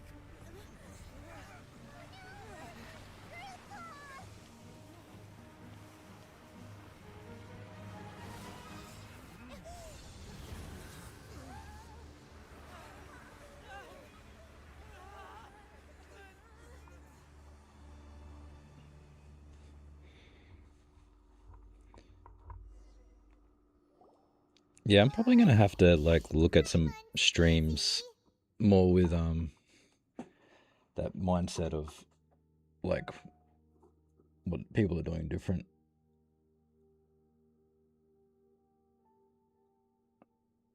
I've got to like, I think I've got to go over like and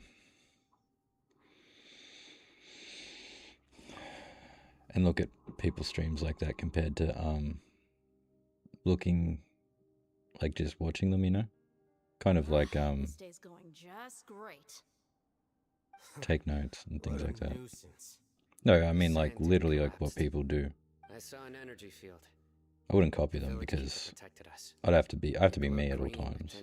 It wouldn't work. I just kind of like It may well have been the remains of Lesser Lord Kusanali's power inside the scholar's body. like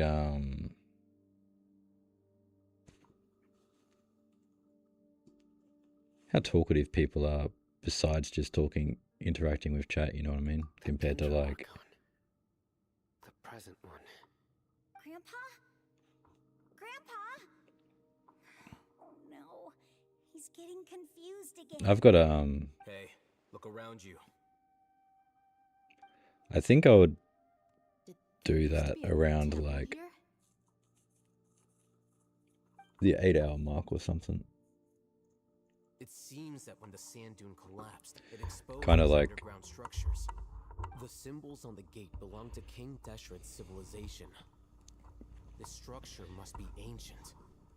Over time, the sandstorms completely buried it and left it in the state we see now. It could have been an underground palace in the distant past. Oh, a miracle. Praise King Deshret! What's he doing here? And his men too? They must have fallen down here with us. Pretty lucky if you ask me. Most of them seem in really bad shape. Except for him. He got off lightly. Mind your head. No, this isn't the time for conflict. Our exalted lord has shown us the way to his sacred palace. That is true. Can't deny that. In there, is he? As it happens, I want to take a look inside too. What are you doing? Don't you think it's curious? 1 minute, Lesser Lord Kusanali's power protects us from harm, and the next, remnants of King Deshret's civilization appear. 2 major deities are vying to showcase their power to us. It would be a shame not to witness them both. Paimon thought you weren't interested in gods. Indeed. In my view, gods are just a higher form of living being, or creature, you could say. New discoveries are always worth investigating. Whether they have anything to do with gods is neither here nor there. Raman, what are you gonna do about your men? I'll just let them lay here. King Deshret will take care of his people. Right now, I'm going inside.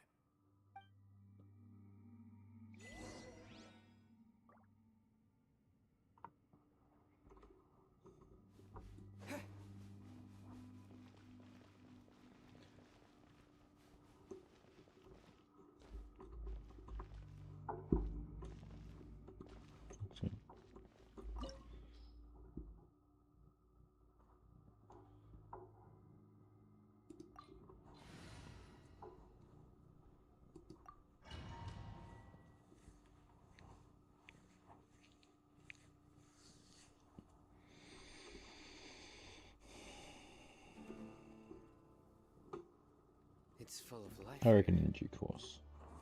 This defies When I get to comprehension. that point. It looked completely desolate from the outside. Yet, it flows with energy inside. Yeah, and there's so many plants. It's so pretty.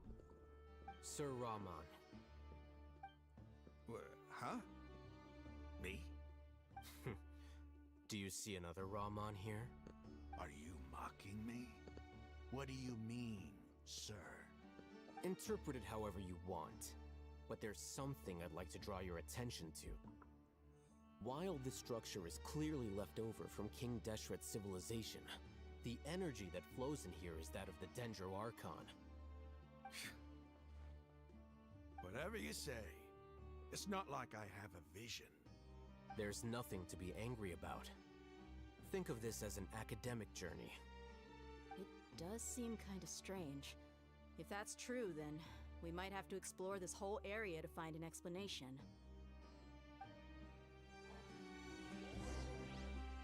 Got muted? Wait. I was looking at the subtitles.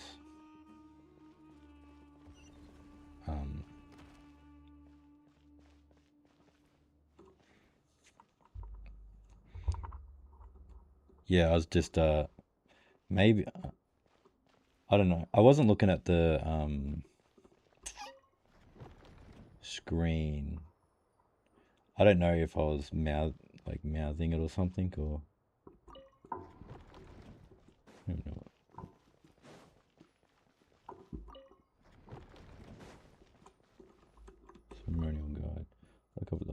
a mortal and listen to King Desert's holy guidance.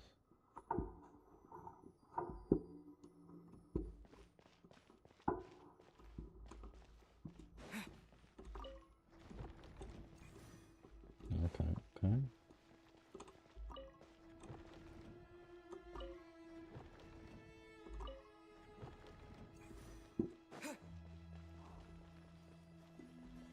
What is it? Looks right.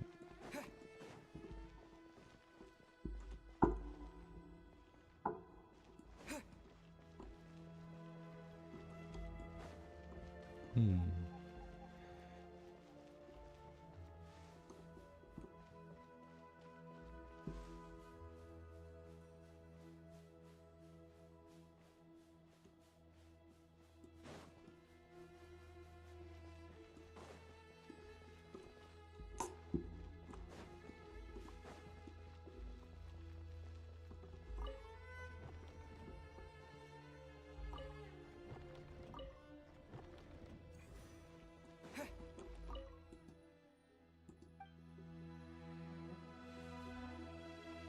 that changed.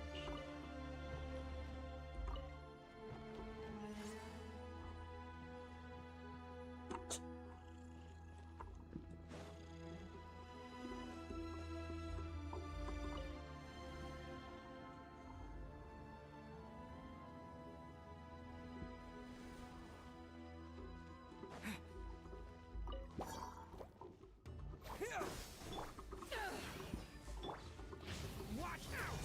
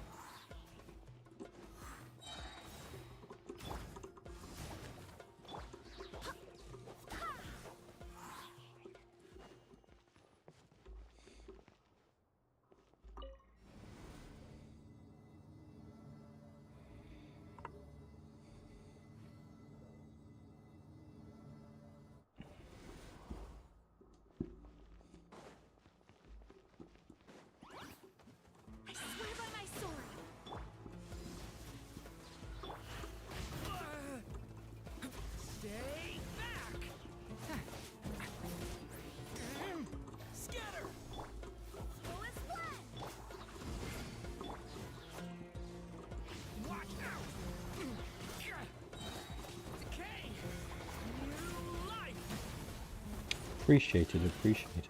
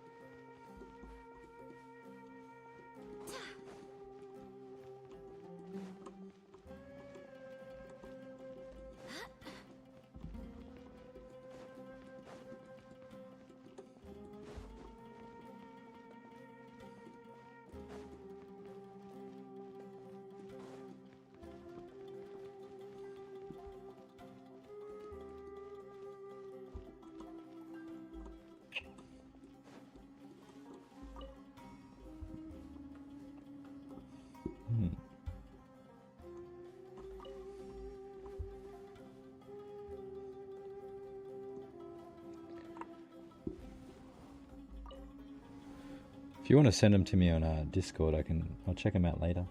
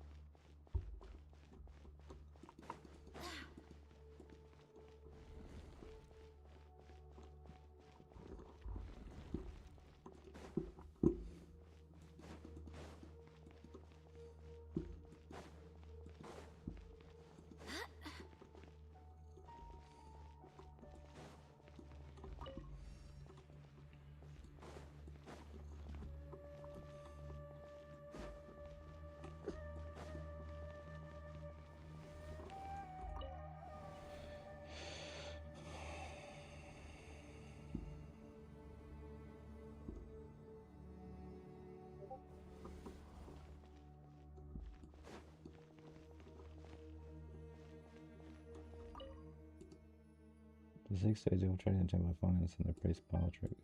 Wait able to descend to the ground and get on top of it before it starts ascending. Again to reach the dome. Wait able to descend on sense like forbidden ground ahead, mortals shall not pass or whatever. Just made up the priest woodwink. The method is hope so cute. Shut up.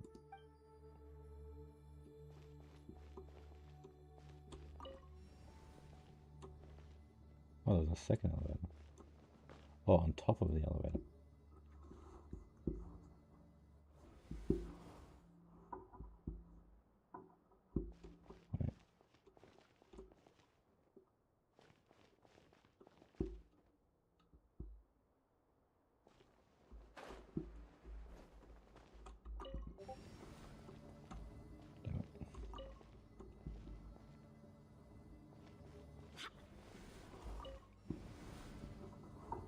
So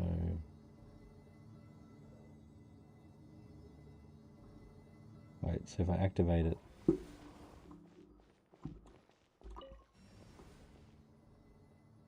and then just get it sent back up.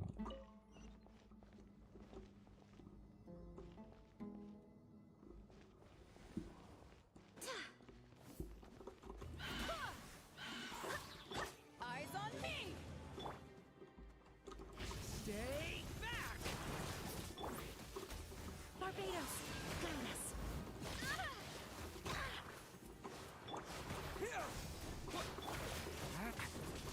Leave it to me! The story has only just begun! Go as one!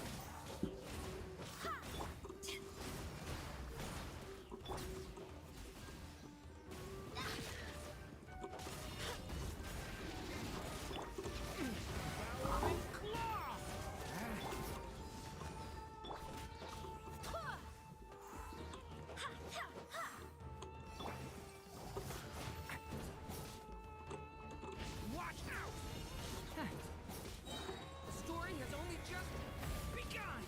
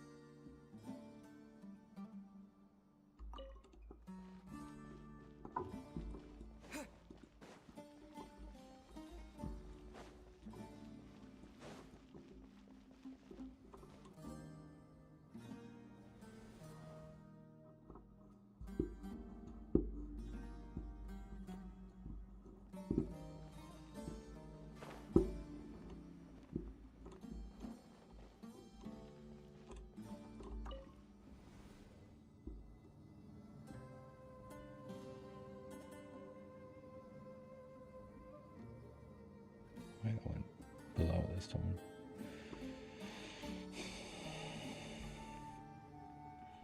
Now that's a sight to see.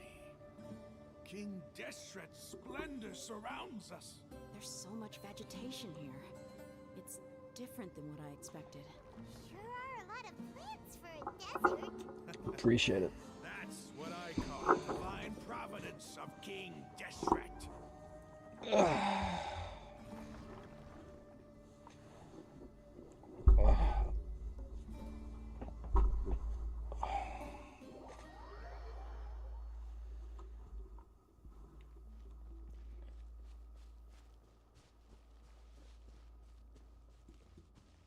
It's getting brighter. Oh, it looks so beautiful. Have fun with it. No worries. Wait, Appreciate it. what's that? A load of flowers. Looks like there's something among them. These are King Deshret runes. They left something behind. Yes. It's an elegy written in an ancient script. What does it say? Here lies our faithful priest Kasala. His wisdom is a miracle among the people, deserving of high praise and admiration. You can read ancient King Deshret script. Of course. Every student needs to master at least 20 languages before they graduate. He's not serious, right? There's still something off about this place. The elemental energy here is too concentrated. The scent of life. Is it trying to tell us something? Is this it? Analyzing.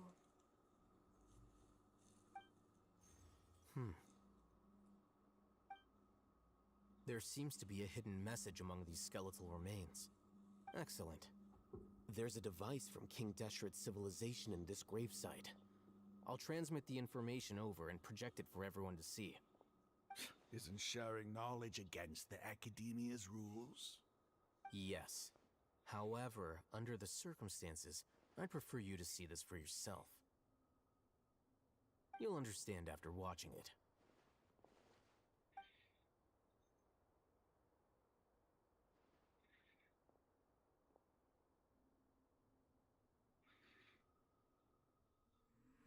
Civilization is born of knowledge, but so too can knowledge be its demise.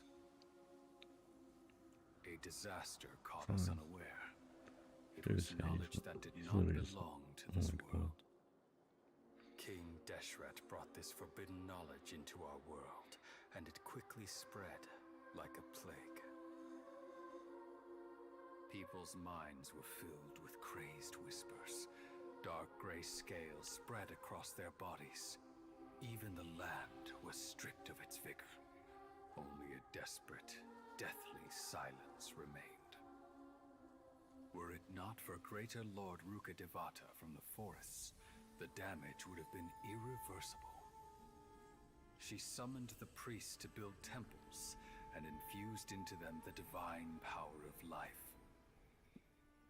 The disaster was miraculously tempered, and the embers of our civilization were preserved in Aru village. Alas, the miracle could not last. As long as forbidden knowledge continued to exist, it would forever blight this world. In the end, the proud king of the desert, my eternal lord, chose to sacrifice himself. I have spent my whole life since guarding one of these many temples. But now, my duty is coming to an end. As I close my eyes for the final time, the sight of that noble deity will appear in my vision once more. In helping King Deshret to eradicate forbidden knowledge, she exhausted her strength, and her form became that of a small child. How strange. Now that I think of it, I no longer have any fear of death, for I sense that the spirit of life will abide with me during my eternal sleep. Children of the desert, cling no longer to past grievances, but hold tight to the memory of this act of benevolence. What was that? The priest's memories. No, impossible. Greater Lord Rukkhadevata. So the former Dendro Archon and King Deshret were never enemies at all. But this doesn't make any sense. The Dendro Archon's followers, they're clearly... Was that the former Dendro Archon? She became so tiny in the end.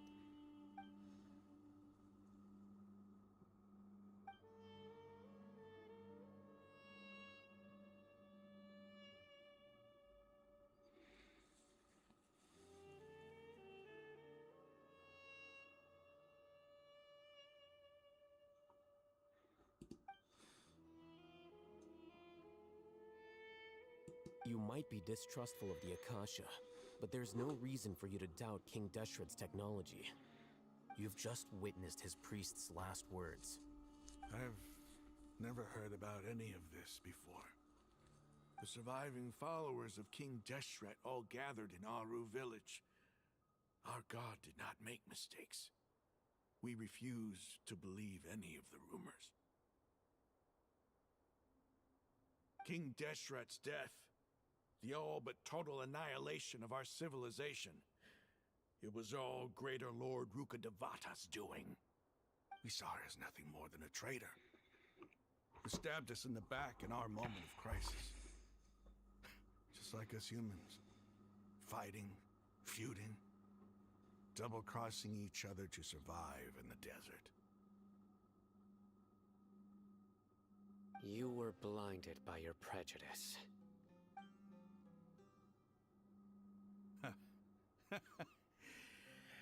If I hadn't seen this for myself, if I hadn't witnessed his last words with my own eyes, ears, and heart, how could I ever begin to accept this? The truth is so far from what I've always known. Am I really supposed to believe that after all these years, all this time seeking revenge, suddenly now my enemy is my savior?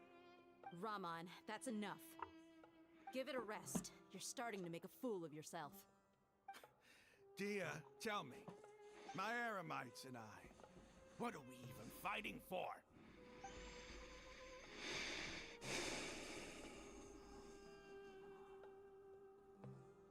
Hey, how you doing? I'll live. Thanks. I should probably go. Can't just stay here forever. What's your next move gonna be? Oh, I know what you're going to ask. I feel deeply ashamed of everything I've done. You'll get everything you're asking for. But please, give me some time. After everything that's happened here today, somehow I need to explain it to the others. It's not gonna be easy. Well, I guess that's for me to deal with. Dia, this is where our camp's located. Make a note of it. When would be a good time for us to go? Tomorrow, I'll convince everyone that we're all on the same side. And I'll return every last one of your your village keepers. We'll share our other resources with you too.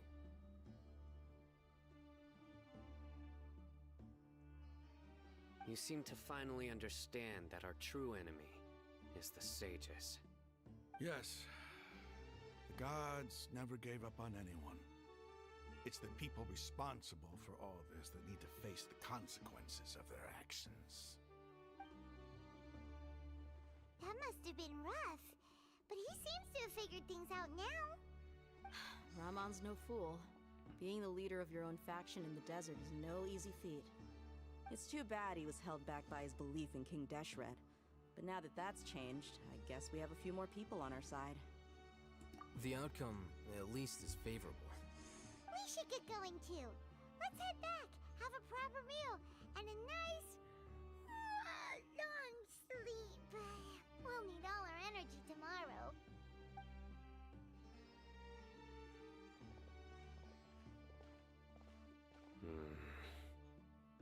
Sino, we're leaving! Stop yelling.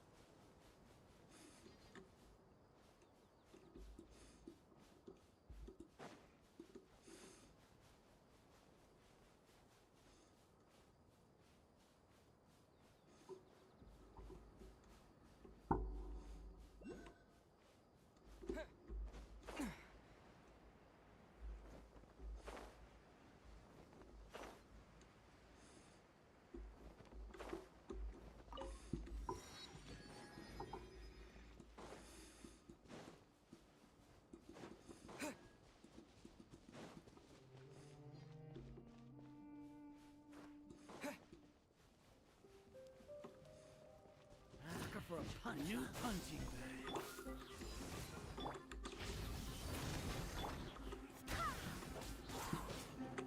I swear by my sword. I'll take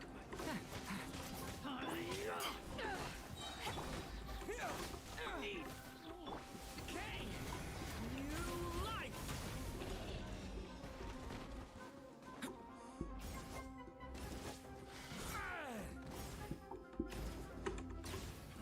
Thunder. Want this one?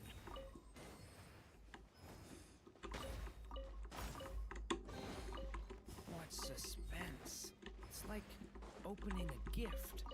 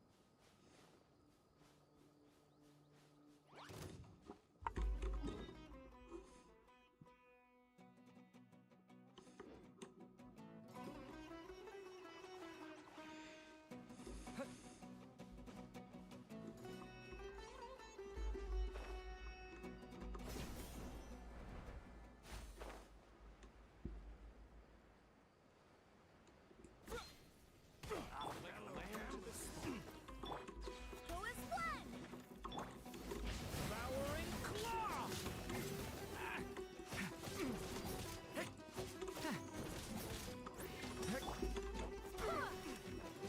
No more tricks up my sleeve. Devouring claw. The abyss is burning. Shadow. Try to keep up. Spring forth. I'll be back.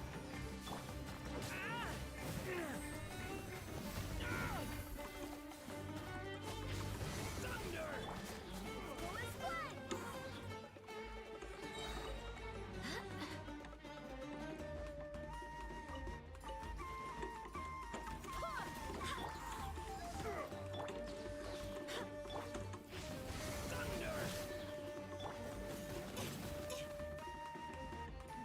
Barbados, guide us. Who is one?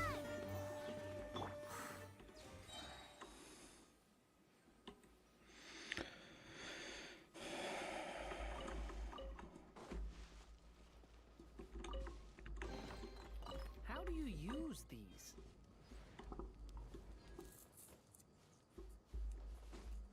Huh?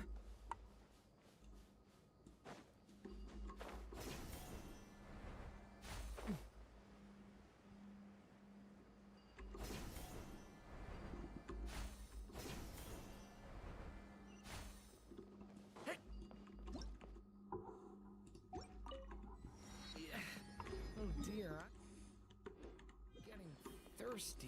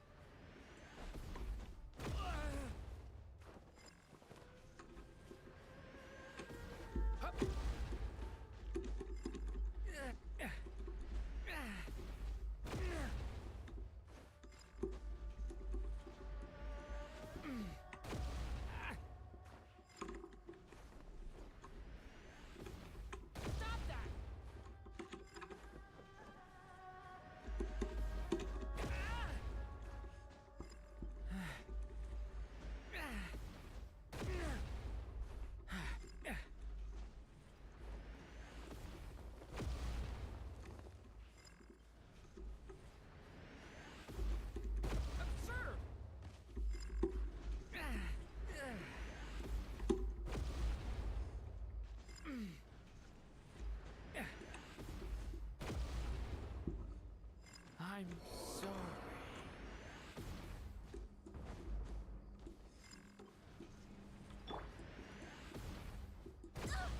Barely a scratch.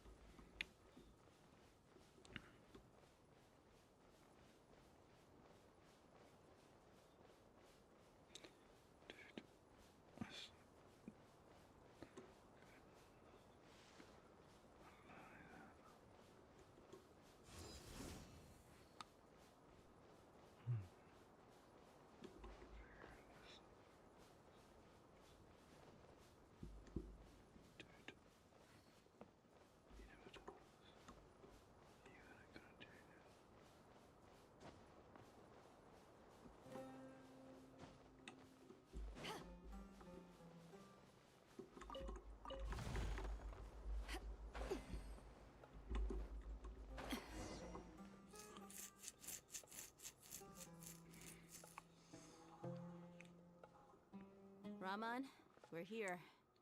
Everything's been arranged. Someone will bring the village keepers back to Aru village shortly. I guess all I can say now is thanks for agreeing to help. Ah, don't mention it. I think we can both agree you went to hell and back for it. But we share a common cause now. From here on out, we're allies. Where are the perpetrators? I'll bring you to them. Follow me.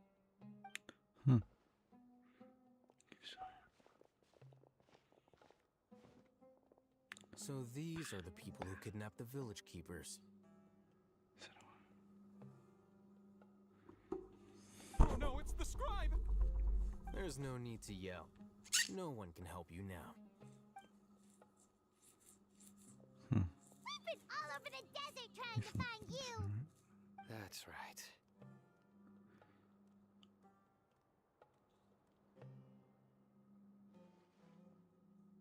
General Mahamatra? No, no! Make it quick, please! Swift and painless! Whoa. The moment they set eyes on Sino, they turned pale like they've seen a ghost!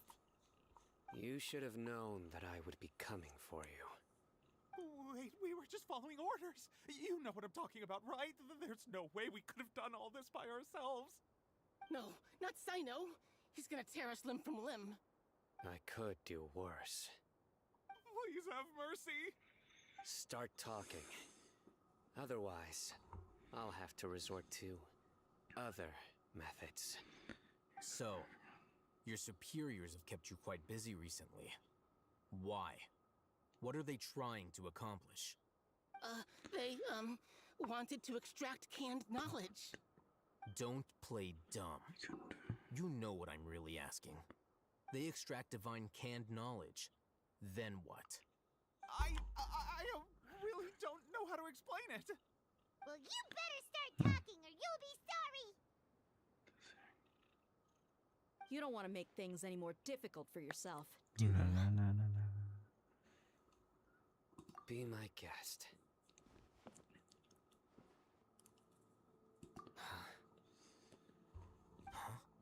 Uh-huh. That sure didn't sound like a fancy metaphor or anything. You're serious, aren't you? How did you know? There's no use hiding it now. Yes, you're right. The Academia is working on an important and potentially world-changing project. They are creating a new god. A god that will belong to them and to the people of Sumeru. It may seem as if Sumeru's academics are thriving, but ever since the death of Greater Lord Rukkhadevata, scholarly breakthroughs have been few and far between. The withering of Irminsul has been getting worse recently. The sages have tried everything they could think of, but nothing's worked. I'm always hearing them say things like, if only Greater Lord Rukkhadevata was still with us. Continue. And then, someone from the Fatui showed up. They called him the Doctor. He brought a gnosis and said he wanted to borrow the Academia's research facilities. The Doctor was previously expelled from the Academia. At first, the sages looked down at him in disdain. But when he said those words, everyone's expression changed. He asked them, do you wish to create a god? This is what the arrogant ignorance at the extreme end of academia looks like. First, the Academia spent a long time constructing a divine vessel, which was based on an exquisite humanoid puppet. After that, they harvested dreams via the Zeb-Zerus Festival Samsara, maximizing the Akasha's output. With the Doctor's help, and the Akasha now functioning at maximum efficiency, they were able to use it to extract the power from the Gnosis and convert it into a divine core. Next, they decided that their new god needed to possess divine wisdom. For that to happen, they needed a huge quantity of divine canned knowledge. It adds up. But how do you determine whether the knowledge extracted is of divine origin? Call it an educated guess? The Academia has been trying to figure out the exact source of the scholar's madness for centuries, but to no avail. Nobody can explain the cause of this phenomenon. Surely you can see what that implies, Scribe Alhaitham. If there's knowledge no mortal can comprehend, then it must be something only gods are able to decipher. In other words, it's the source of the god of wisdom wisdom's omniscience and omnipotence.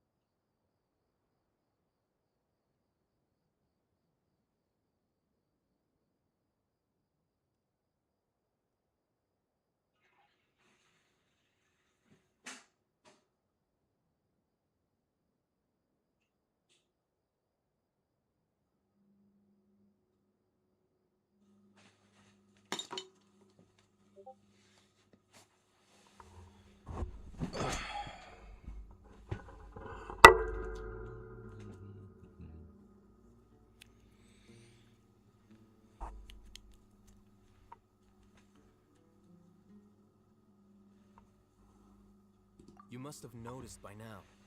The Academia doesn't care about who their god is. It's the ability to exercise control over knowledge and wisdom that matters. It is as if they are cursed with a desire for omniscience and omnipotence that burns in their blood. Some organisms demonstrate phototaxis, and thus orient their entire lives in respect to sources of light. For the sages, their only source of hope is the existence of a deity who embodies the acme of wisdom. This is but a form of phototaxis. For many scholars, I'll check it out after the stream. god of wisdom means stumbling in the darkness for the duration of their lives. Then what does Lesser Lord Kusanali mean to you? Is she not a true god present in this world? If you already have a new god, why try to create another one? From the beginning, the Academia has never treated her as a god. When the Academia first discovered Lesser Lord Kusanali, the newborn god of wisdom, the sages hoped that she would be as wise as Greater Lord Rukkhadevata. But upon evaluation, they found that at the time she possessed no more intelligence than any ordinary human child. The sages never had a ruder awakening. This forced them to accept that Greater Lord Rukkhadevata had indeed passed away. Yeah. Not to mention that Lesser Lord Kusanali's gnosis has Yeah, been probably. used to power the Akasha this entire time. By herself, she has neither an Archon's raw power, nor the spectacular insight expected of a god of wisdom. I'll see how I'm doing around 8 Began hours. to forget about her existence. So, this is the path the sages have chosen.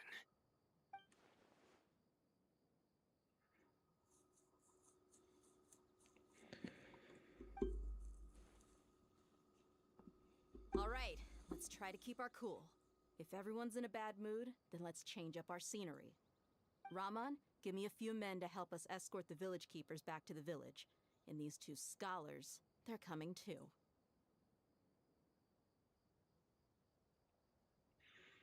Sure, as you wish.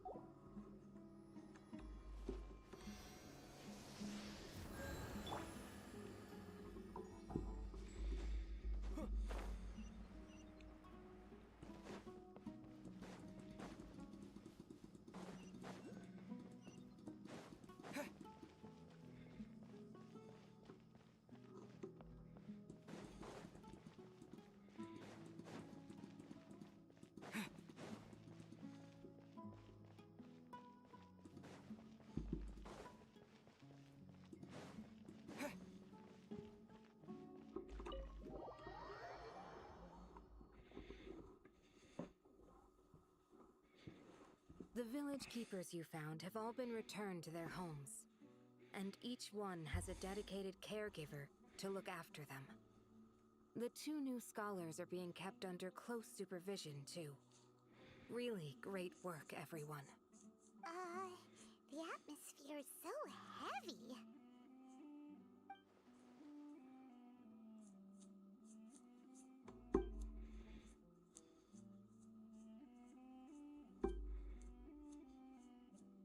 Hey!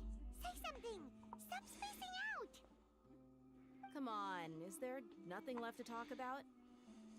In that case, let's all get some water and try to think about something else. Or I can go fetch some snacks. Oh! Paimon's so coming with you! Do you have any plans, Traveler? Gods above, you're not talking about work, are you? So you were still withholding some information?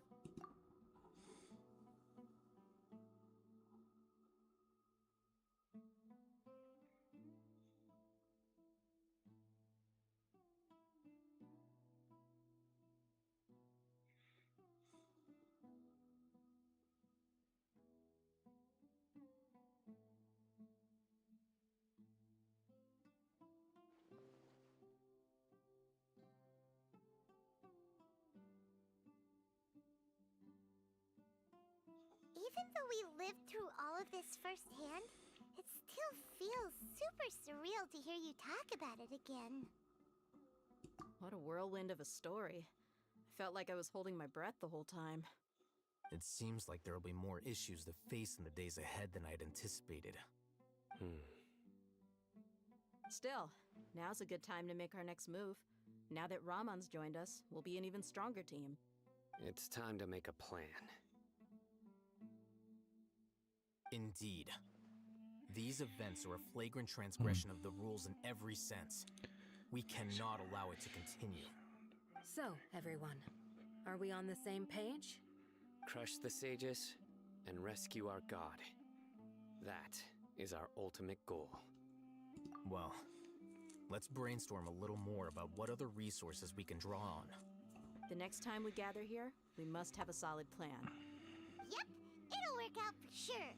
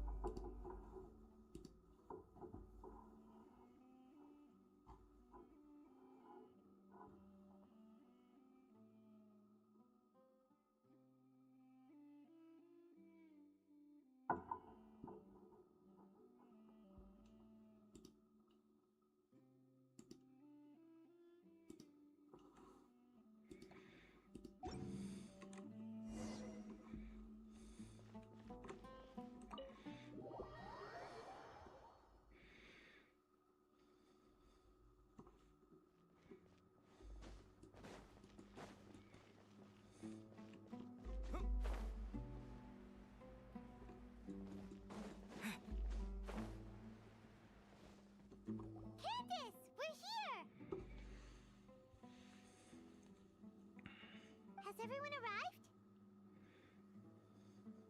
Everyone is already waiting inside. Well, what are we waiting for? Let's join them! Please, wait a moment. Before attending the meeting, I hope you can promise me one thing. What do you need? Promise me that you won't commit to anything too reckless. What do you think? Okay.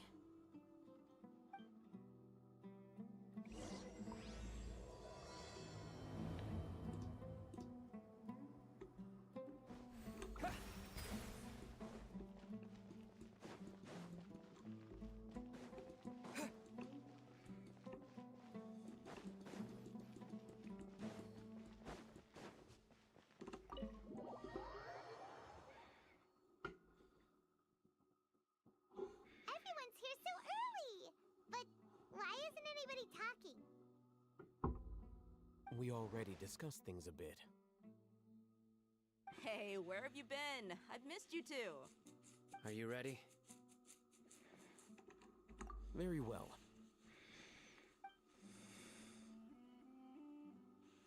Are you sure this is gonna work? I gotta admit, it's bold. Color me impressed. It's worth a try. The point of discussion is to arrive at a solution. Let's cut the small talk and move to the next point. You're making Paimon nervous.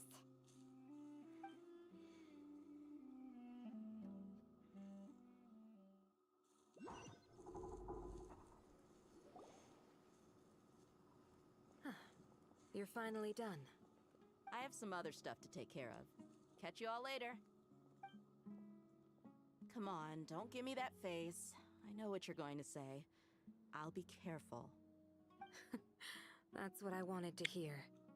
Take care.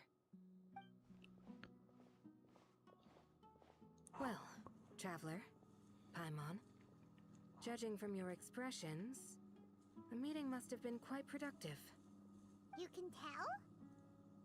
I'm not good at scheming or strategy, but I can sense people's emotions.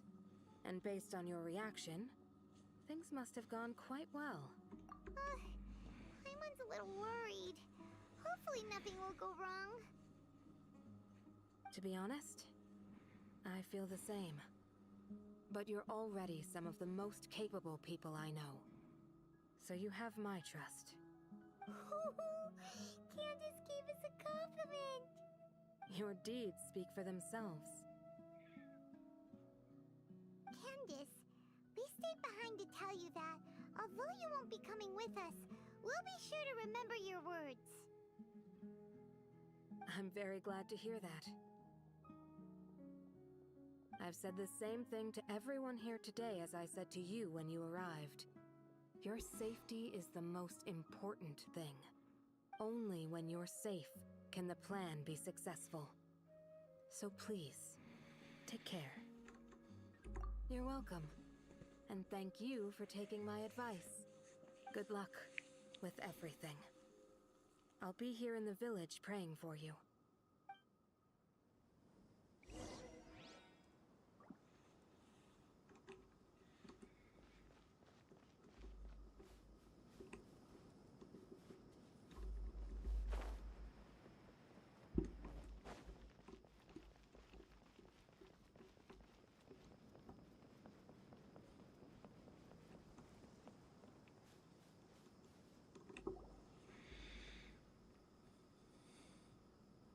Sounds good. I'll go make some preparations. Okay. I'll hit them! Have you finished saying your goodbyes? Yeah! Also, Candace told everyone to be careful. Yes, she did. But I think my point also bears repeating. Our plan is not child's play. We won't be able to achieve anything if we're simply careful. We must go beyond that and fully commit ourselves to it. I hope this is clear to you.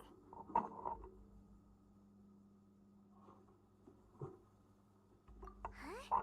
Shouldn't you be saying something more cheerful to boost our morale right now? Didn't we already do that during the meeting? You can never have enough words of encouragement. In that case, Candace can cuddle you to your heart's content while I continue to remind you of the seriousness of our situation. We all have our jobs to do, after all. It's like how some people can be put in charge of logistics while others will fight on the front lines.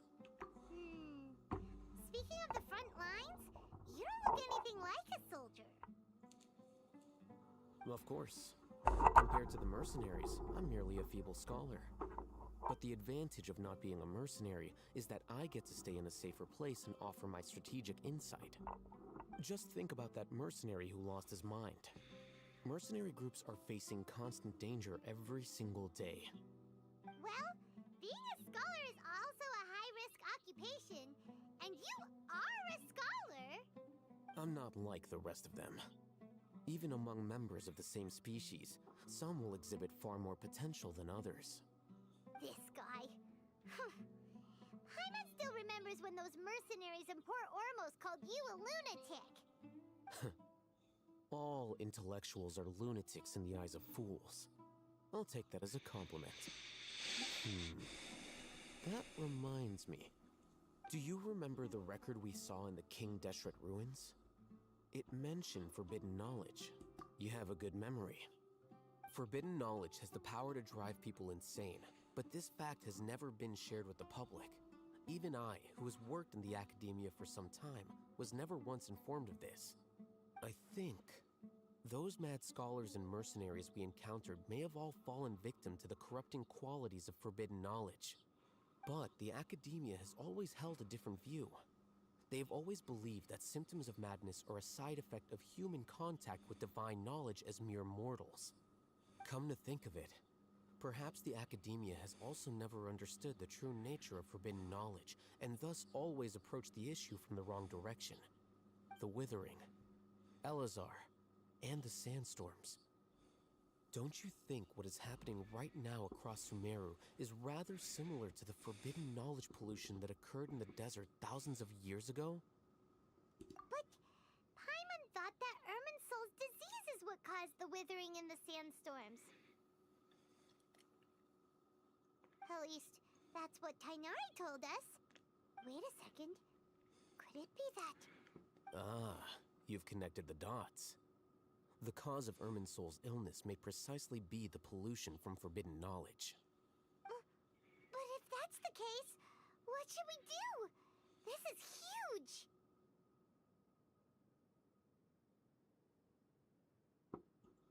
Wait. Why do you think Lesser Lord Kusanali would have a solution to this situation? You mean, it's related to the scene you saw when you passed out in the Avidia Forest? That whole the world forget me thing? In that case, it's imperative that we rescue Lesser Lord Kusanali. Only by working with her to save Irminsul can we completely resolve the problems Sumeru currently faces. To make sure we're still on track, I would like to check on the state of some of our preparatory work. Where are we going? To an Eremite base.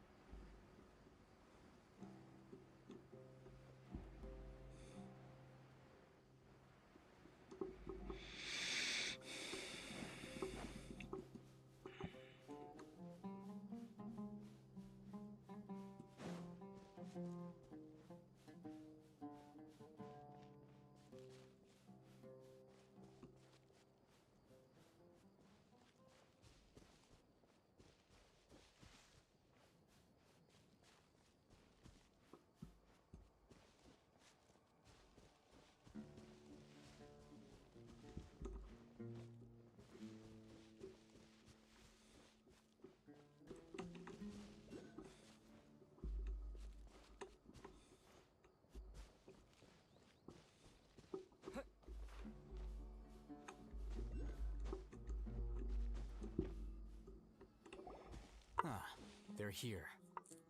Huh? What are they doing here? I gave them some technical work to do. Ah, it's the scribe. And is that the traveler I see? How's the work going? Ah, yes! We have fixed the devices according to your instructions. One of them is already ready for use, while the others are still under repair. Aren't those devices for can knowledge extraction? What are you doing with those? Look here. Huh? More can knowledge? Are you going to put more weird stuff into his head again? What's that look on your face? Are you scared? Paimon's a little scared, but very, very furious! That's an interesting response. Anyway, we're not going to use this just yet. As I mentioned during the meeting, this knowledge capsule contains a decree I drew up in the past. The academia should also have their own copy. And according to the plan we just came up with, Traveler, I want you to record something into this capsule. Do you believe we can save Lesser Lord Kusanali? Good. Conviction is the most important part of all of this. Now, please get ready and put on this device. You want us to record our conviction into the knowledge capsule? Yes. Paimon is still really worried. I understand, but trust me, Paimon, this is something we have to do. It's best if you can do as I say. Because, to achieve this impossible task, it sounds like you'll need to fool your own heart first. Although it may feel like a trick, self-encouragement may be the most important tool we have. Paimon can see the point you're trying to make. Imagine this. We have orchestrated our plan and successfully rescued Lesser Lord Kusanali. As a result, we have changed Sumeru's entire political landscape. Everything went without a hitch, and everyone recognizes and praises our achievements. Now, open your eyes. Here. What's this? Read it out loud.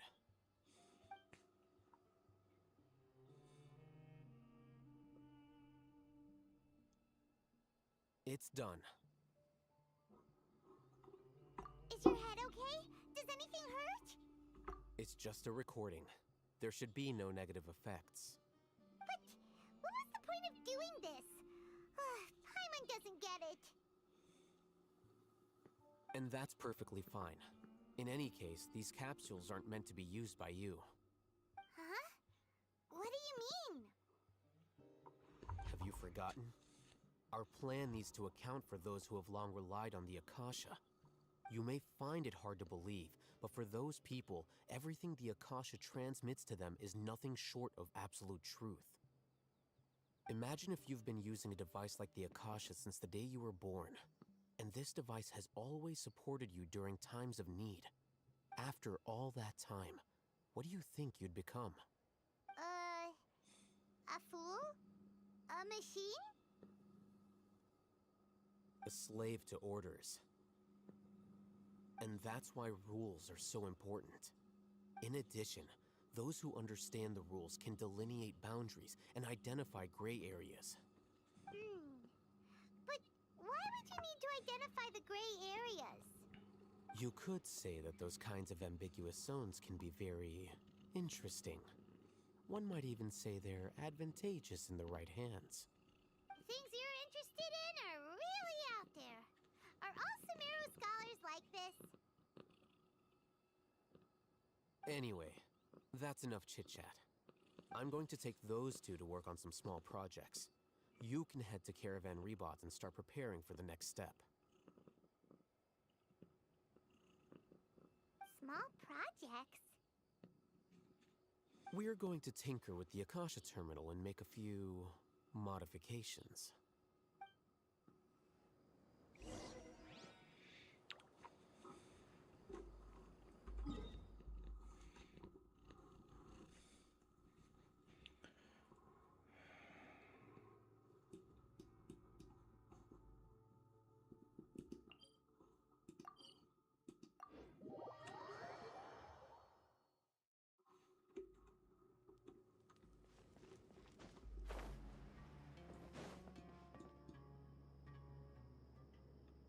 I thought we agreed on a plan.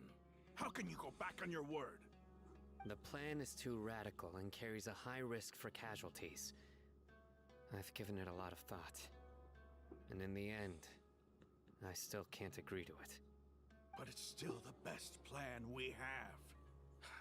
As a former Matra, you of all people should be able to see the bigger picture and recognize the innate advantages of our plan. I did. And that's how I saw the danger behind these so-called advantages. Alhaitham's plan is even more radical than I imagined. Huh? Why are you guys arguing? My friend, you're just in time. Why don't you help me persuade Sino? He's turned against our plan. We agreed to work out a plan at the meeting. As mercenaries, you're familiar with the local environment, so you'll take care of the specifics. But then, you went to Alhaitham for suggestions. Had I known Alhaitham would give you those kinds of suggestions, I would not have agreed to the plan. Look, you already know that we're all on the same side here, don't you? Mercenaries place a lot of importance on their bonds of friendship, but also will not hesitate to make sacrifices if they deem the situation to be sufficiently dire. I'm sorry, but as things stand, I can't accept your principles. Seems you really do understand the ways of the desert. Traveler, Paimon, this is also something you should know. Ramon's plan is to have me work with the Caravan Reebok guards in my capacity as a Matra. We will arrest the mercenaries and escort them into Sumeru City.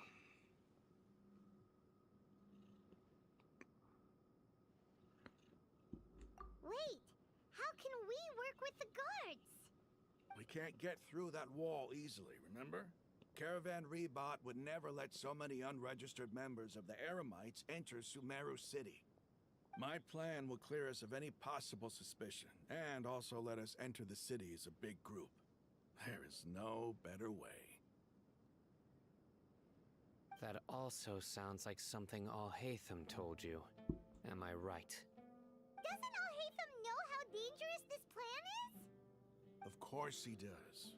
He told me, there is no perfect plan, but this can get the job done. He also said that with the help of Sino and the Traveler, our chance of success would increase significantly. I never blindly trust anyone, and I've always had a good eye for people. I think he made a number of valid points. It's my own choice to trust you. If I make the arrests alone, I can control myself and prevent you from getting hurt. But I can't guarantee that kind of discipline from the guards. To make the whole thing more convincing, you'll need to resist to some degree. Casualties are inevitable once push comes to shove. I'm okay with the deaths of enemies. But now that we're allies, I'm against the meaningless loss of our own. I can't believe a Matra would actually care about us. I've lived a hard life, and I can say that people like you are hard to come by. I've always treated my allies with honesty and respect. They have the right to know important things like this. Now you're making this hard for me. Hey, is there something we can do to help? I knew you would say that. We can help fight some of the mercenaries, which should reduce the number of times you'll have to struggle directly with the guards. That should help at least a little bit. Sino, on behalf of my people, I thank you for your kindness. But this is a mission we cannot turn our backs on. We strongly value the lives of our friends, but the goal we are about to achieve is even more important. We have no fear of casualties, because we crave the spoils of victory. So please, lend us your support. We will show you the determination of us desert dwellers. Well, now that you've put it that way, I can no longer refuse. But remember, you need to follow the plan and not do anything reckless.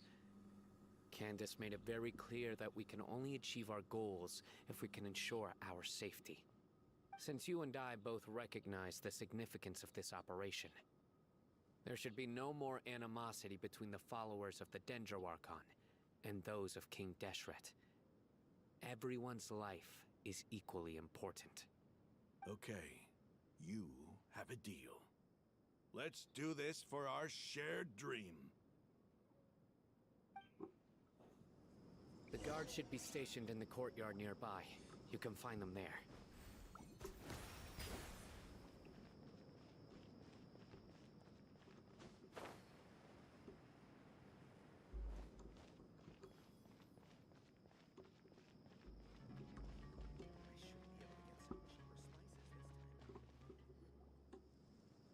Guards! General Mahamatra! To what do we owe the honor? Keep your voice down. This is a secret operation. I'm going to arrest a large criminal gang near this location.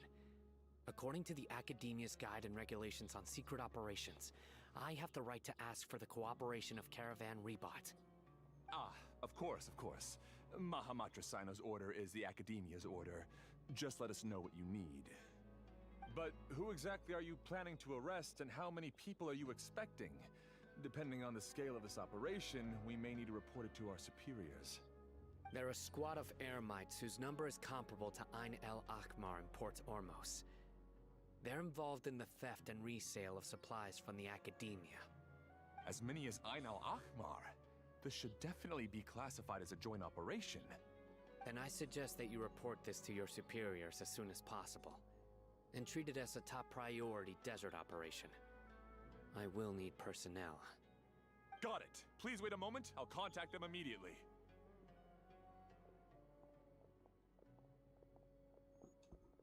Because this is work. Because I trust you. Paimon can't believe you're still in the mood to chat. This whole thing has Paimon scared stiff. Aren't you even a little worried? What if these guards already know that you have betrayed the Academia and are no longer their General Mahamatra? Even if that guard doesn't know, their superiors might, right? We discussed this, remember? The Caravan Rebot operation is of great importance. But don't worry, the guards there shouldn't know that Sino has stepped down. How can you be so sure? First, the other Matras still don't know why Sino has left, which proves that the Academia has been covering up the matter. Second, this is a crucial moment for the Academia's God creation plan. If something were to happen to the General Mahamatra, it's bound to attract a lot of unwanted attention. No matter how you look at it, they don't seem interested in sharing the news of Sino's departure. A reasonable inference. I agree. Which brings us to our next issue. I'm sure some of you have been wondering if the prediction function of the Akasha will affect our operation. The Akasha is still in operation, so I must remain on high alert. Actually, considering the power of the Akasha, it's quite strange that it hasn't already tried to interfere with my actions. I've given that a lot of thought. For now, I don't think you'll need to worry. If you remember, when you first came to Aru Village, all your actions and routes were predicted by the Akasha. It even gave that information to those who kidnapped the village keepers. But things like that never happened again after we met up with the Traveler. That's true. But why? Look at it from a different angle. Why do you think the Akasha will predict your actions? Because my personal data has been entered into the Akasha. That's true, but the key to this question is, how well can the Akasha make predictions about a person? Haven't you ever thought about it? Just how can it do this in the first place? Because the Akasha controls the entirety of Sumeru. And the Academia firmly believes that all human actions can be explained through logic.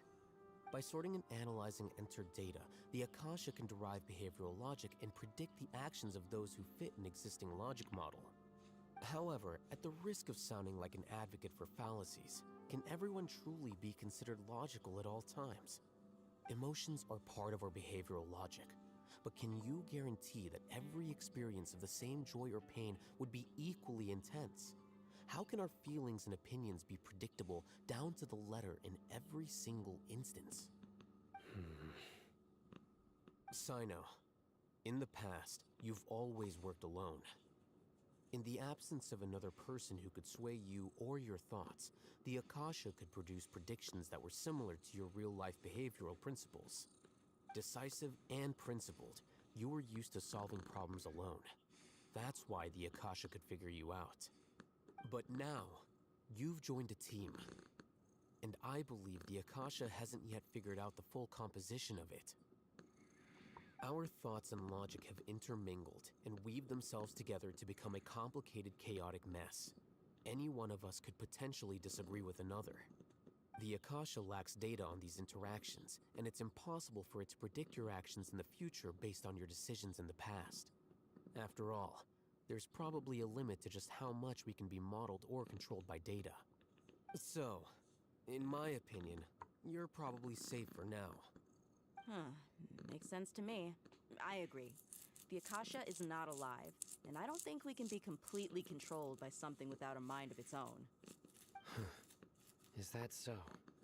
I guess there are things that even the Akasha cannot calculate, and people will not be forever trapped by the past.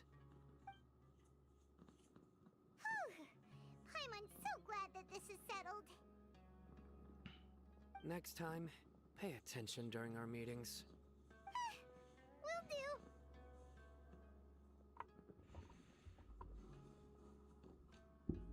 Just remember to stay vigilant. Footsteps!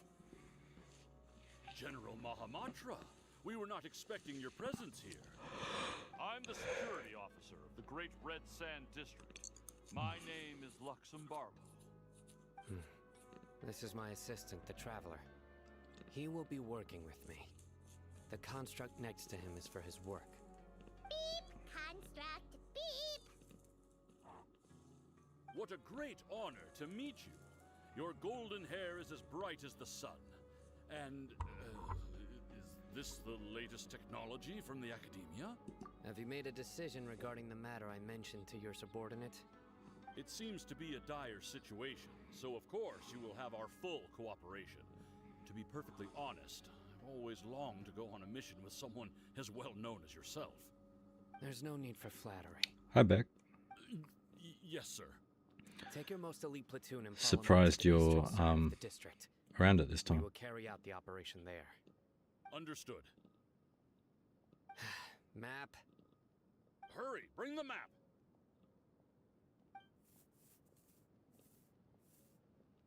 In 2 days, we will engage Rahman's Eremites and capture all of them. Any questions about the time or location?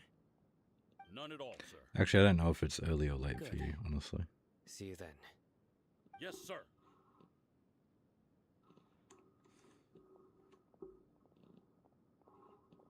Maybe hanging around the General Mahamatra isn't so bad after all. Everyone's so respectful towards us. Yeah, it does feel This pretty is good. all due to the absolute authority of the Academia. And now, we're going to strike back against that massive pillar of power. Get ready. We will move out in 2 days.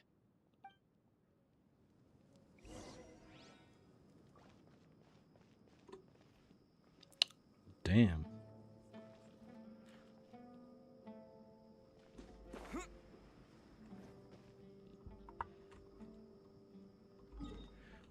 Why the hell are you still up?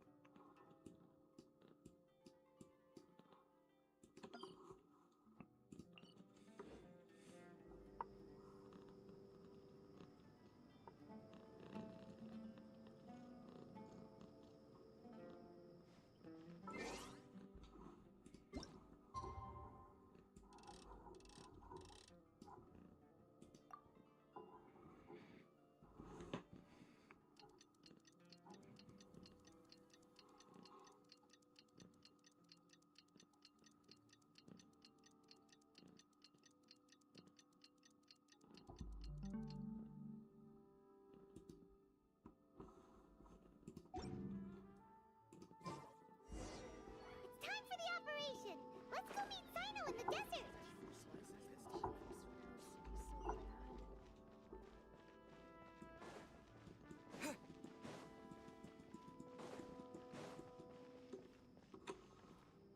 Travelers and visitors, don't miss out.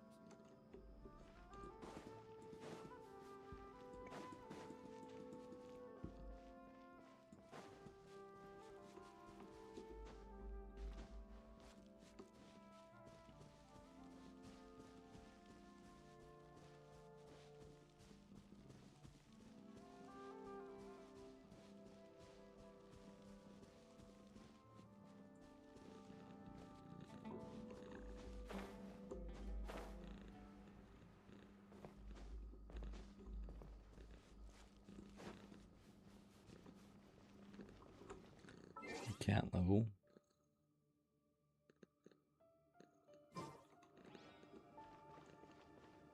You talking about adventure rank?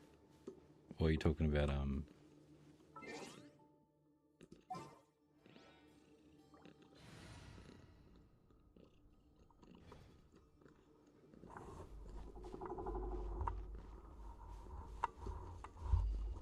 it's freaking cool stuff.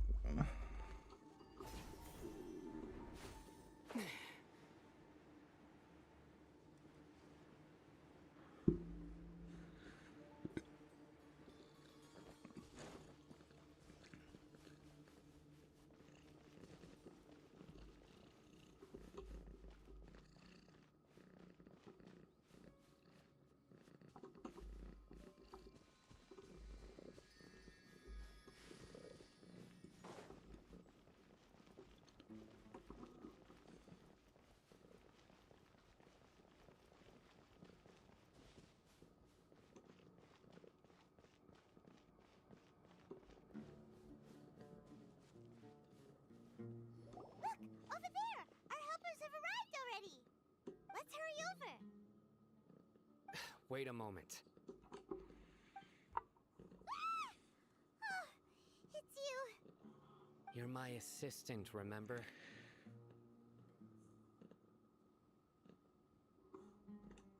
Being my assistant, you must stay with me. Now let's head over there. It's General Mahamatra and his assistants.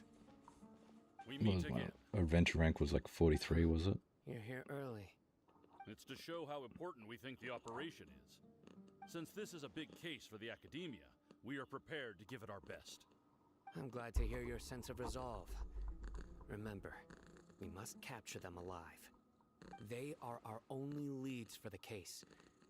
If they die, we will be unable to continue the investigation. Understood. Everyone! The Eremites are approaching from the west! Make preparations and be ready for combat.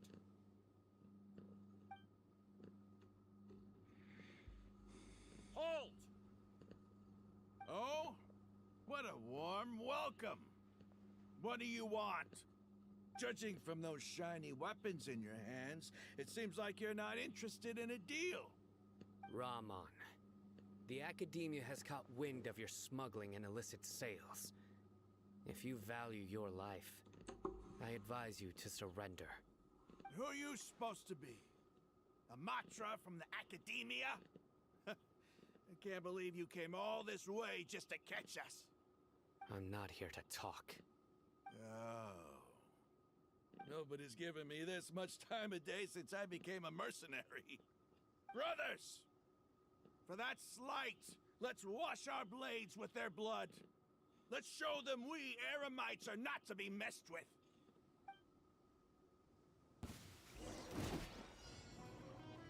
Water jet! Yeah.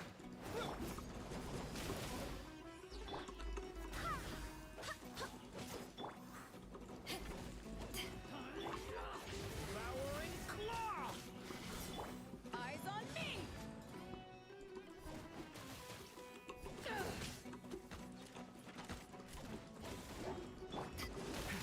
Devouring claw!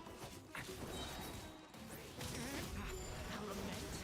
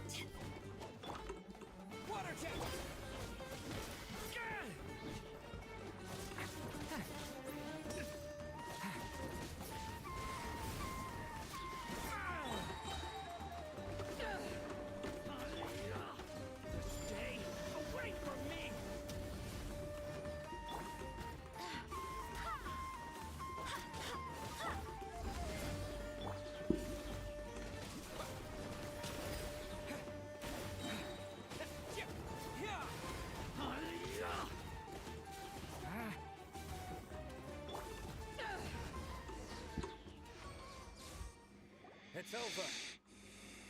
Ah! We have subdued them. The operation is now over. All Eremite mercenaries and related personnel in the area have been arrested. Ah, you pitiful Dendro Archon dogs! You'll regret this! I'm afraid you'll regret it first. King Deshret will curse you, and you will all! Silence! Oh, Restrain them and take them back to Caravan Rebot. Count their numbers and send them to the Academia as instructed by the General Mahamatra. Yes, sir!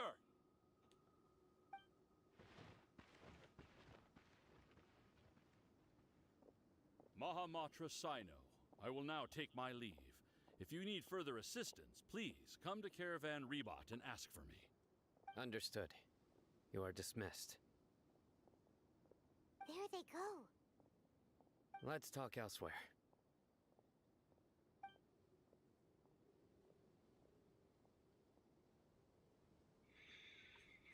This part of the plan went really well. Yes, things went perfectly. That's fantastic! And that punch you gave Ramon there sure looked convincing enough. Once we're done here, I'll return to Caravan Rebot and oversee the group's transport. I promise.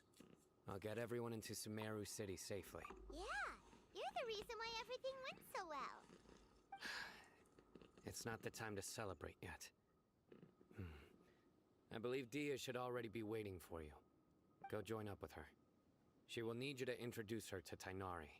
Speaking of which, is it really okay for us not to share the full plan with Tainari? What if he'll feel miffed about it and refuse to work with us? I have a very close relationship with Tainari. Given how well we know each other, I believe my message alone should be enough to bring him to our side. He knows I won't make jokes about things like this. If we need help, Tainari is the best option.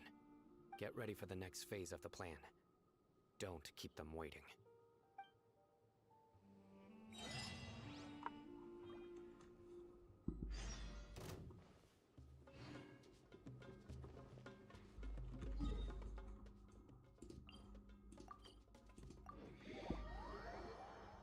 Bum bum bum.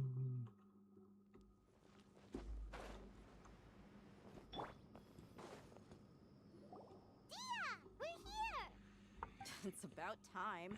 Didn't you say our part of the plan is the most important of all? And here you come rolling in late.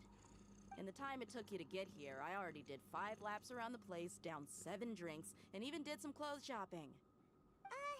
Sorry. We didn't mean to keep you waiting. I just wanted to fix your attitude and rub it in a little. After all, you took your sweet time getting here, and we've got important stuff to take care of. I just like seeing that serious look on your face. All right, I'll stop. All joking aside, I'm glad you're here. Let's get moving and take care of this as soon as possible. But where should we start? Our responsibility is to get a status update on the Fatui Harbinger known as the Doctor. We need to make sure he won't get in our way when we rescue Lesser Lord Kusanali. Dealing with an institution that controls all of Sumeru is already hard enough. If the Doctor were to crash the party, it would be next to impossible for us to achieve our goals. Yeah, we sure don't want him showing up. Ooh, he really gives Paimon the creeps. Right? Hearing his name just reminds me of those stuffy old geezers in the Academia. I'd rather not have to deal with someone like that. According to the plan, we should first go to Pardis DI and ask for Forest Watcher Tainari. If all Hatham and Sino's sources are solid, then we can be sure that Tainari still has the Academia's trust. So, we'll find Tainari and convince him to get us the latest intel on the Doctor. Then, depending on what we learn, we'll make any necessary adjustments to our plan. The sages have placed spies everywhere on the other side of the wall. I'll follow you as a bodyguard. You should be honored. I don't offer my services to just anyone you know. But Paimon thought mercenaries would do anything for Mora. That's certainly true. But when multiple employers are vying for your services, you should always go with the best offer. Let's see. If I were to charge you a bill, I guess I can apply a discount. How much more do you want? I was not sure we can afford it. How much do I want? Hey, how about paying me with a smile? What do you say? I haven't seen you smiling much recently. If you ask me, someone like you must look lovely when they smile. Come on, give me a smile so that I can be less worried. Looking good! I hope this pretty smile will become our lucky charm. There are many kinds of smiles, but only a truly joyous one can bring blessings to others. Let's consider this smile a down payment for our future victory. Let's go. It's time to pay a visit to Party's DI.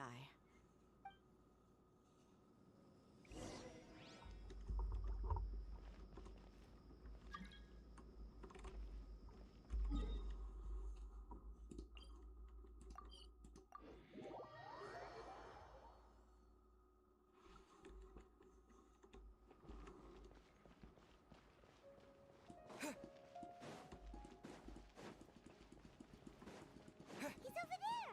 Let's go say hi! Tainari! Traveler, Paimon. And you are? Hey there. This is our friend Dia. She's an Aramite mercenary. A mercenary? You must have some big news for me. It's something really important. Please help us out. All right, then follow me.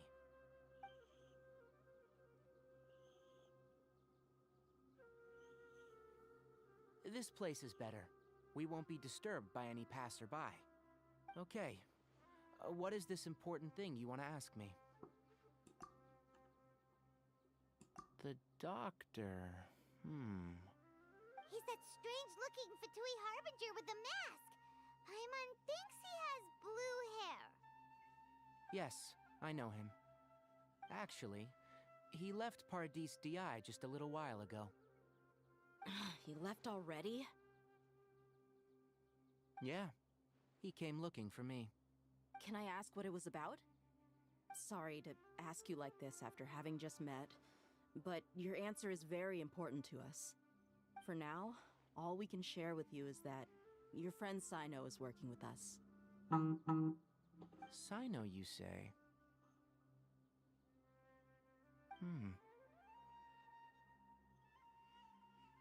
I see. So that's why he hasn't been at the Academia. Okay. I'll answer your questions and will assist you any way I can. You don't have to tell me everything that's happened. Sino's name really does work wonders. You're not even a little worried that we might have made it all up? Despite having just met you, I can sense that you're the serious type. Between you, the Traveler, and Sino, none of you strike me as the type that would conspire to deceive me. You don't need to tell me anything you don't want to. I'll also get straight to the point. The Harbinger you mentioned came to me because he wanted to take the scholar Hypatia away with him. Hypatia? Why would he want her? And what do you mean by take away? Is he planning to leave Sumeru? Yes. He told me his return to Snezhnaya is imminent. So you mean you're leaving this place soon? Indeed. Otherwise, we could have perhaps talked a little more. I was just about to set out when I remembered something important. To that end, I made a final trip to Paradis DI. Let me ask, have you been taking care of a scholar by the name of Hypatia? Your sources are accurate. No doubt because you've recruited many informants. But you're right. Hypatia has indeed been receiving treatment from me. Forgive me for asking, but how's the treatment coming along? Given the way you're asking, I assume you have something to say. Since you asked, I'll be frank. I would like to take Hypatia to Snezhnaya. It's incredibly difficult to transfer a patient. As a scholar yourself, shouldn't you at least be aware of this? Oh? I can't believe your utter lack of faith in me, to the point of even questioning my general level of knowledge. How unbefitting. Well, you're the only one who's ever made such a request. I have my ways of keeping her safe during the journey. In addition, I can also promise that under my care, Hypatia will receive the most advanced and effective treatment. I will personally supervise her treatment and see to her recovery. Would that be agreeable to you? Hypatia was born in Sumeru and remains a scholar of the Academia. Her situation has not become dire enough to necessitate her transfer to another nation. Transporting her to Snezhnaya is risky, and the potential benefits are unknown. As the person currently responsible for her treatment, I cannot possibly sign off on this transfer. Your suggestion is rude and reckless. I'll pass. I don't know much about the doctor, but after talking with him, I realized that just like many other scholars, he possesses an aura of arrogance that I've come to detest. It's not so much that he's looking down on others, but more that he's confident in himself and his abilities to a point of near insanity. I would never refer a patient to someone like him. I prepared myself for a protracted battle of wits, and was really surprised to see him just give up on the topic. Still, his reaction really concerned me.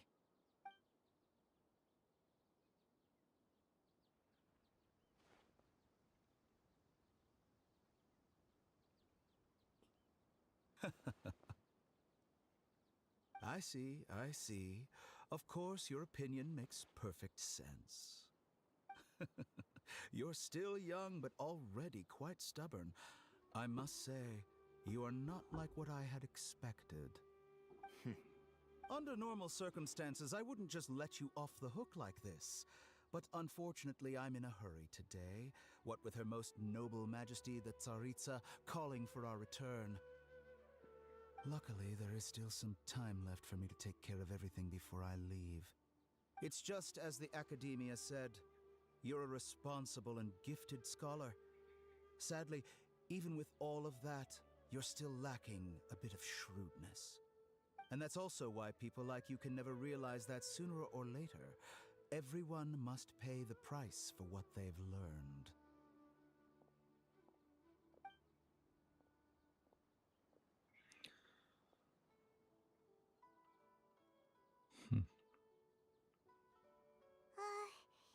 Paimon can't help but feel like he's hinting at something unpleasant. He asked a question, yet didn't care for my answer. Perhaps I'm nothing but a talking rock in his eyes. He never came off as malicious, but an utter lack of compassion permeated throughout our conversation. From his tone, I can sense that he's always looked down on others. I can barely believe it myself. But if that's true, the situation will be in our favor. I don't think I missed any details. Frankly speaking, I don't want you to do anything too risky. Now that you know a little more, it should be easier for you to stay safe. Sorry we can't tell you everything. We appreciate that you helped us anyway. I won't forget your kindness. It's okay. I have an obligation to do so. To be perfectly honest, all of this may have started because of me.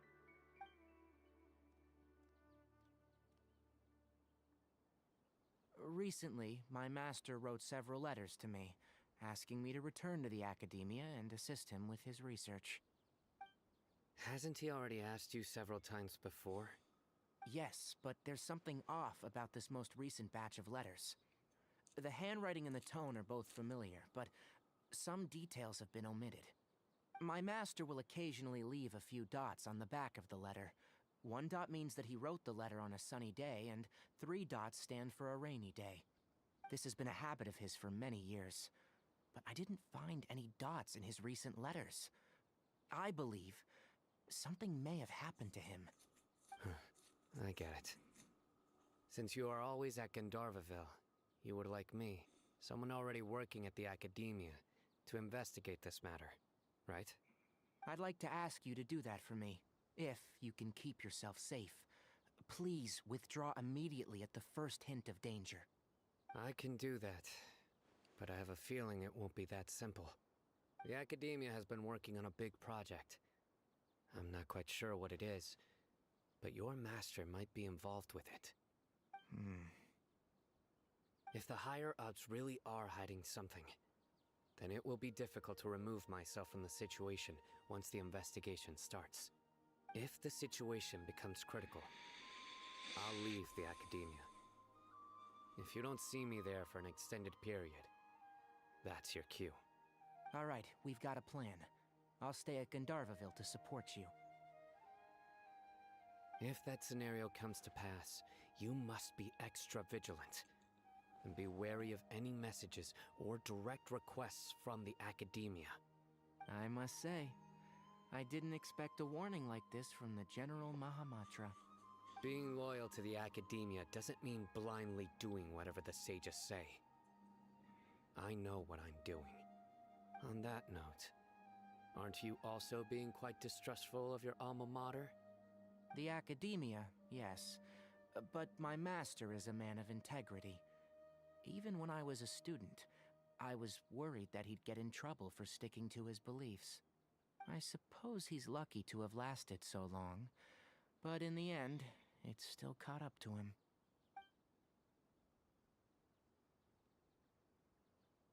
I see. So you noticed something was up with the academia from the very beginning. This may well be how Sino became involved in all of this.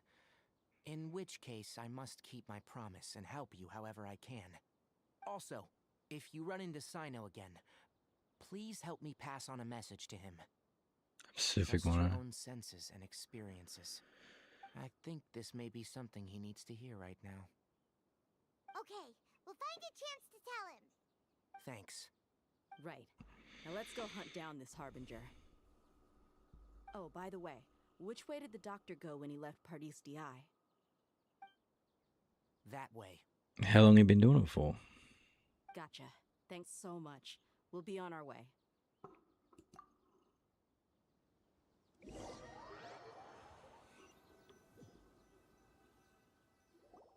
According to Tainari, the doctor is leaving Sumeru soon.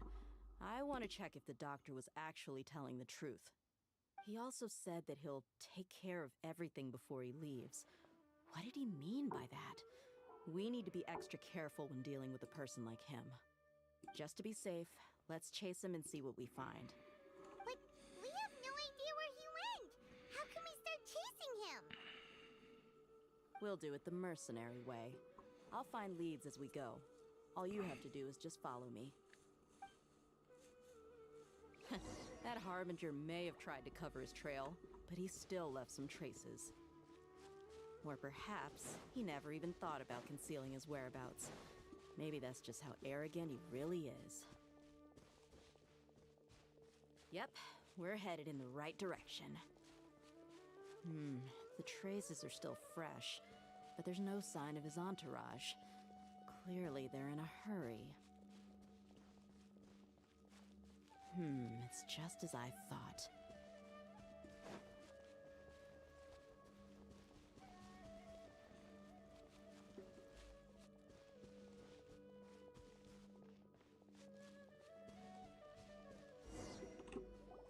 We can stop here. I think I know where the doctor went. To the south of here is Port Ormos, which seems to be where they're headed. Port Ormos? They're going to leave by boat? That's right. Let's go to the port and have a look for ourselves.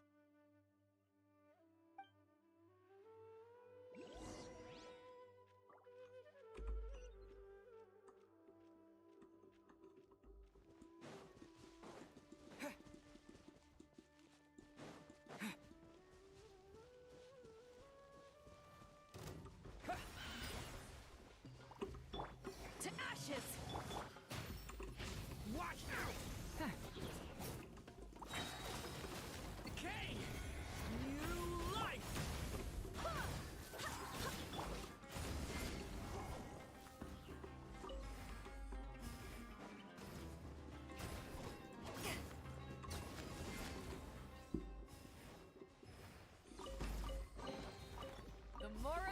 warrior. First round's on me.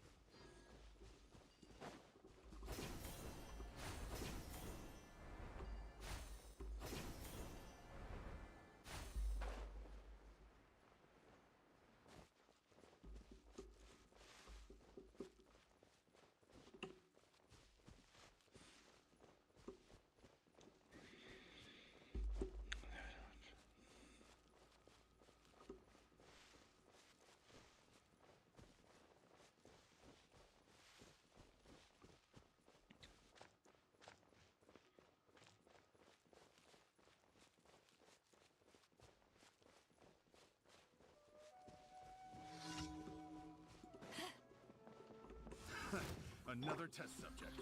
Go!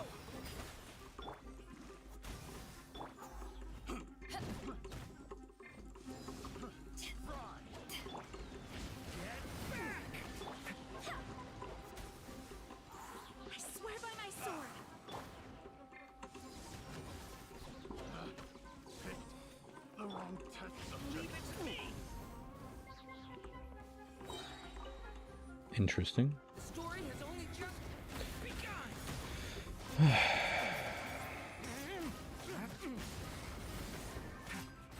Guess that's why he's still up. I don't know how much longer I'm still going to be on.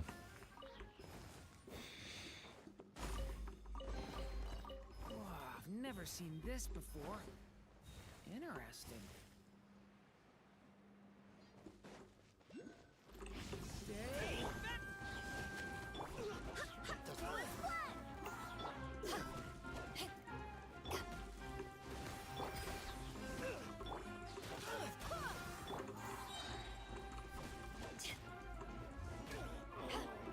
Such a pain.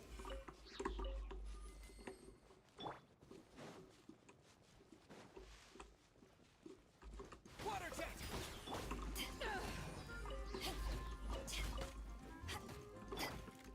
How? A turning point in space. Picked the wrong test subject.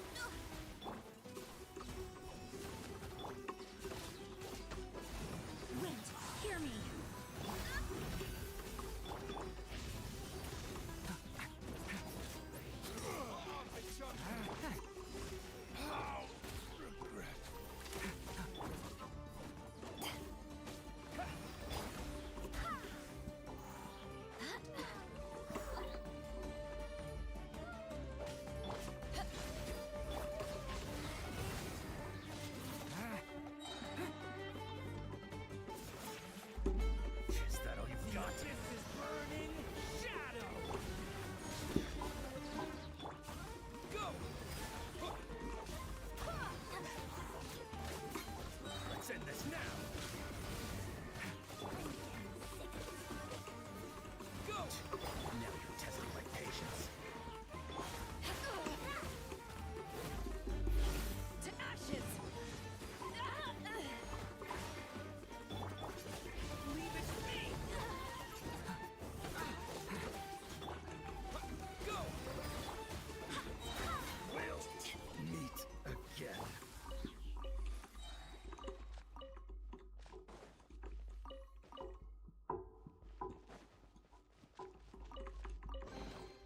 I'll keep this close.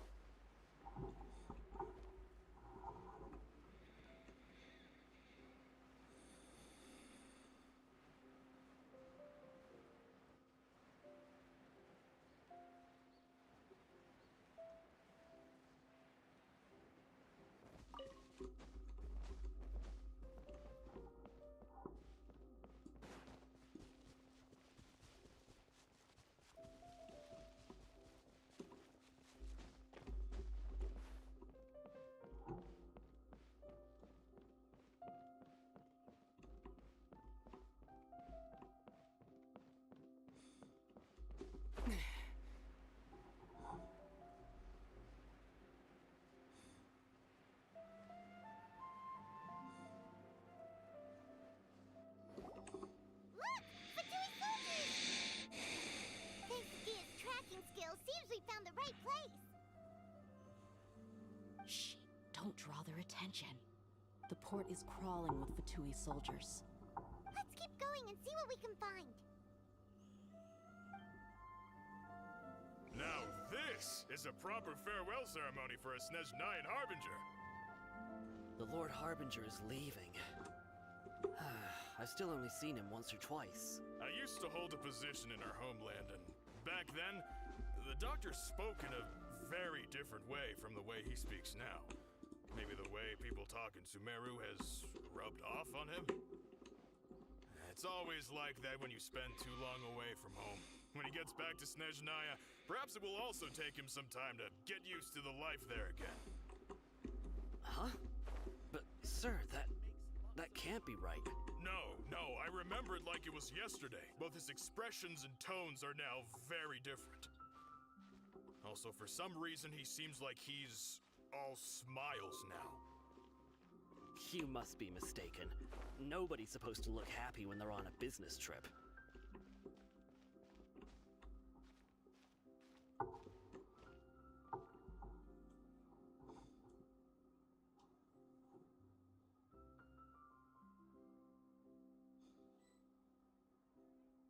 The doctor is on that boat. So he told the truth after all. He is actually leaving Sumeru. Let's get closer and find a place to hide so we can observe him.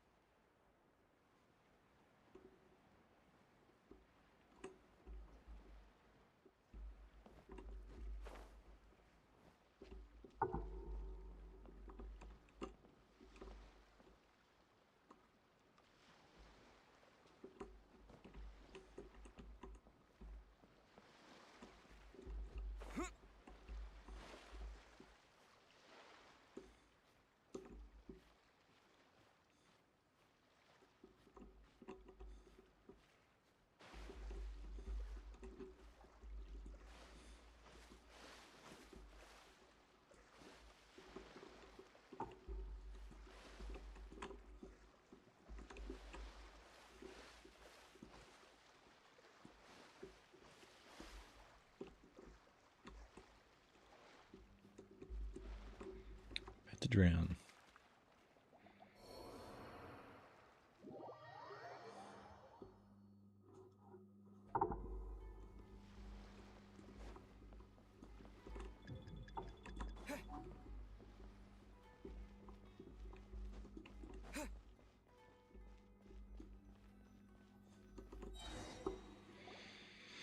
This place will do. We can hide here while we keep an eye on the boat.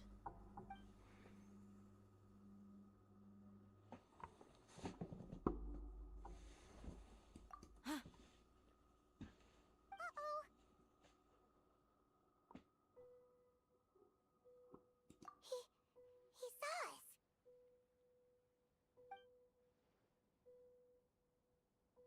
Huh? Is he waving at us? It's time to say goodbye. Wait, is he the only person on the boat? You mean there's nobody with him?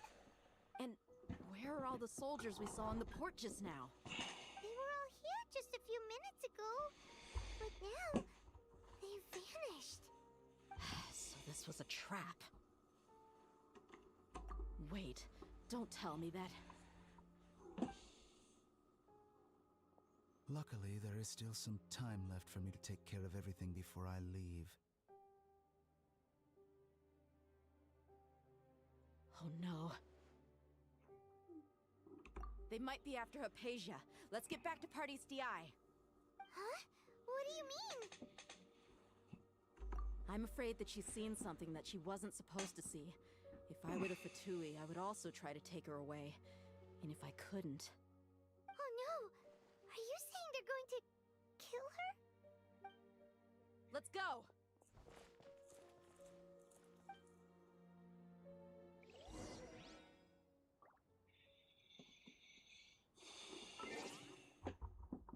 I think we call it for the night.